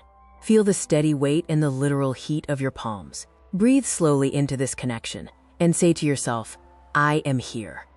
I am with you. We are safe. Allow this self-generated warmth to dissolve the tightness in your chest and the bracing in your belly. The sensory anchor, the signal of compassion. Our training of the conscious mind continues. Every time you see the color red, it is a signal for an internal mercy check. Ask yourself, am I being too harsh with myself at this very second? If the answer is yes, mentally offer yourself a gesture of affection. Imagine stroking your own hair or placing a comforting hand on your shoulder. By choosing mercy over judgment, you are protecting your nervous system from the corrosive effects of cortisol. You are proving to your body that you are a safe person for yourself to live with. Somatic exercise for your journal. Imagine this scenario. You planned a highly productive day, but instead, you spent the afternoon completely devoid of energy, lying on the couch. The guilt/critic voice is starting to wake up. Write down. What specific phrase could your inner advocate say right now that would allow your belly to physically relax and prevent your jaw from clenching? Also, your notes, self-reflection, and anchors. We reach the finale of Level 5. We will integrate the advocate, the victor, and the friend into a single, unshakable internal alliance before we move to the next level of your transformation. Are you ready to finalize your bond with your inner advocate tomorrow? Step 20. Finalizing your sovereignty. The internal alliance today marks the summit of our work on internal self-support. As we complete Step 20, we officially transition the inner advocate from a temporary exercise into a permanent, lifelong guardian of your energy. We are weaving together every thread we have gathered: the transformation of critical thoughts, the celebration of small victories, and the practice of radical self-compassion. By solidifying this alliance, you create an unshakable atmosphere of internal safety. It is in this soil, where the body no longer braces for an internal strike, that your orgasmicness and self-love can truly flourish. The message of the day. Self-love is not a destination or a final trophy. It is a daily, moment-to-moment choice to remain on your own side. When your internal voice consistently vibrates with support, your body ceases to wait for a blow and finally begins to breathe with its full, natural power. Today, you officially appoint your advocate as the lifelong protector of your interests, your peace, and your pleasure. You are no longer alone against yourself. You are your own most powerful ally. The practice, the letter of alliance, to externalize and codify the supportive voice of the advocate, making it a tangible resource you can return to in moments of doubt. Compose a brief, powerful message to yourself from the perspective of your advocate. Begin with the words, "My dear, I want you to know." Allow the advocate to remind you of the fundamental truths that protect your glow. You have the right to rest, even if you are not exhausted. Your feelings are always valid and worthy of being heard. I am always here to stand between you and the shadow of self-criticism. Question for self-reflection. Which specific sentence from this letter triggered the most intense physical sensation of warmth or expansion in my chest? The ritual of the day, the source of radiance. Find a comfortable seat and close your eyes. Visualize every kind word and supportive thought you have offered yourself today as a liquid, golden light. With every inhale, imagine this light filling your heart, softening your shoulders, warming your abdomen, and flowing down to the very tips of your fingers. Feel your body becoming soft and illuminated from within by this self-generated support. You are no longer seeking light from the outside. You have become the source. The sensory anchor, the advocate's seal. The red anchor concludes this level as a seal of self-belonging. Every time you see the color red, offer yourself the most sincere, private smile. Let this be your secret code for, I am protected. I am loved by me. Notice how your nervous system responds to this signal of total safety. Midpoint milestone, 20 steps of transformation. Congratulations! You have successfully navigated the first half of our 40 steps journey. You have traveled from the simple sensation of water on your skin to the profound architectural rebuilding of your internal support system. You have cleared the noise, reclaimed your breath, and established a sovereign boundary. Write down your notes, self-reflection, and anchors. Which phrase from your advocate will serve as your primary anthem for the second half of this course? I have the right to joy, simply because I exist. My comfort is my absolute priority. I am enough, exactly as I am right now. Part 8. The practices makes everything perfect. Level 6. Luminous nutrition. Your body begins to eat long before food touches your lips. It consumes the color, the light, and the beauty of your plate. By adopting the anthem, "My comfort is my priority," you have established a new internal law. This is your biological permission to relax whenever the old should attempt to seize control. As we enter level 6, we return to the physical world with a refined sensitivity. We move beyond mere survival toward conscious nourishment. At this stage, we view food not as calories or restrictions, but as a source of vibration. Diets are inherently stressful for the female organism. They trigger the scarcity reflex, which causes the abdomen to tighten and the metabolism to stall. Instead, we focus on the bioresonance of what we consume. Products filled with sunlight and life impart lightness, while heavy, processed foods drain your energy during the labor of digestion. By learning to feel your food, your intelligent body will naturally guide you toward choices that maintain your glow and ideal weight without the violence of a diet. Step 21. Aesthetics and color, feeding the gaze. Physiologically, your brain initiates the digestive process through the visual cortex. The sight of vibrant, natural colors triggers the release of enzymes and prepares your metabolism for optimal absorption. When we consume food on the go or directly from plastic packaging, we bypass this vital phase of visual saturation. The body remains hungry for impressions and beauty, leading to a lingering sense of dissatisfaction regardless of the caloric intake. Today, we treat every plate as a canvas, understanding that the colors of nature are specific vibrational frequencies designed to nourish your spirit and your cells simultaneously. The message of the day: food is your primary intimate contact with the world today. Before you feed your stomach, feed your vision. Choose colors that delight your eyes and vessels that are a pleasure to touch. Beauty on your plate is a profound signal of respect for the life force dwelling within you. By honoring the aesthetic of your meal, you tell your body that it is safe, cherished, and worthy of luxury. Practice the still life on your plate to activate the cephalic phase of digestion and enhance sensory satisfaction by focusing on the visual architecture of your food. Today, during at least one meal, commit to a 30-second pause before you begin eating. Simply observe the colors, the textures, and the way the light catches the surface of your food. Try to compose your plate so that it contains at least 3 distinct natural colors. For example, the deep green of spinach, the bright orange of a carrot, and the rich red of a berry. Question for self-reflection: which color on my plate today triggered the most vivid physical response? Did I notice a change in my breath or my body's anticipation as I simply admired the beauty of the food? The ritual of the day: serving the goddess. Regardless of whether you are dining alone or in company, abandon all disposable packaging. Transfer your food into your most beautiful dish. Add a sprig of fresh herbs or arrange the ingredients with intentional grace. Your inner advocate reminds you, you are worthy of a beautiful banquet, even in the simplest moments. This ritual transforms a mundane act of fueling into a sacred ceremony of self-love. The sensory anchor, the color radar. The red anchor today functions as a vibrational recall. Every time you see the color red, recall the most vibrant fruit or vegetable you have encountered today. Visualize its pigment saturating your cells with energy. Feel how the memory of that color fuels your inner glow. By slowing down to admire the palette of your food, you have transitioned from consumption to nourishment. You are training your nervous system to recognize abundance. Somatic guidance for the path ahead. To support your body's natural cleansing cycle, I highly recommend prioritizing fresh salads and sliced fruits, particularly during the 5 days following your menstrual cycle. If your schedule is demanding, high-quality smoothies, shakes, serve as an excellent alternative to ensure you are receiving liquid light. Write down your notes. Self-reflection. We will deepen our investigation into the energy of freshness. Based on your current internal state, which color palette is your body calling for right now? Write down anchor. Vibrant and warm. Orange, red, yellow. A hunger for fire, vitality and movement. Calm greens. A deep need for freshness, detoxification and balance, deep darks, blueberry, eggplant, purple grapes, a pull toward silence, restoration and mystery. Step 22, the energy of freshness.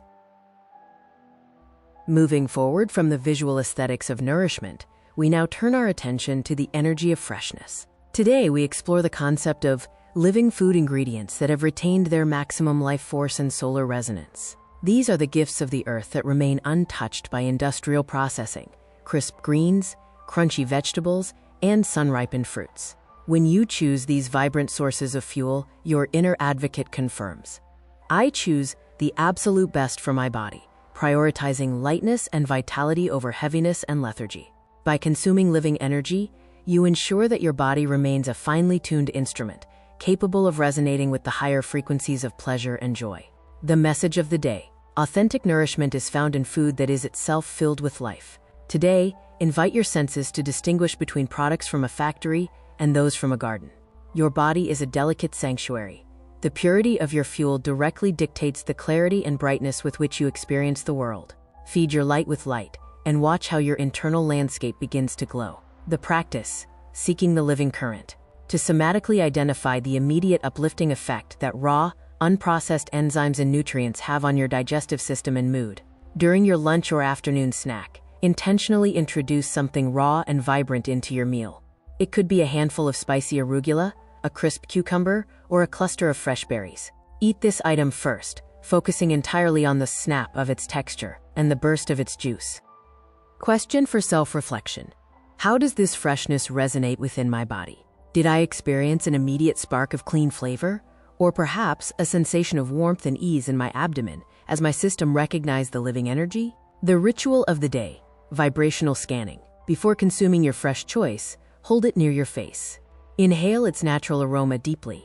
Close your eyes and feel its texture with your fingertips, the skin of a fruit or the vein of a leaf. Visualize this plant growing under the open sun, drinking in water and starlight. Silently affirm, "I fill myself with living energy. I absorb the light of the earth." Notice how this brief moment of connection elevates the act of eating into a spiritual communion. By prioritizing freshness, you have moved from merely filling a void to actively raising your physical frequency. You are learning that what you eat determines the volume at which you feel your own life. Exercise for your transformation journal. Identify one living product, a fruit, vegetable, or herb, that you deeply love but rarely allow yourself to buy or prepare. What is this item? Write it down now. Your notes, self-reflection, and anchor. Coming tomorrow, step 23.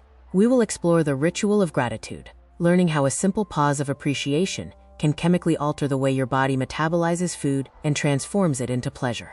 Step 23. The ritual of gratitude. Alchemy on your plate. As we reach step 23, we transition from the quality of the food to the quality of your presence. The ritual of gratitude is one of the most transformative tools for elevating the vibration of both your nourishment and your physical vessel. When you eat in a state of stress, haste, or digital noise, your nervous system remains in a defensive posture. In this state, the body is biologically incapable of fully absorbing the light and vitality stored within the food. Gratitude acts as a master switch. It signals to the brain that you are safe, inviting the abdomen to soften and the digestive enzymes to flow. Today, we learn that your internal state during a meal is just as vital as the ingredients themselves. The message of the day: your state of being while you eat is the true seasoning of your life. Gratitude has the power to transform ordinary sustenance into a healing elixir. Today, we practice the sacred pause, reconnecting with the life force we are about to take inside ourselves. Allow yourself to feel a deep sense of appreciation for the sun, the earth, and the hands that brought this nourishment to your table. When you eat with thankfulness, you eat with your whole soul. The practice, the appreciation pause, to shift the nervous system from sympathetic stress to parasympathetic, rest and digest, before the first bite. Instructions: before you take your first bite of any meal or snack today, close your eyes for exactly 10 seconds. Place one hand on your lower abdomen and mentally whisper, "Thank you for this energy."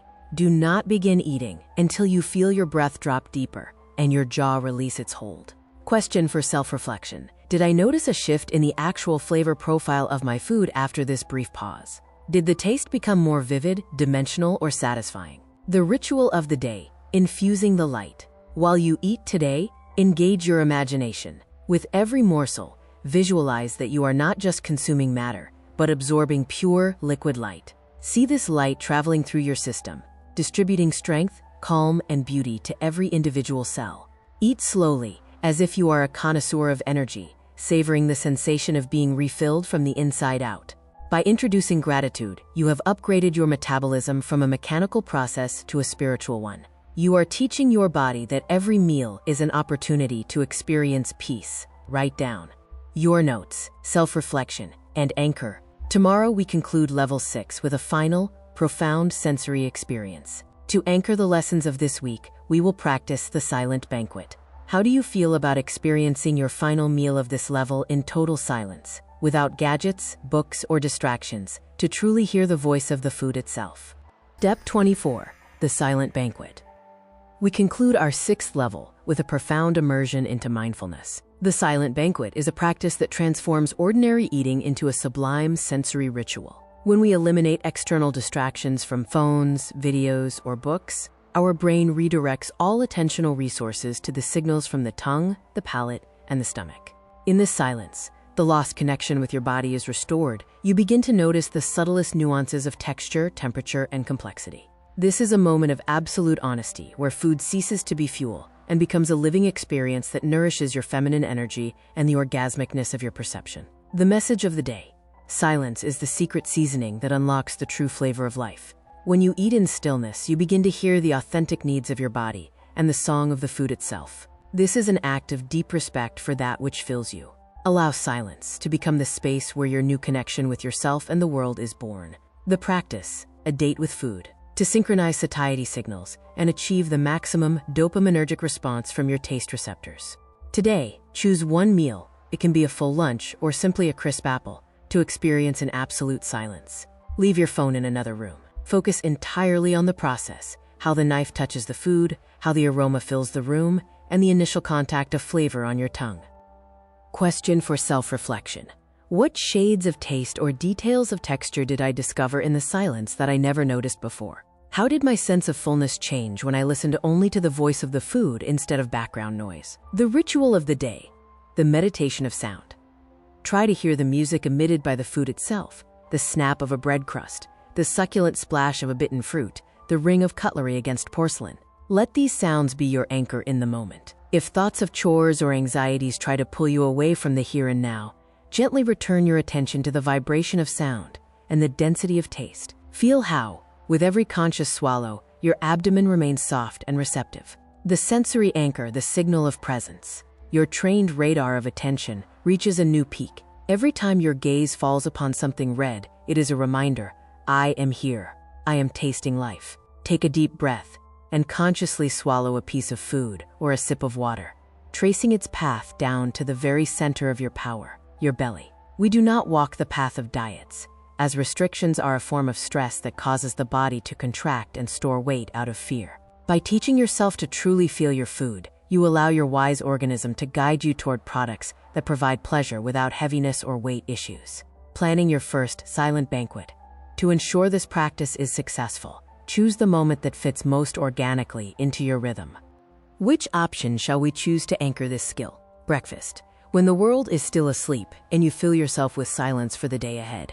Lunch, as a powerful reset point in the middle of a busy day. Dinner, as a ritual of slowing down and transitioning into the space of sleep. Please record your choice in your journal. Which meal will become your conscious date today or tomorrow? Write down your notes, self-reflection, and anchor. Part 8. The practices makes everything perfect. Level 7. Movement in the flow.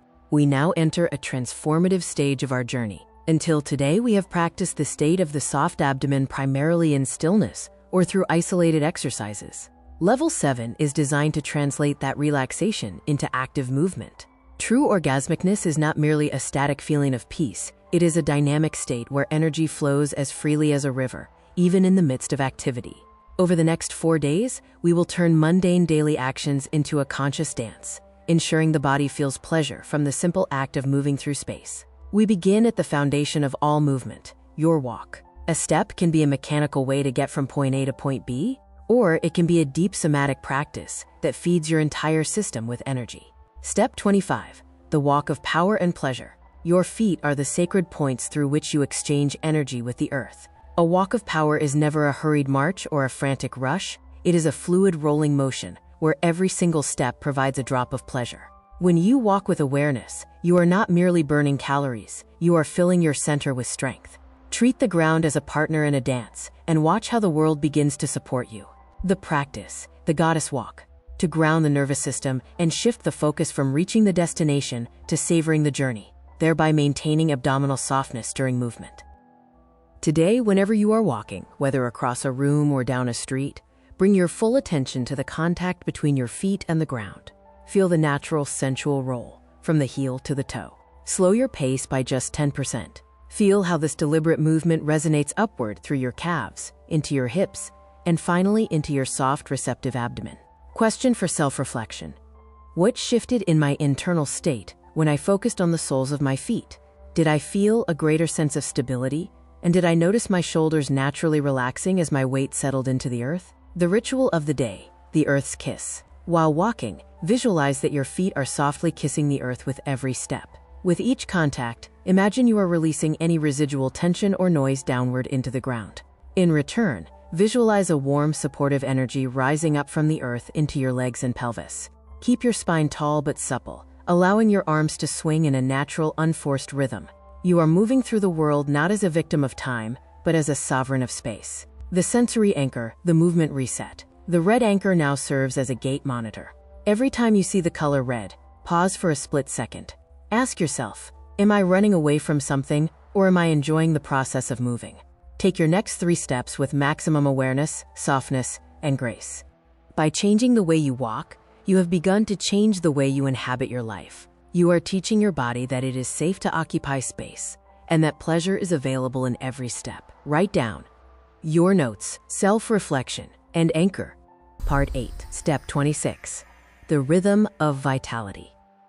Synchronizing your breath with your steps is one of the most effective ways to migrate your consciousness from the chaotic chatter of the mind down into the sentient wisdom of the body.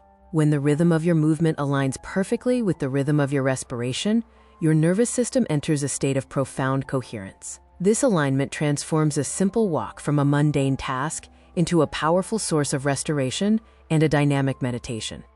By breathing in time with your stride, you signal to your brain that you are in a state of flow, allowing your internal energy to circulate and recharge rather than stagnate. The message of the day. Your breath is the sacred link between your internal state and your external movement. When you breathe in harmony with your steps, you create an inner symphony of calm and power. Today, we learn not just to walk, but to breathe the path. Every meter you travel is an opportunity to recharge your spirit and settle your mind into the present moment.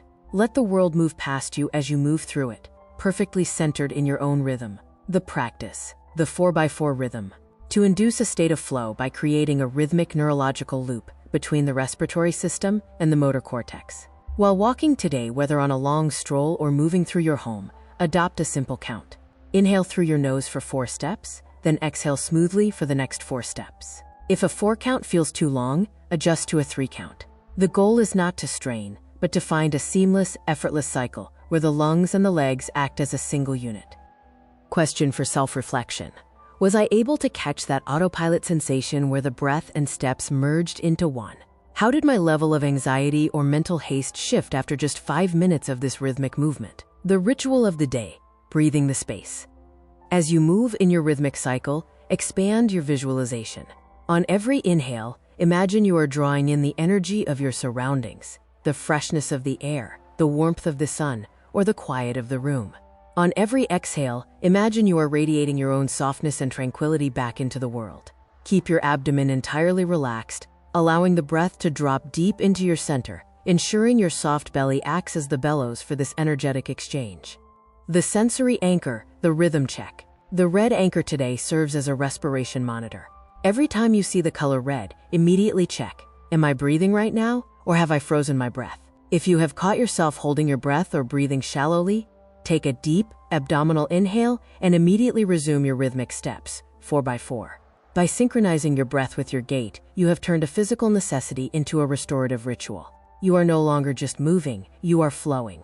We have addressed the foundation of the feet and the rhythm of the breath. Tomorrow, we move to the expressive upper body. We will focus on the fluidity of hands and shoulders, learning to dissolve robotic gestures and mechanical tension so that your everyday actions become soft, graceful, and deeply feminine. Write down your notes, self-reflection, and anchor. Part 8. Step 27. The language of the heart. Addressing the fluidity of your hands and shoulders is the key to dissolving the robotic rigidity that arises when we become overly fixated on results. In the map of the body, your shoulders and arms are the extensions of your heart center. They govern your ability to reach out, to take, to give, and to create. When the shoulders are dropped and the movements of the hands are serpentine and soft, your physiology sends a powerful message to your brain. I am safe, I am creating, and I am in a state of pleasure. The message of the day. Your hands are the instruments of your heart's intent. When you move with softness, you transform every domestic chore into a sacred dance. Today, we focus on releasing the unnecessary armor we carry in our shoulders, allowing energy to ripple effortlessly all the way to your fingertips. Let your gestures become as fluid as silk and as purposeful as a prayer. The practice, hands like waves, to replace angular, high-stress motor patterns with circular, low-stress movements that preserve energy and stimulate tactile pleasure. Today, as you engage in manual tasks, whether washing dishes, typing on a keyboard, or brushing your hair, imagine your arms and hands are not rigid tools, but soft, fluid waves. Attempt to make every movement slightly more rounded and continuous. Avoid sharp, jerky transitions. Observe how rounding your movements changes the way you perceive the task at hand. Question for self-reflection. Where in my arms or hands did I feel the most resistance to this newfound softness? How did the quality of a routine chore change when I infused it with the spirit of the dance? The ritual of the day, casting off the weight. Stand tall with your feet grounded. On a deep inhale, shrug your shoulders high toward your ears, holding the tension for a brief second. Then, with a forceful, audible exhale, drop them sharply and completely. Repeat this 3 to 5 times. Afterward, close your eyes and visualize your arms becoming incredibly light and long. Imagine that every movement now originates not from your wrists, but from deep within your shoulder blades, allowing your heart center to lead the way. The sensory anchor, the shoulder audit. The red anchor today serves as a tension detector. Every time you see the color red, immediately ask yourself, where are my shoulders, climbing toward my ears or resting in their natural home? Perform a slow, luxurious circle with your shoulders, rolling them back and down to liberate your neck and throat. By softening your gestures, you have moved from executing tasks to inhabiting your movements. You are teaching your body that grace is not a performance but a way of being. By the end of the day, write down your feelings. Try to fully experience and relive each touch within this new reality. Write down your notes, self-reflection, and anchor. Tomorrow, we will practice micro dances in daily life, combining everything we have learned, the goddess walk, rhythmic breathing, and fluid hands, into one seamless, flowing experience as you navigate your home and your day. Are you ready to turn your entire day into a seamless flow of movement in Step 28? Step 28. Integrating the dance of life.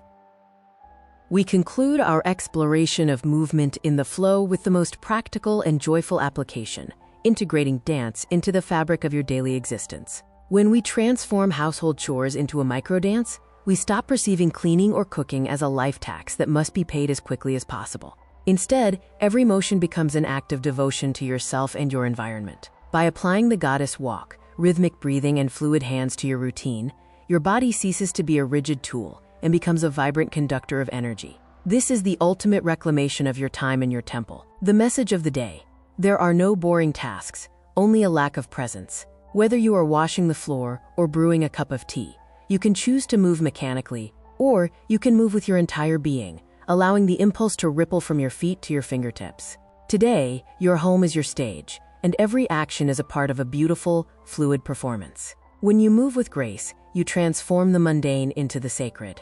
The practice, domestic ballet, to maintain the soft abdomen and a state of flow while performing multi-step physical tasks, preventing the buildup of task-based tension. Choose one routine chore today, e.g., dusting, chopping vegetables, or making the bed.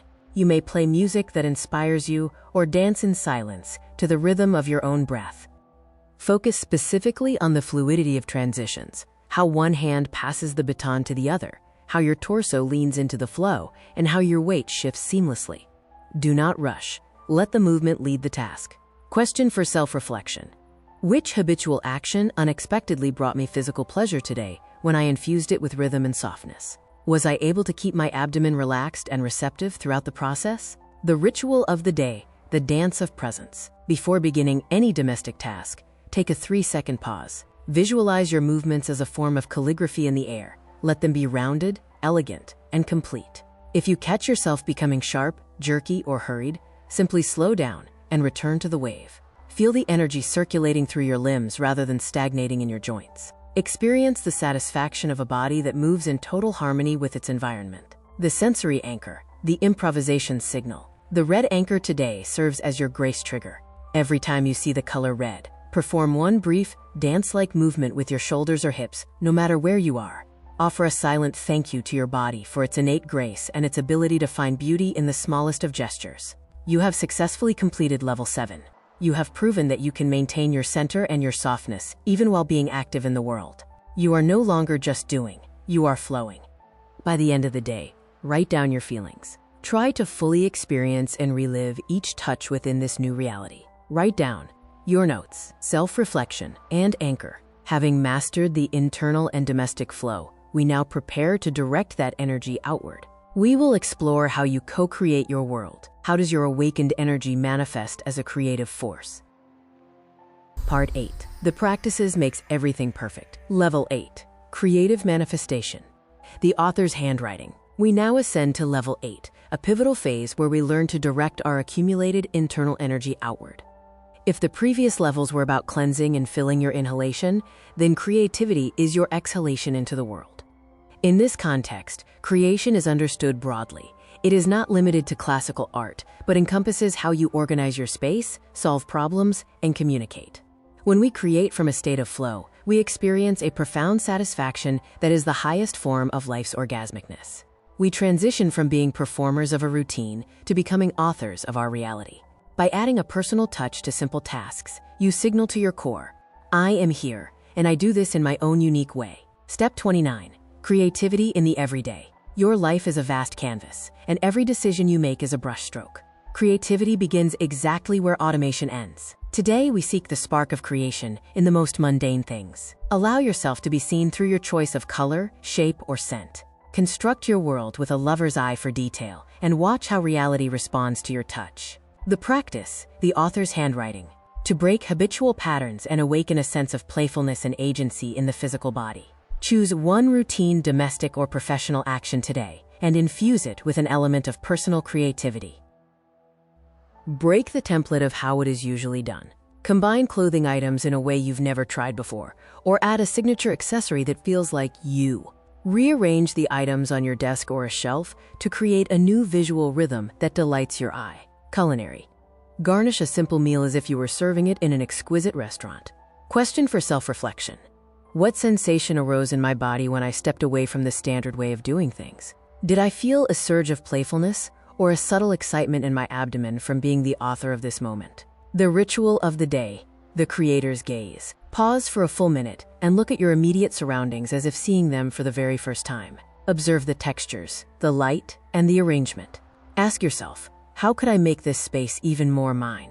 You don't necessarily need to move anything physically. Simply allow the impulse of creative potential to stir within your chest and belly. Feel the spark of an idea before it even takes form. The sensory anchor, the spark of creation. The red anchor today serves as a pattern interrupt. Every time you see the color red, ask yourself, am I repeating a stale habit right now, or am I creating? If you feel a sense of boredom or mechanical heaviness, add a tiny drop of your own style or a different rhythm to what you are currently doing. By claiming authorship over the small details of your day, you have begun to radiate your internal light into the external world. You are learning that creativity is not a talent, but a state of being.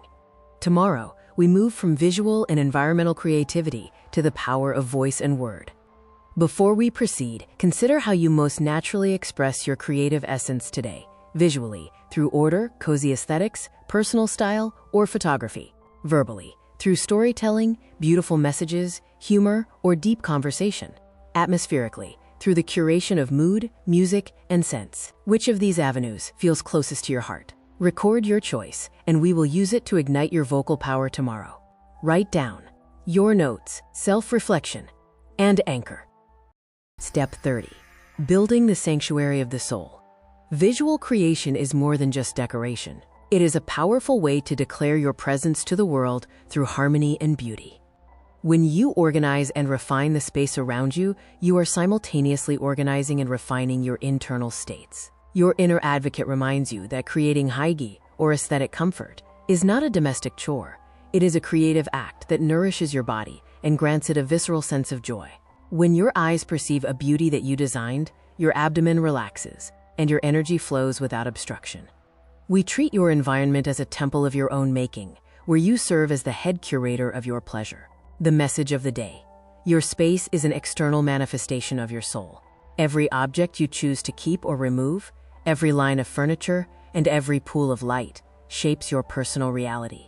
Today, you are not merely tidying, you are constructing a sanctuary for your delight. Create boldly, for you are the primary architect of your life's aesthetic. When your surroundings reflect your essence, your body finally feels at home. The practice, the island of visual peace, to experience the immediate neurological shift from clutter stress to aesthetic calm by exercising your power of choice over your environment. Identify one small area in your home, a bedside table, a section of your desk, or a bathroom shelf. Clear it completely. Then, recreate this space from scratch, placing only items there that spark genuine aesthetic delight or a sense of deep peace. Treat this island as a sacred focal point for your gaze. Question for self-reflection. What physical sensation arises in my body when I look at this island I have created? Do I feel an impulse to expand this harmony further into the room? Or do I simply want to be still and absorb the visual quiet? The ritual of the day, the gaze of love. Stand before your newly created island of peace. Take a deep, slow breath into your belly. Imagine that your eyes are like soft projectors, filling this space with warmth and golden light. Acknowledge your agency by saying to yourself, I have the power to create beauty out of nothing. This harmony is a reflection of my inner strength. Feel the satisfaction of this creation settling into your pelvic center. The sensory anchor, the visual filter. The red anchor today serves as an aesthetic audit. Every time you see the color red, stop and scan your immediate field of vision. Ask yourself, what in my sight right now brings me joy, and what is creating visual noise? If something feels discordant or cluttered, simply move it out of sight or drape it with a beautiful cloth. Prioritize your visual peace. By curating your visual field, you have moved from being a passive inhabitant of a space to its creative sovereign. You are teaching your nervous system that you have the power to transform chaos into sanctuary. To deepen this exploration, we must find your specific balance between minimalism, the clarity of empty space, and accents, the inspiration of meaningful detail. Which of these focuses speaks most to your current need for energy? The art of focus, how to choose that one source object, a painting, a crystal, a flower, that breathes life into a room without cluttering it. The geometry of clarity, how to arrange your furniture and belongings to ensure there is air between them, giving your mind the freedom to breathe. The color accent, how to use a single strategic color in your interior to instantly shift your mood and raise your vibrational frequency. Choose the focal point that resonates with your body today and record it in your journal. Write down your notes, self-reflection, and anchor. Part 8, Step 31, the alchemy of sound. Words are far more than mere sounds or symbols on a screen. They are specific frequencies that physically alter the structure of the water and cells within your body. Every time you speak, you are literally programming the energetic field around you. Your inner advocate reminds you that your speech is a creative tool that either expands your energy or constricts it. When you speak with intention, you move from passive reaction to active manifestation. We explore how your voice can become a source of sovereign power and visceral pleasure, turning your daily communication into a sacred act of world building. The message of the day. Your word is a magical act. Every phrase is a seed planted into the fertile soil of your reality. Today, we learn to sound from the center of your power, your deep abdomen. Allow your voice to carry its true weight, and your words to remain impeccably honest. Your speech has the power to heal, to inspire, and to call forth entire worlds into being. Speak as if you are weaving the fabric of your future. The practice, the tuning fork word, to experience the physical resonance of language and its ability to shift the body's emotional baseline through sound. Choose one power word today that resonates with the state you wish to embody, e.g., radiance, flow, ease, or ecstasy. Throughout the day, find moments to speak this word aloud. Do not just say it, feel it. Notice how the sound vibrates in your chest and echoes in your soft belly. Observe how the atmosphere in the room seems to shift when you saturate it with this specific meaning. Question for self-reflection. Where in my body do I feel the strongest echo when I speak my power word? Does my voice become deeper and more resonant when I speak from a place of creative intent rather than habitual chatter? The ritual of the day, the declaration of presence. Each morning or before a significant task, stand tall and speak this declaration into the air. I am here. I create this day with my breath and my words. Feel how this short, potent phrase gathers your scattered energy into a single, focused stream of light. It is an invitation for the universe to witness your authorship over the coming hours. The sensory anchor, the speech filter. The red anchor today serves as an auditory monitor. Every time you see the color red, pause and observe the last thing you said, or even the last thing you thought. Ask yourself, does this word build my joy, or does it tear it down? If you catch a destructive phrase, do not judge it. Simply replace it with a supportive, creative alternative. By honoring the power of your voice, you have claimed your role as a conscious co-creator of your life. You are learning that to speak is to manifest. To finalize level 8, we must decide which facet of the word requires your creative attention tomorrow. Which of these areas speaks most to your heart right now? The internal dialogue, refining how you speak to yourself behind closed doors to permanently shift your internal state. External declaration, mastering how you voice your desires and boundaries to others, shaping your social reality. Written creation, harnessing the power of texts, letters, and journals to architect your future. Record your choice in your journal. Write down your notes, self-reflection, and anchor. Step 32. Written magic and the aesthetics of meaning. Today, we reach the culmination of level 8 by merging the power of the word with your passion for visual harmony. This practice, written magic, is designed to transition your desires from the ethereal world of ideas into the tangible, physical realm. Writing by hand is a neurobiological act of creation. When you commit a thought to paper with intentional beauty, focusing on the flow of your pen and the space on the page, your brain perceives it as a completed creative act. This realization triggers a release of dopamine and a profound softening of the abdomen. You are no longer merely functioning, you are constructing your reality, one beautiful stroke at a time. The message of the day. Your handwriting is a unique dance of your hand across the paper. Today, we marry the power of your word with the beauty of your vision. When you write with intention, you are not simply recording information, you are creating an artifact of your own power. Allow your letters to flow as freely as your energy. Every word you scribe is a physical manifestation of your soul's intent. The practice, the manifesto of beauty, to experience the grounding effect of materializing an internal thought into an aesthetically pleasing physical form. Take a clean sheet of paper, preferably unlined to allow for air and freedom, and your favorite pen. Choose one phrase that deeply inspires you right now. Write it slowly and with maximal beauty, paying attention to the curves of the letters and the elegance of the spacing. Focus on the visual rhythm of the ink as it meets the paper. Question for self-reflection. How did my internal state shift as I focused on the beauty of the script rather than just the content? Did I feel that mental clarity we discussed earlier as the white space opened up around my chosen words? The ritual of the day.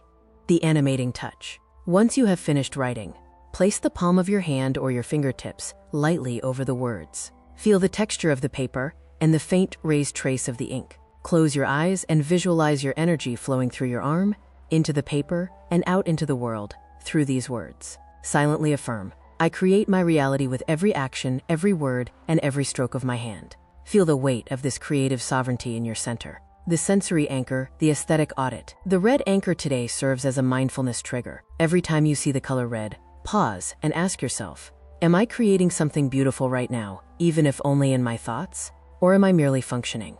If you find yourself in autopilot mode, take a deep breath and mentally redraw the current moment with more grace and intentionality. By treating your writing as an act of art, you have anchored your creative energy in the physical world. You have completed level 8, proving that you are the primary decorator and author of your life. The path forward. As we prepare for the transition to level 9 tomorrow, choose one visual symbol that best represents your current state of being. a blank white sheet representing readiness for the new, emptiness, and absolute clarity.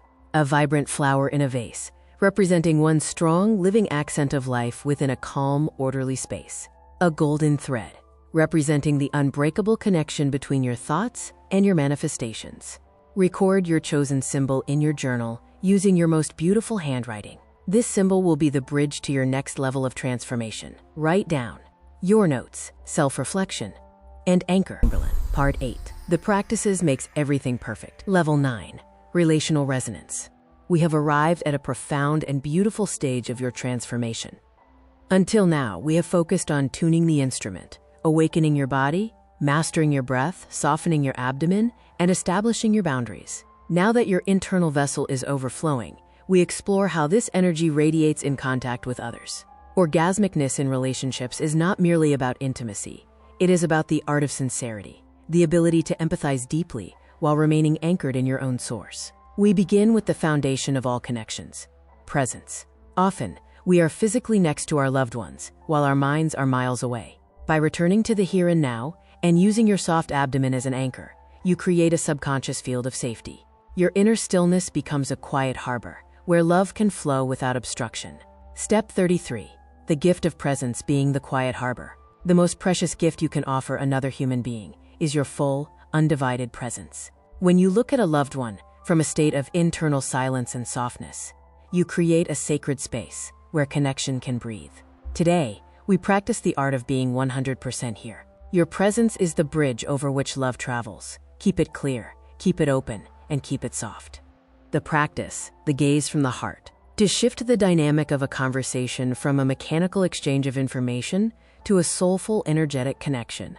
During a conversation with someone close to you today, consciously pause for a few seconds. Relax your abdomen and drop your shoulders. Look into the other person's eyes, not to process data or prepare a response, but to truly see them. Maintain your soft belly as you look at them, allowing your presence to be felt without saying a word. Question for self-reflection. Did I notice a shift in the tone of the conversation or the reaction of my partner/friend when I became fully present and relaxed? Did I feel a physical sensation of warmth within myself from this deepened contact? The ritual of the day, listening with the womb. When someone is speaking to you, imagine that you are listening not just with your ears, but with your entire body. Visualize the sound of their voice vibrating in your relaxed abdomen. If you feel your mind beginning to wander toward your to-do list or internal noise, simply take a soft exhale and return to the physical sensation of the contact. By listening with your center, you absorb the essence of the speaker, not just their words. The sensory anchor, the connection check. The red anchor today serves as a presence monitor. If you see the color red while communicating with others, use it as a signal to ask, am I truly listening right now, or am I lost in my own thoughts? Take a breath, look at the person you are with, and re-anchor yourself in the present moment. By bringing your presence into your relationships, you have begun to share the light you have cultivated. You are learning that your energy can heal and harmonize the space around you simply by being still. Somatic inquiry for your journal. To refine this contact from relaxation, we must identify what specifically pulls you away from the moment. What is the primary attention thief during your conversations with loved ones? Digital noise, the constant urge to check notifications or your phone. Internal noise, planning your next sentence or overthinking your own problems. Haste, the feeling that you need to finish the conversation to move on to the next task. Record your answer and the feelings it evokes. Part 8. Step 34. Illuminating the gold in others. Now that we have established the foundation of presence, we move to the second pillar of relational flow, the energy of sincere praise. When your internal vessel is full, you naturally begin to notice the light, talents, and beauty in those around you. Offering sincere recognition is far more than a social pleasantry. It is a profound energetic exchange. When you speak words of appreciation from a state of soft belly and internal ease, you are literally illuminating the best qualities in another person. This act dissolves defensive barriers, strengthens trust, and opens the hearts of both the giver and the receiver. We shift our focus from taking to witnessing the gold in the people who cross our path. The message of the day. Your words of recognition are the nourishment for another person's soul. Too often, we treat the good as a given and only vocalize the flaws. Today, we invert this script. Become the one who sees the gold in every encounter. Your ability to admire the world and its people returns to you as multiplied joy. By highlighting the light in others, you expand the radiance of your own spirit. The practice, the beauty detector. To retrain the mind to actively seek out and amplify positive vibrations in your social environment. Find an opportunity to sincerely praise and thank 3 people today. This could be a family member, a colleague, or even a stranger. The key is specificity. Avoid generic compliments. Instead, say, "I really love the way you handled that," or "I truly appreciate that you took the time to." Observe the person's reaction, but stay focused on your own internal physical response. Question for self-reflection. What did I feel in my own body the moment I spoke words of support to another? Did I experience an expansion in my chest or a sense of warmth flowing through my abdomen? The ritual of the day. Ripples of light. Visualize your kind words as a pebble dropped into still, clear water. From the point of impact, ripples of golden light spread outward, first touching your companion and then reflecting back to you. Close your eyes and feel how the atmosphere around you becomes warmer and more hospitable, simply because you chose to speak from a place of abundance. You are the architect of the emotional climate you live in. The sensory anchor, the recognition signal. The red anchor today serves as a gratitude trigger. Every time you see the color red, ask yourself, to whom can I send a beam of gratitude right now? It doesn't have to be a face-to-face interaction. Even a brief, heartfelt text message serves as a powerful way to keep the energy of your relationship level circulating. By practicing active appreciation, you have moved from being a consumer of social energy to a generator of it. You are discovering that your soft belly is the source of an inexhaustible supply of warmth. Somatic inquiry for the path ahead. As we prepare for step 35, we will explore physical contact. To help understand your unique tactile language, identify how you most naturally express support to those you love. Embraces. It is essential for me to feel the full body warmth of another person. Subtle contact. Touching a hand or a shoulder gives me a sense of grounding and solidarity. Space and sight. I prefer to maintain physical distance and connect primarily through the gaze and spoken word. Which of these methods feels most aligned with your inner advocate's sense of safety and comfort?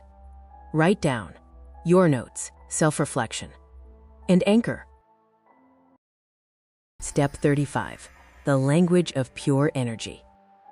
As we reach the phase of level 9, we move from the vibration of words to the physical manifestation of your internal light.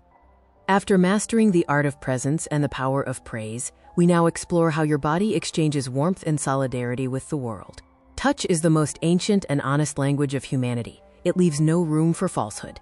When you touch another person from a state of a relaxed abdomen and a heart led by your inner advocate, you transmit more than just physical warmth, you communicate the profound sensation of safety. We transform every contact into a conscious gift, realizing that your skin is not a barrier, but a bridge. The message of the day. Touch is the most ancient dialect of connection. In its purity, there is no room for pretense. When you reach out from a place of abdominal softness and a loving heart, you transmit the very essence of safety. Today, we learn to make every contact an intentional gift. Let your hands be the messengers of your internal peace, turning a simple gesture into a sacred exchange of life force. The practice, the intentional contact. To experience the biological co-regulation that occurs when 2 nervous systems meet in a state of relaxation and shared warmth. Choose a specific moment today for physical contact with a loved one, a hug, a hand on a shoulder, or a gentle stroke. Before the contact occurs, inhale deeply into your belly to ensure you are grounded. As you touch them, feel the literal meeting of your warmth with theirs. Stay in this contact for just 2 to 3 seconds longer than your habit dictates. Experience the stillness within the movement. Question for self-reflection. What did I perceive at the exact moment of contact? Was I able to maintain my internal softness? Or did I feel a sudden impulse to withdraw into my armor? How did the other person's body respond to my extra moment of presence? The ritual of the day, the circle of warmth. In the quiet of the evening, sit in a comfortable space and review the tactile interactions of your day. Visualize a golden stream of supportive energy flowing through your hands to everyone you touched. Mentally thank your body for its incredible capacity to feel, to perceive, and to transmit tenderness. Acknowledge that your touch has the power to harmonize the environment around you. The sensory anchor, the proximity signal. The red anchor today serves as a sovereignty check. Every time you see the color red, ask yourself, am I currently open to the world, or am I locked inside my defensive armor? If you detect a physical clench or a desire to hide, simply roll your shoulders back and take a soft breath into your belly to reopen your field. By honoring the power of your touch, you have completed the triad of relational energy. You are learning that your body is a vessel of healing, capable of shifting the state of another through simple, honest contact. Tomorrow, day 36, serves as the grand finale of level 9, the day of total attunement. We will integrate attention, words, and touch into a single seamless flow of social orgasmicness. Before we conclude this level, identify which of the 3 tools feels most potent and charged for you right now. Presence, the power of the silent, focused gaze. Praise, the power of the transformative word. Touch, the power of physical resonance. Record your choice and the reasons behind it in your journal. Write down your notes, self-reflection, and anchor. Are you ready to integrate your full power in step 36? Step 36, the unified flow of connection. Today marks the final chord of level 9. Over the past days, you have meticulously trained your presence, practiced the transformative power of praise, and explored the sacred language of touch. Now, your task is to synthesize these elements into a single, seamless stream of holistic contact. This is a state where you interact with the world by engaging 3 centers simultaneously: your focused attention, mind; your sincere recognition, heart; and your physical warmth, body. When these centers align over a foundation of a soft belly, you become a living tuning fork.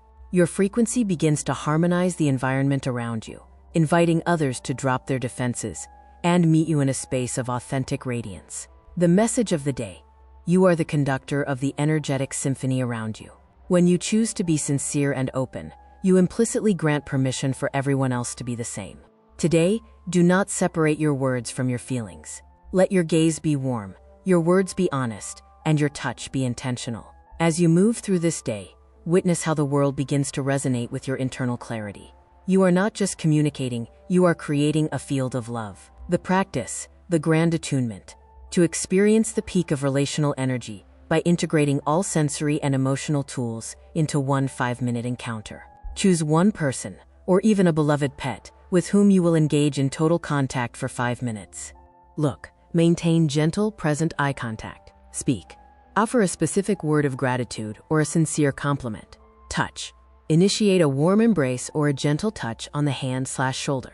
Perform this entire sequence from a state of deep, abdominal relaxation, resisting any urge to rush or perform. Simply be. Question for self-reflection: what did I perceive during this unified contact? Did the energy between us feel denser, brighter, or more profound? How did my body respond to this level of intimacy? Did I remain soft, or did I find new edges of vulnerability? The ritual of the day: gratitude for the web of life. At the end of your day, place both hands over your heart center. Close your eyes and recall every individual you encountered today, from the closest loved one to a passing stranger. Silently affirm: I am grateful for the opportunity to see, hear, and feel you. I share my joy and I receive yours.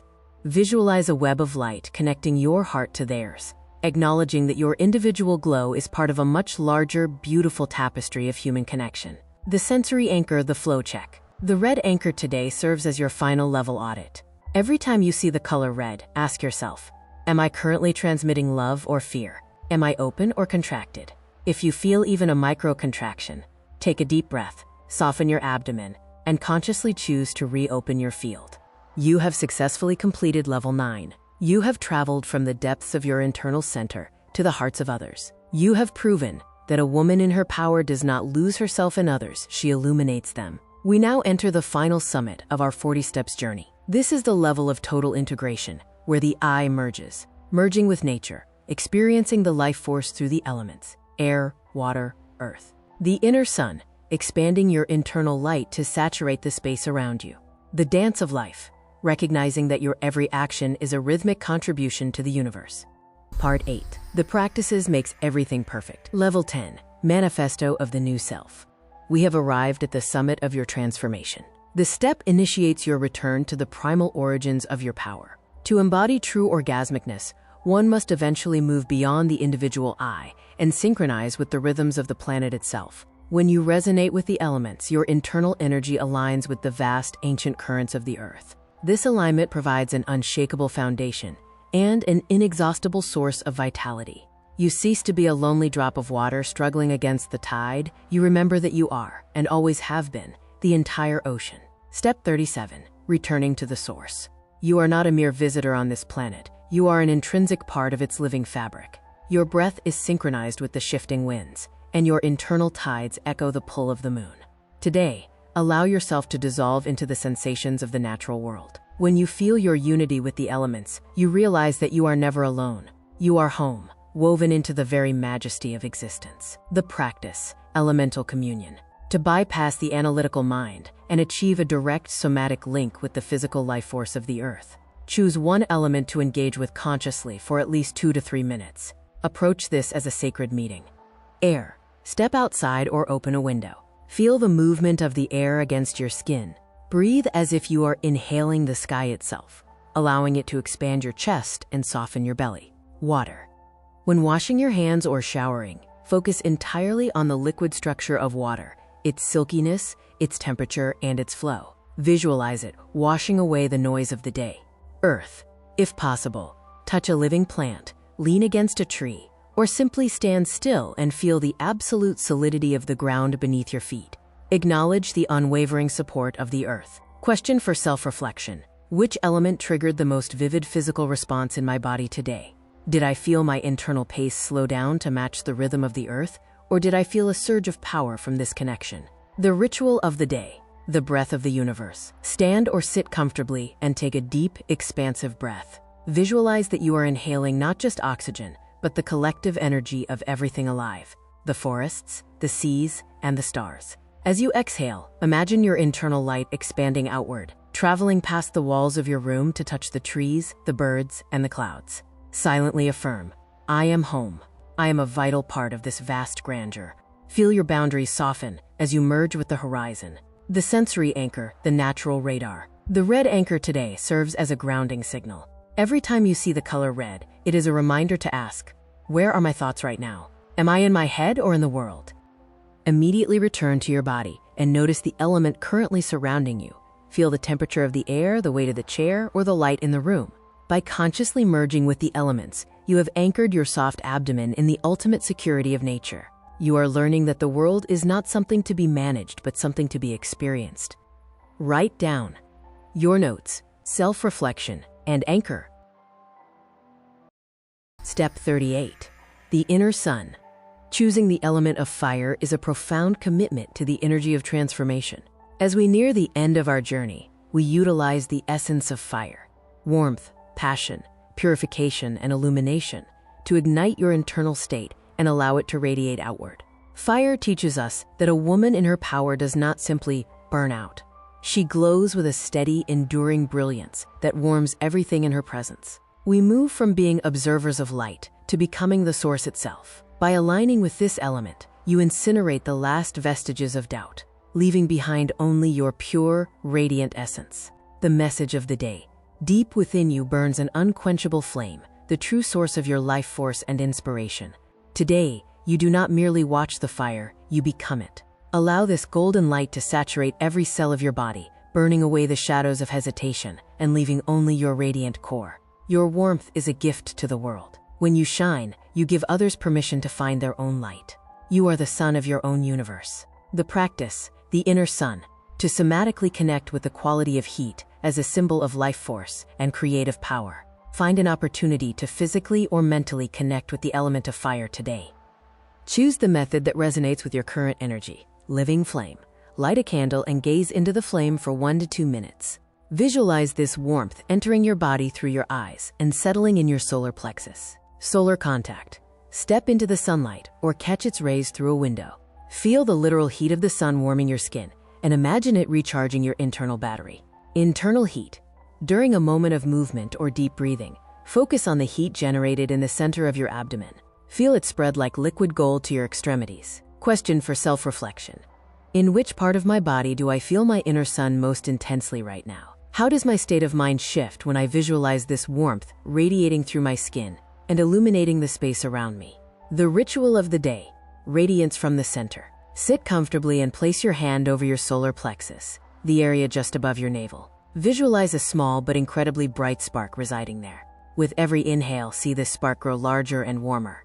With every exhale, imagine this light expanding beyond the boundaries of your physical body, filling the entire room with your unique vibration.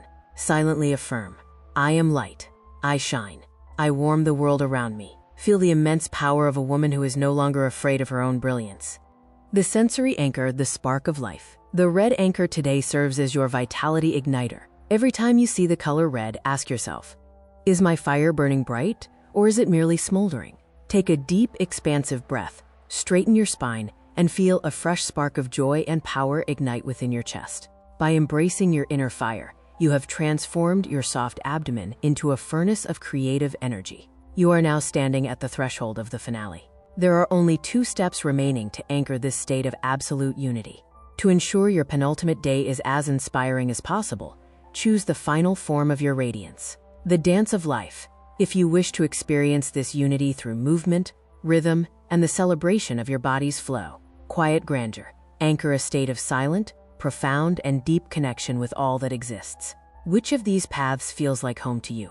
Record your choice in your journal, and we will prepare your spirit for the final ascent tomorrow. Write down your notes, self-reflection, and anchor. Are you ready to embody your quiet grandeur or lead the dance of life in Step 39? Step 39. The peak of embodied joy. Choosing the dance of life is a powerful testament to your readiness to merge rhythm with majesty. We have arrived at the pinnacle of our journey, where every skill you have meticulously cultivated, abdominal relaxation, rhythmic breathing, focused presence, and creative authorship converges into a single, unified flow. We transition from observing the internal fire to embodying its transformative energy through movement. This practice requires no formal training. It is the instinctive language of the soul expressed through the vessel of the body. When you move in alignment with the pulse of existence, the boundaries between the self and the universe dissolve, leaving only the pure, radiant experience of being. The message of the day. The entire universe exists in a state of perpetual dance, from the celestial rotation of planets to the invisible vibration of atoms. Today, you step into this cosmic rhythm. Your body possesses an ancient wisdom. It knows exactly how to move the moment the analytical mind falls silent. Allow life to surge through you, transforming every gesture into a sacred dance of freedom and unbridled joy.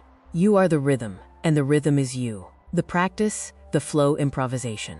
To achieve a state of kinesthetic ecstasy, where movement becomes effortless and the body serves as a direct channel for life force. Select a piece of music that makes your heart beat faster, or choose to move in the profound rhythm of silence. Close your eyes and initiate movement not from your head, but from your soft, relaxed abdomen. Let the impulse ripple outward to your hips, shoulders, and fingertips. Do not judge the aesthetics of your motion. Simply follow the internal wave of energy. Continue this improvisation for 3 to 5 minutes, allowing the fire to express itself through your limbs. Question for self-reflection. At what specific moment did I feel the dance begin to happen on its own, without the intervention of my will? What physical sensation remained in my body after I allowed my internal fire to express itself through movement? The ritual of the day, the dancing step. Throughout the day, even during the most mundane transit, visualize your movement as part of a global choreography. Walk with a subtle spring in your step, feeling the rhythm of your breath as a musical score. Silently affirm, I am a vital part of the great dance of life. I celebrate every step I take upon this earth. Notice how this perspective transforms a simple walk into an act of celebration. The sensory anchor, the pulse of the heart. The red anchor today serves as your rhythmic synchronizer. Every time you see the color red, pause and listen to the beat of your own heart. Feel this internal drum, synchronizing with the pulse of the living world around you.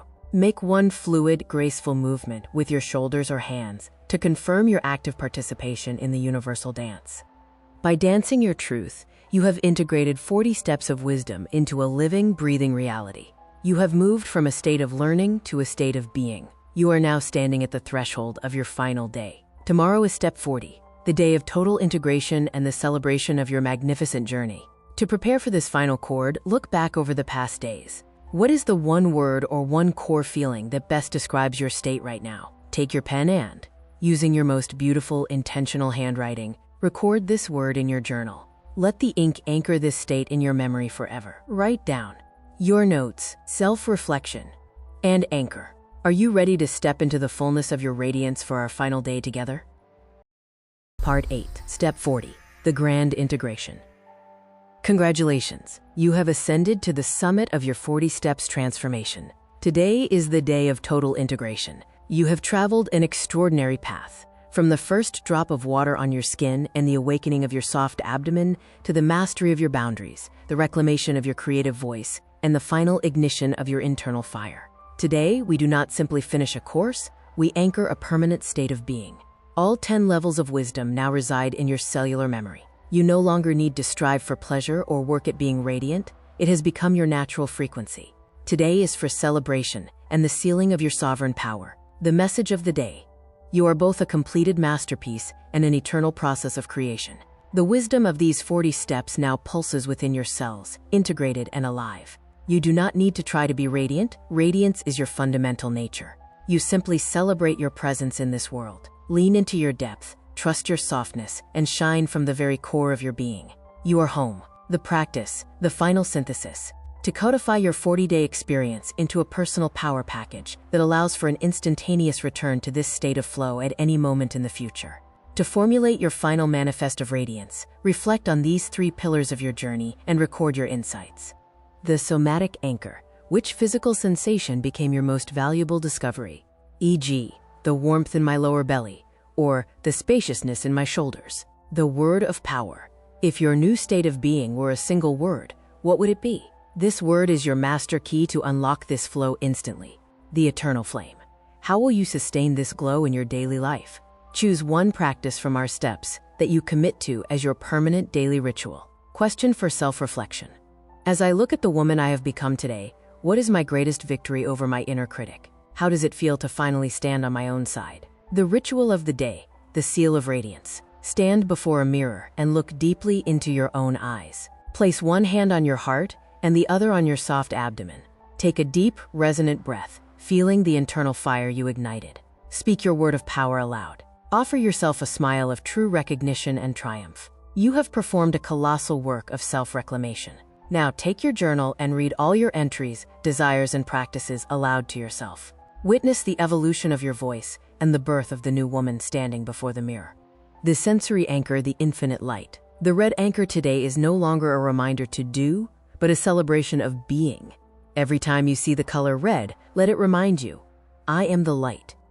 I am the source. I am whole. You have reached the end of this guided journey, but the dance of your life is only just beginning. Remember, you are never alone in this flow. If you ever feel the need for guidance or wish to share the structure of your transformation, I invite you to gather your notes and reach out. Compile a clear structure from all your notes, your breakthroughs, your word of power, and your future intentions. She Who Awakens by Alina Chamberlain, Part 8. The Practices Makes Everything Perfect. Self-Perception and the Mirror.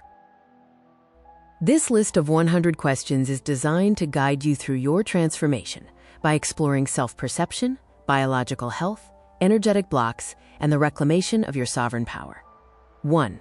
When you look in the mirror, do you see a divine woman or just a list of flaws to be corrected? 2. Can you look at your naked reflection and honestly say, I am magnificent? 3. Are your lips often pursed in a chicken's ass expression of stress, or are they relaxed and open? 4. Do you currently feel like a tired ant or a blooming flower? 5. Can you name 10 specific details of your body that fascinate you right now? 6. Is your bathroom a sanctuary for pleasure, or merely a place for routine hygiene? 7.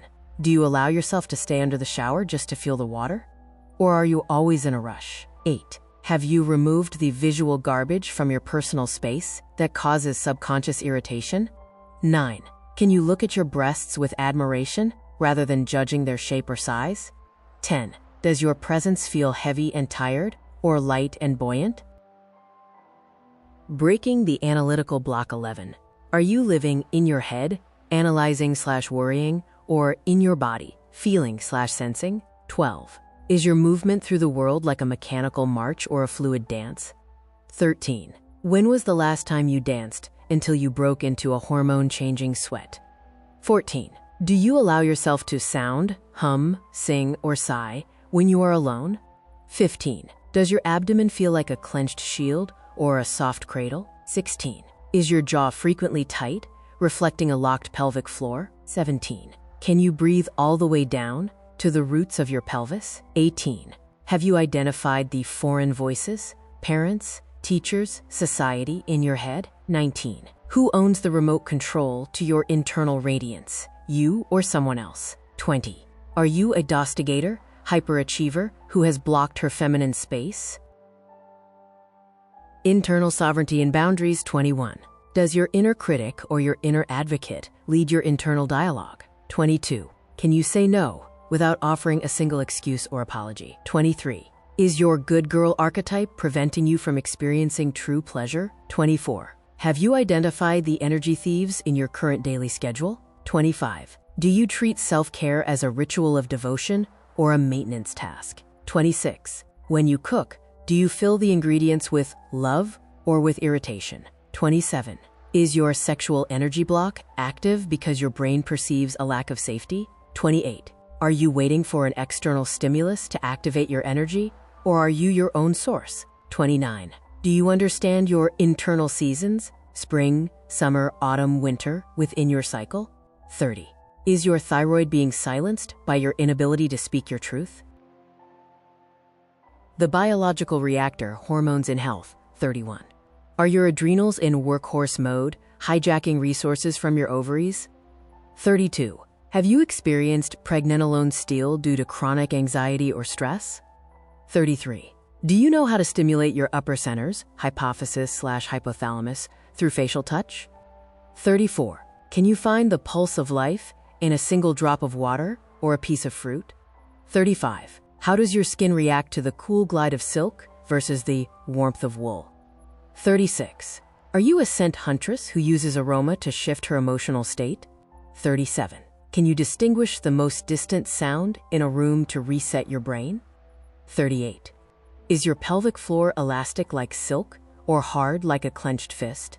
39. Do you practice daily arousal as a form of essential biological hygiene? 40. Is orgasm your only metric of success, or do you value the journey of arousal? Awakening in practice. 41. Can you visualize your womb smiling right now? 42. Have you cleared the muscular armor from your chest and solar plexus? 43. Do you allow yourself micro pleasures in the middle of a busy workday? 44. Have you written your manifesto of permission yet? 45. Does your partner feel like a hero or a disengaged inhabitant in your field? 46. Are you using money as a frequency of expansion or a tool for survival? 47. Do you view your maturity, 40/50ths plus, as fading or as refinement? 48. Are your ovaries being starved by a lack of pelvic blood flow? 49. Can you feel the vibration of your own voice echoing in your pelvis? 50. Is your heart center connected to your pelvic center through your breath? Energy management and flow. 51. Have you tapped your thymus gland today to activate your immunity and youth? 52. Is your intellect being fueled by your arousal, or are they separate? 53. Do you use slow movement to signal safety to your ancient brain? 54. Can you unlearn the social conditioning that says pleasure is selfish or dirty? 55. Are your boundaries felt as armor or as the palpable density of your field? 56. Does your presence make a man's shoulders drop and anxiety dissipate? 57. Is your imposter syndrome actually rooted in a blocked physical diaphragm? 58. Have you evicted grocery lists and chores from your mind during intimacy? 59. Can you be happy and aroused in your own company without a partner? 60. Are you a vintage wine whose true flavor is revealed through maturity and depth? Rituals of the new self. 61. Do you treat your body as a biological machine or a sacred temple? 62. Have you performed a tactile blessing on your own skin today? 63. Is your radiance spherical, expanding equally in all directions? 64. Can you distinguish between a supportive partner and an energy vampire? 65. Does your gut clench when a specific person enters your space? 66. Are you acting as a rehabilitation center for toxic individuals? 67. Have you visualized your desire until you felt a warm pulsation in your pelvis? 68. Do you let go of your goals after fueling them with the fire of delight? 69. Are you the master navigator of your own internal universe? 70. Does your voice sound melodic because your throat is connected to your pleasure center? Nourishment and aesthetics. 71. Are you serving the goddess by eating from beautiful dishes every day? 72. Do you consume living food, sunlight/enzymes, or just factory products? 73. Have you practiced a silent banquet to truly hear the voice of your food? 74. Is your walk an earth's kiss or a hurried, mechanical march? 75. Do you breathe in a 4x4 rhythm while moving through the world? 76. Are your hands moving like fluid waves or like rigid tools? 77. Is your home a sanctuary of the soul or just a place of visual noise? 78. What is your power word that can unlock your flow instantly? 79. Have you written a letter of alliance to your inner advocate? 80. Are you listening with your womb when others speak to you? Connection and impact. 81. Have you looked for the gold in a stranger today? 82. Is your touch intentional and grounded in your own softness? 83. Do you resonate more with air, water, earth, or fire at this moment? 84. Is your inner sun saturating the space around you with warmth? 85. Can you dance your truth without judging how you look? 86. What is the difficult one somatic anchor you have discovered during this journey? 87. Are you ready to be the permission for your own happiness? 88. Have you explored your own sacral points through mindful self-touch? 89. Can you feel the direct connection between your tongue and your clitoris? 90. Do you know how to massage your breasts to stimulate your ovarian function? Final integration. 91. Are you using pelvic contractions to pump energy up toward your heart? 92. Does your face glow after you activate your internal hormone production? 93. Have you legitimized your own pleasure in your own eyes? 94. Do you trace the figure 8 with your hips to melt internal emotional ice? 95. Are you a queen of beauty, estrogen, or a guardian of peace, progesterone today? 96. Is your Midas touch active because your pelvis is full of life force? 97. Have you reclaimed your unique name, separate from your social roles? 98. Are you choosing to be a whole rather than a half, searching for completion? 99. Does your gaze from the center allow others to feel safe in your presence? 100. Are you ready to come home to yourself? Analogy for transformation. Think of your transformation not as building a new house, but as restoring an ancient temple that has been overgrown with vines. You don't need to bring in new stones, external energy. You simply need to clear the weeds of stress, polish the windows of your senses, and relight the eternal flame that has always burned in the central chamber. Once the light is back on, the temple naturally glows, and everyone who walks by feels its warmth. The practices makes everything perfect. The mantra of sovereign rebirth, your sacred next step. Read this mantra aloud while looking into your own eyes in a mirror. Feel the warmth rising in your body as you speak the final lines. Recall your childhood and the sensations that once lived within you. That effortless happiness, the innate beauty, and the pure understanding of bliss. Remember, above all, that profound sense of freedom, which belongs to every child by divine right. Now, all you need to do is this. Recall the exact moment you decided to set that freedom aside. Regardless of the circumstances or the shadows that fell, that was a choice made in a moment of survival. But today, you have the power to change your mind. All you truly need is to remember what your soul actually craves: the freedom, the lightness, the love, the joy, and absolute independence. Call back those days that remain in your memory as beacons of light. And now, declare to your soul, I reclaim my right to this radiance. I shed the heavy cloak of others' expectations, like old, worn-out clothes. I choose to feel the pulse of life in every single cell of my body. My abdomen is soft, my breath is deep, and my heart is wide open. I no longer seek permission to be happy. I am the permission. I allow the little girl within me to take my hand and lead me back to the place where joy is a birthright, not a reward. I step into the flow of my true, wild nature. I am radiance. I am freedom. I am love. I have finally come home to myself. A note from my heart to yours. Thank you for choosing to journey through these pages. It is a profound honor to share my thoughts, experiences, and my heart with you. My greatest wish is that these words serve as a bridge to your own inner radiance and a catalyst for the love you deserve. If you found a spark of inspiration or a truth that resonated within your soul, I would be deeply moved if you shared it. By leaving a review, you do more than just support my work. You light the way for other women to find their own path to awakening. Your voice is a gift that inspires me to keep creating, keep writing, and keep believing in our collective feminine power. Let's stay connected. I invite you to join our community on my website, where you will find additional resources, soulful articles, and practices designed to deepen your transformation. I am always open to your stories and your light. With love and gratitude, Alina Chamberlain. This warmth is the first spark of your new life. Would you like me to help you formulate your personal intention? Visit wishforlove.org.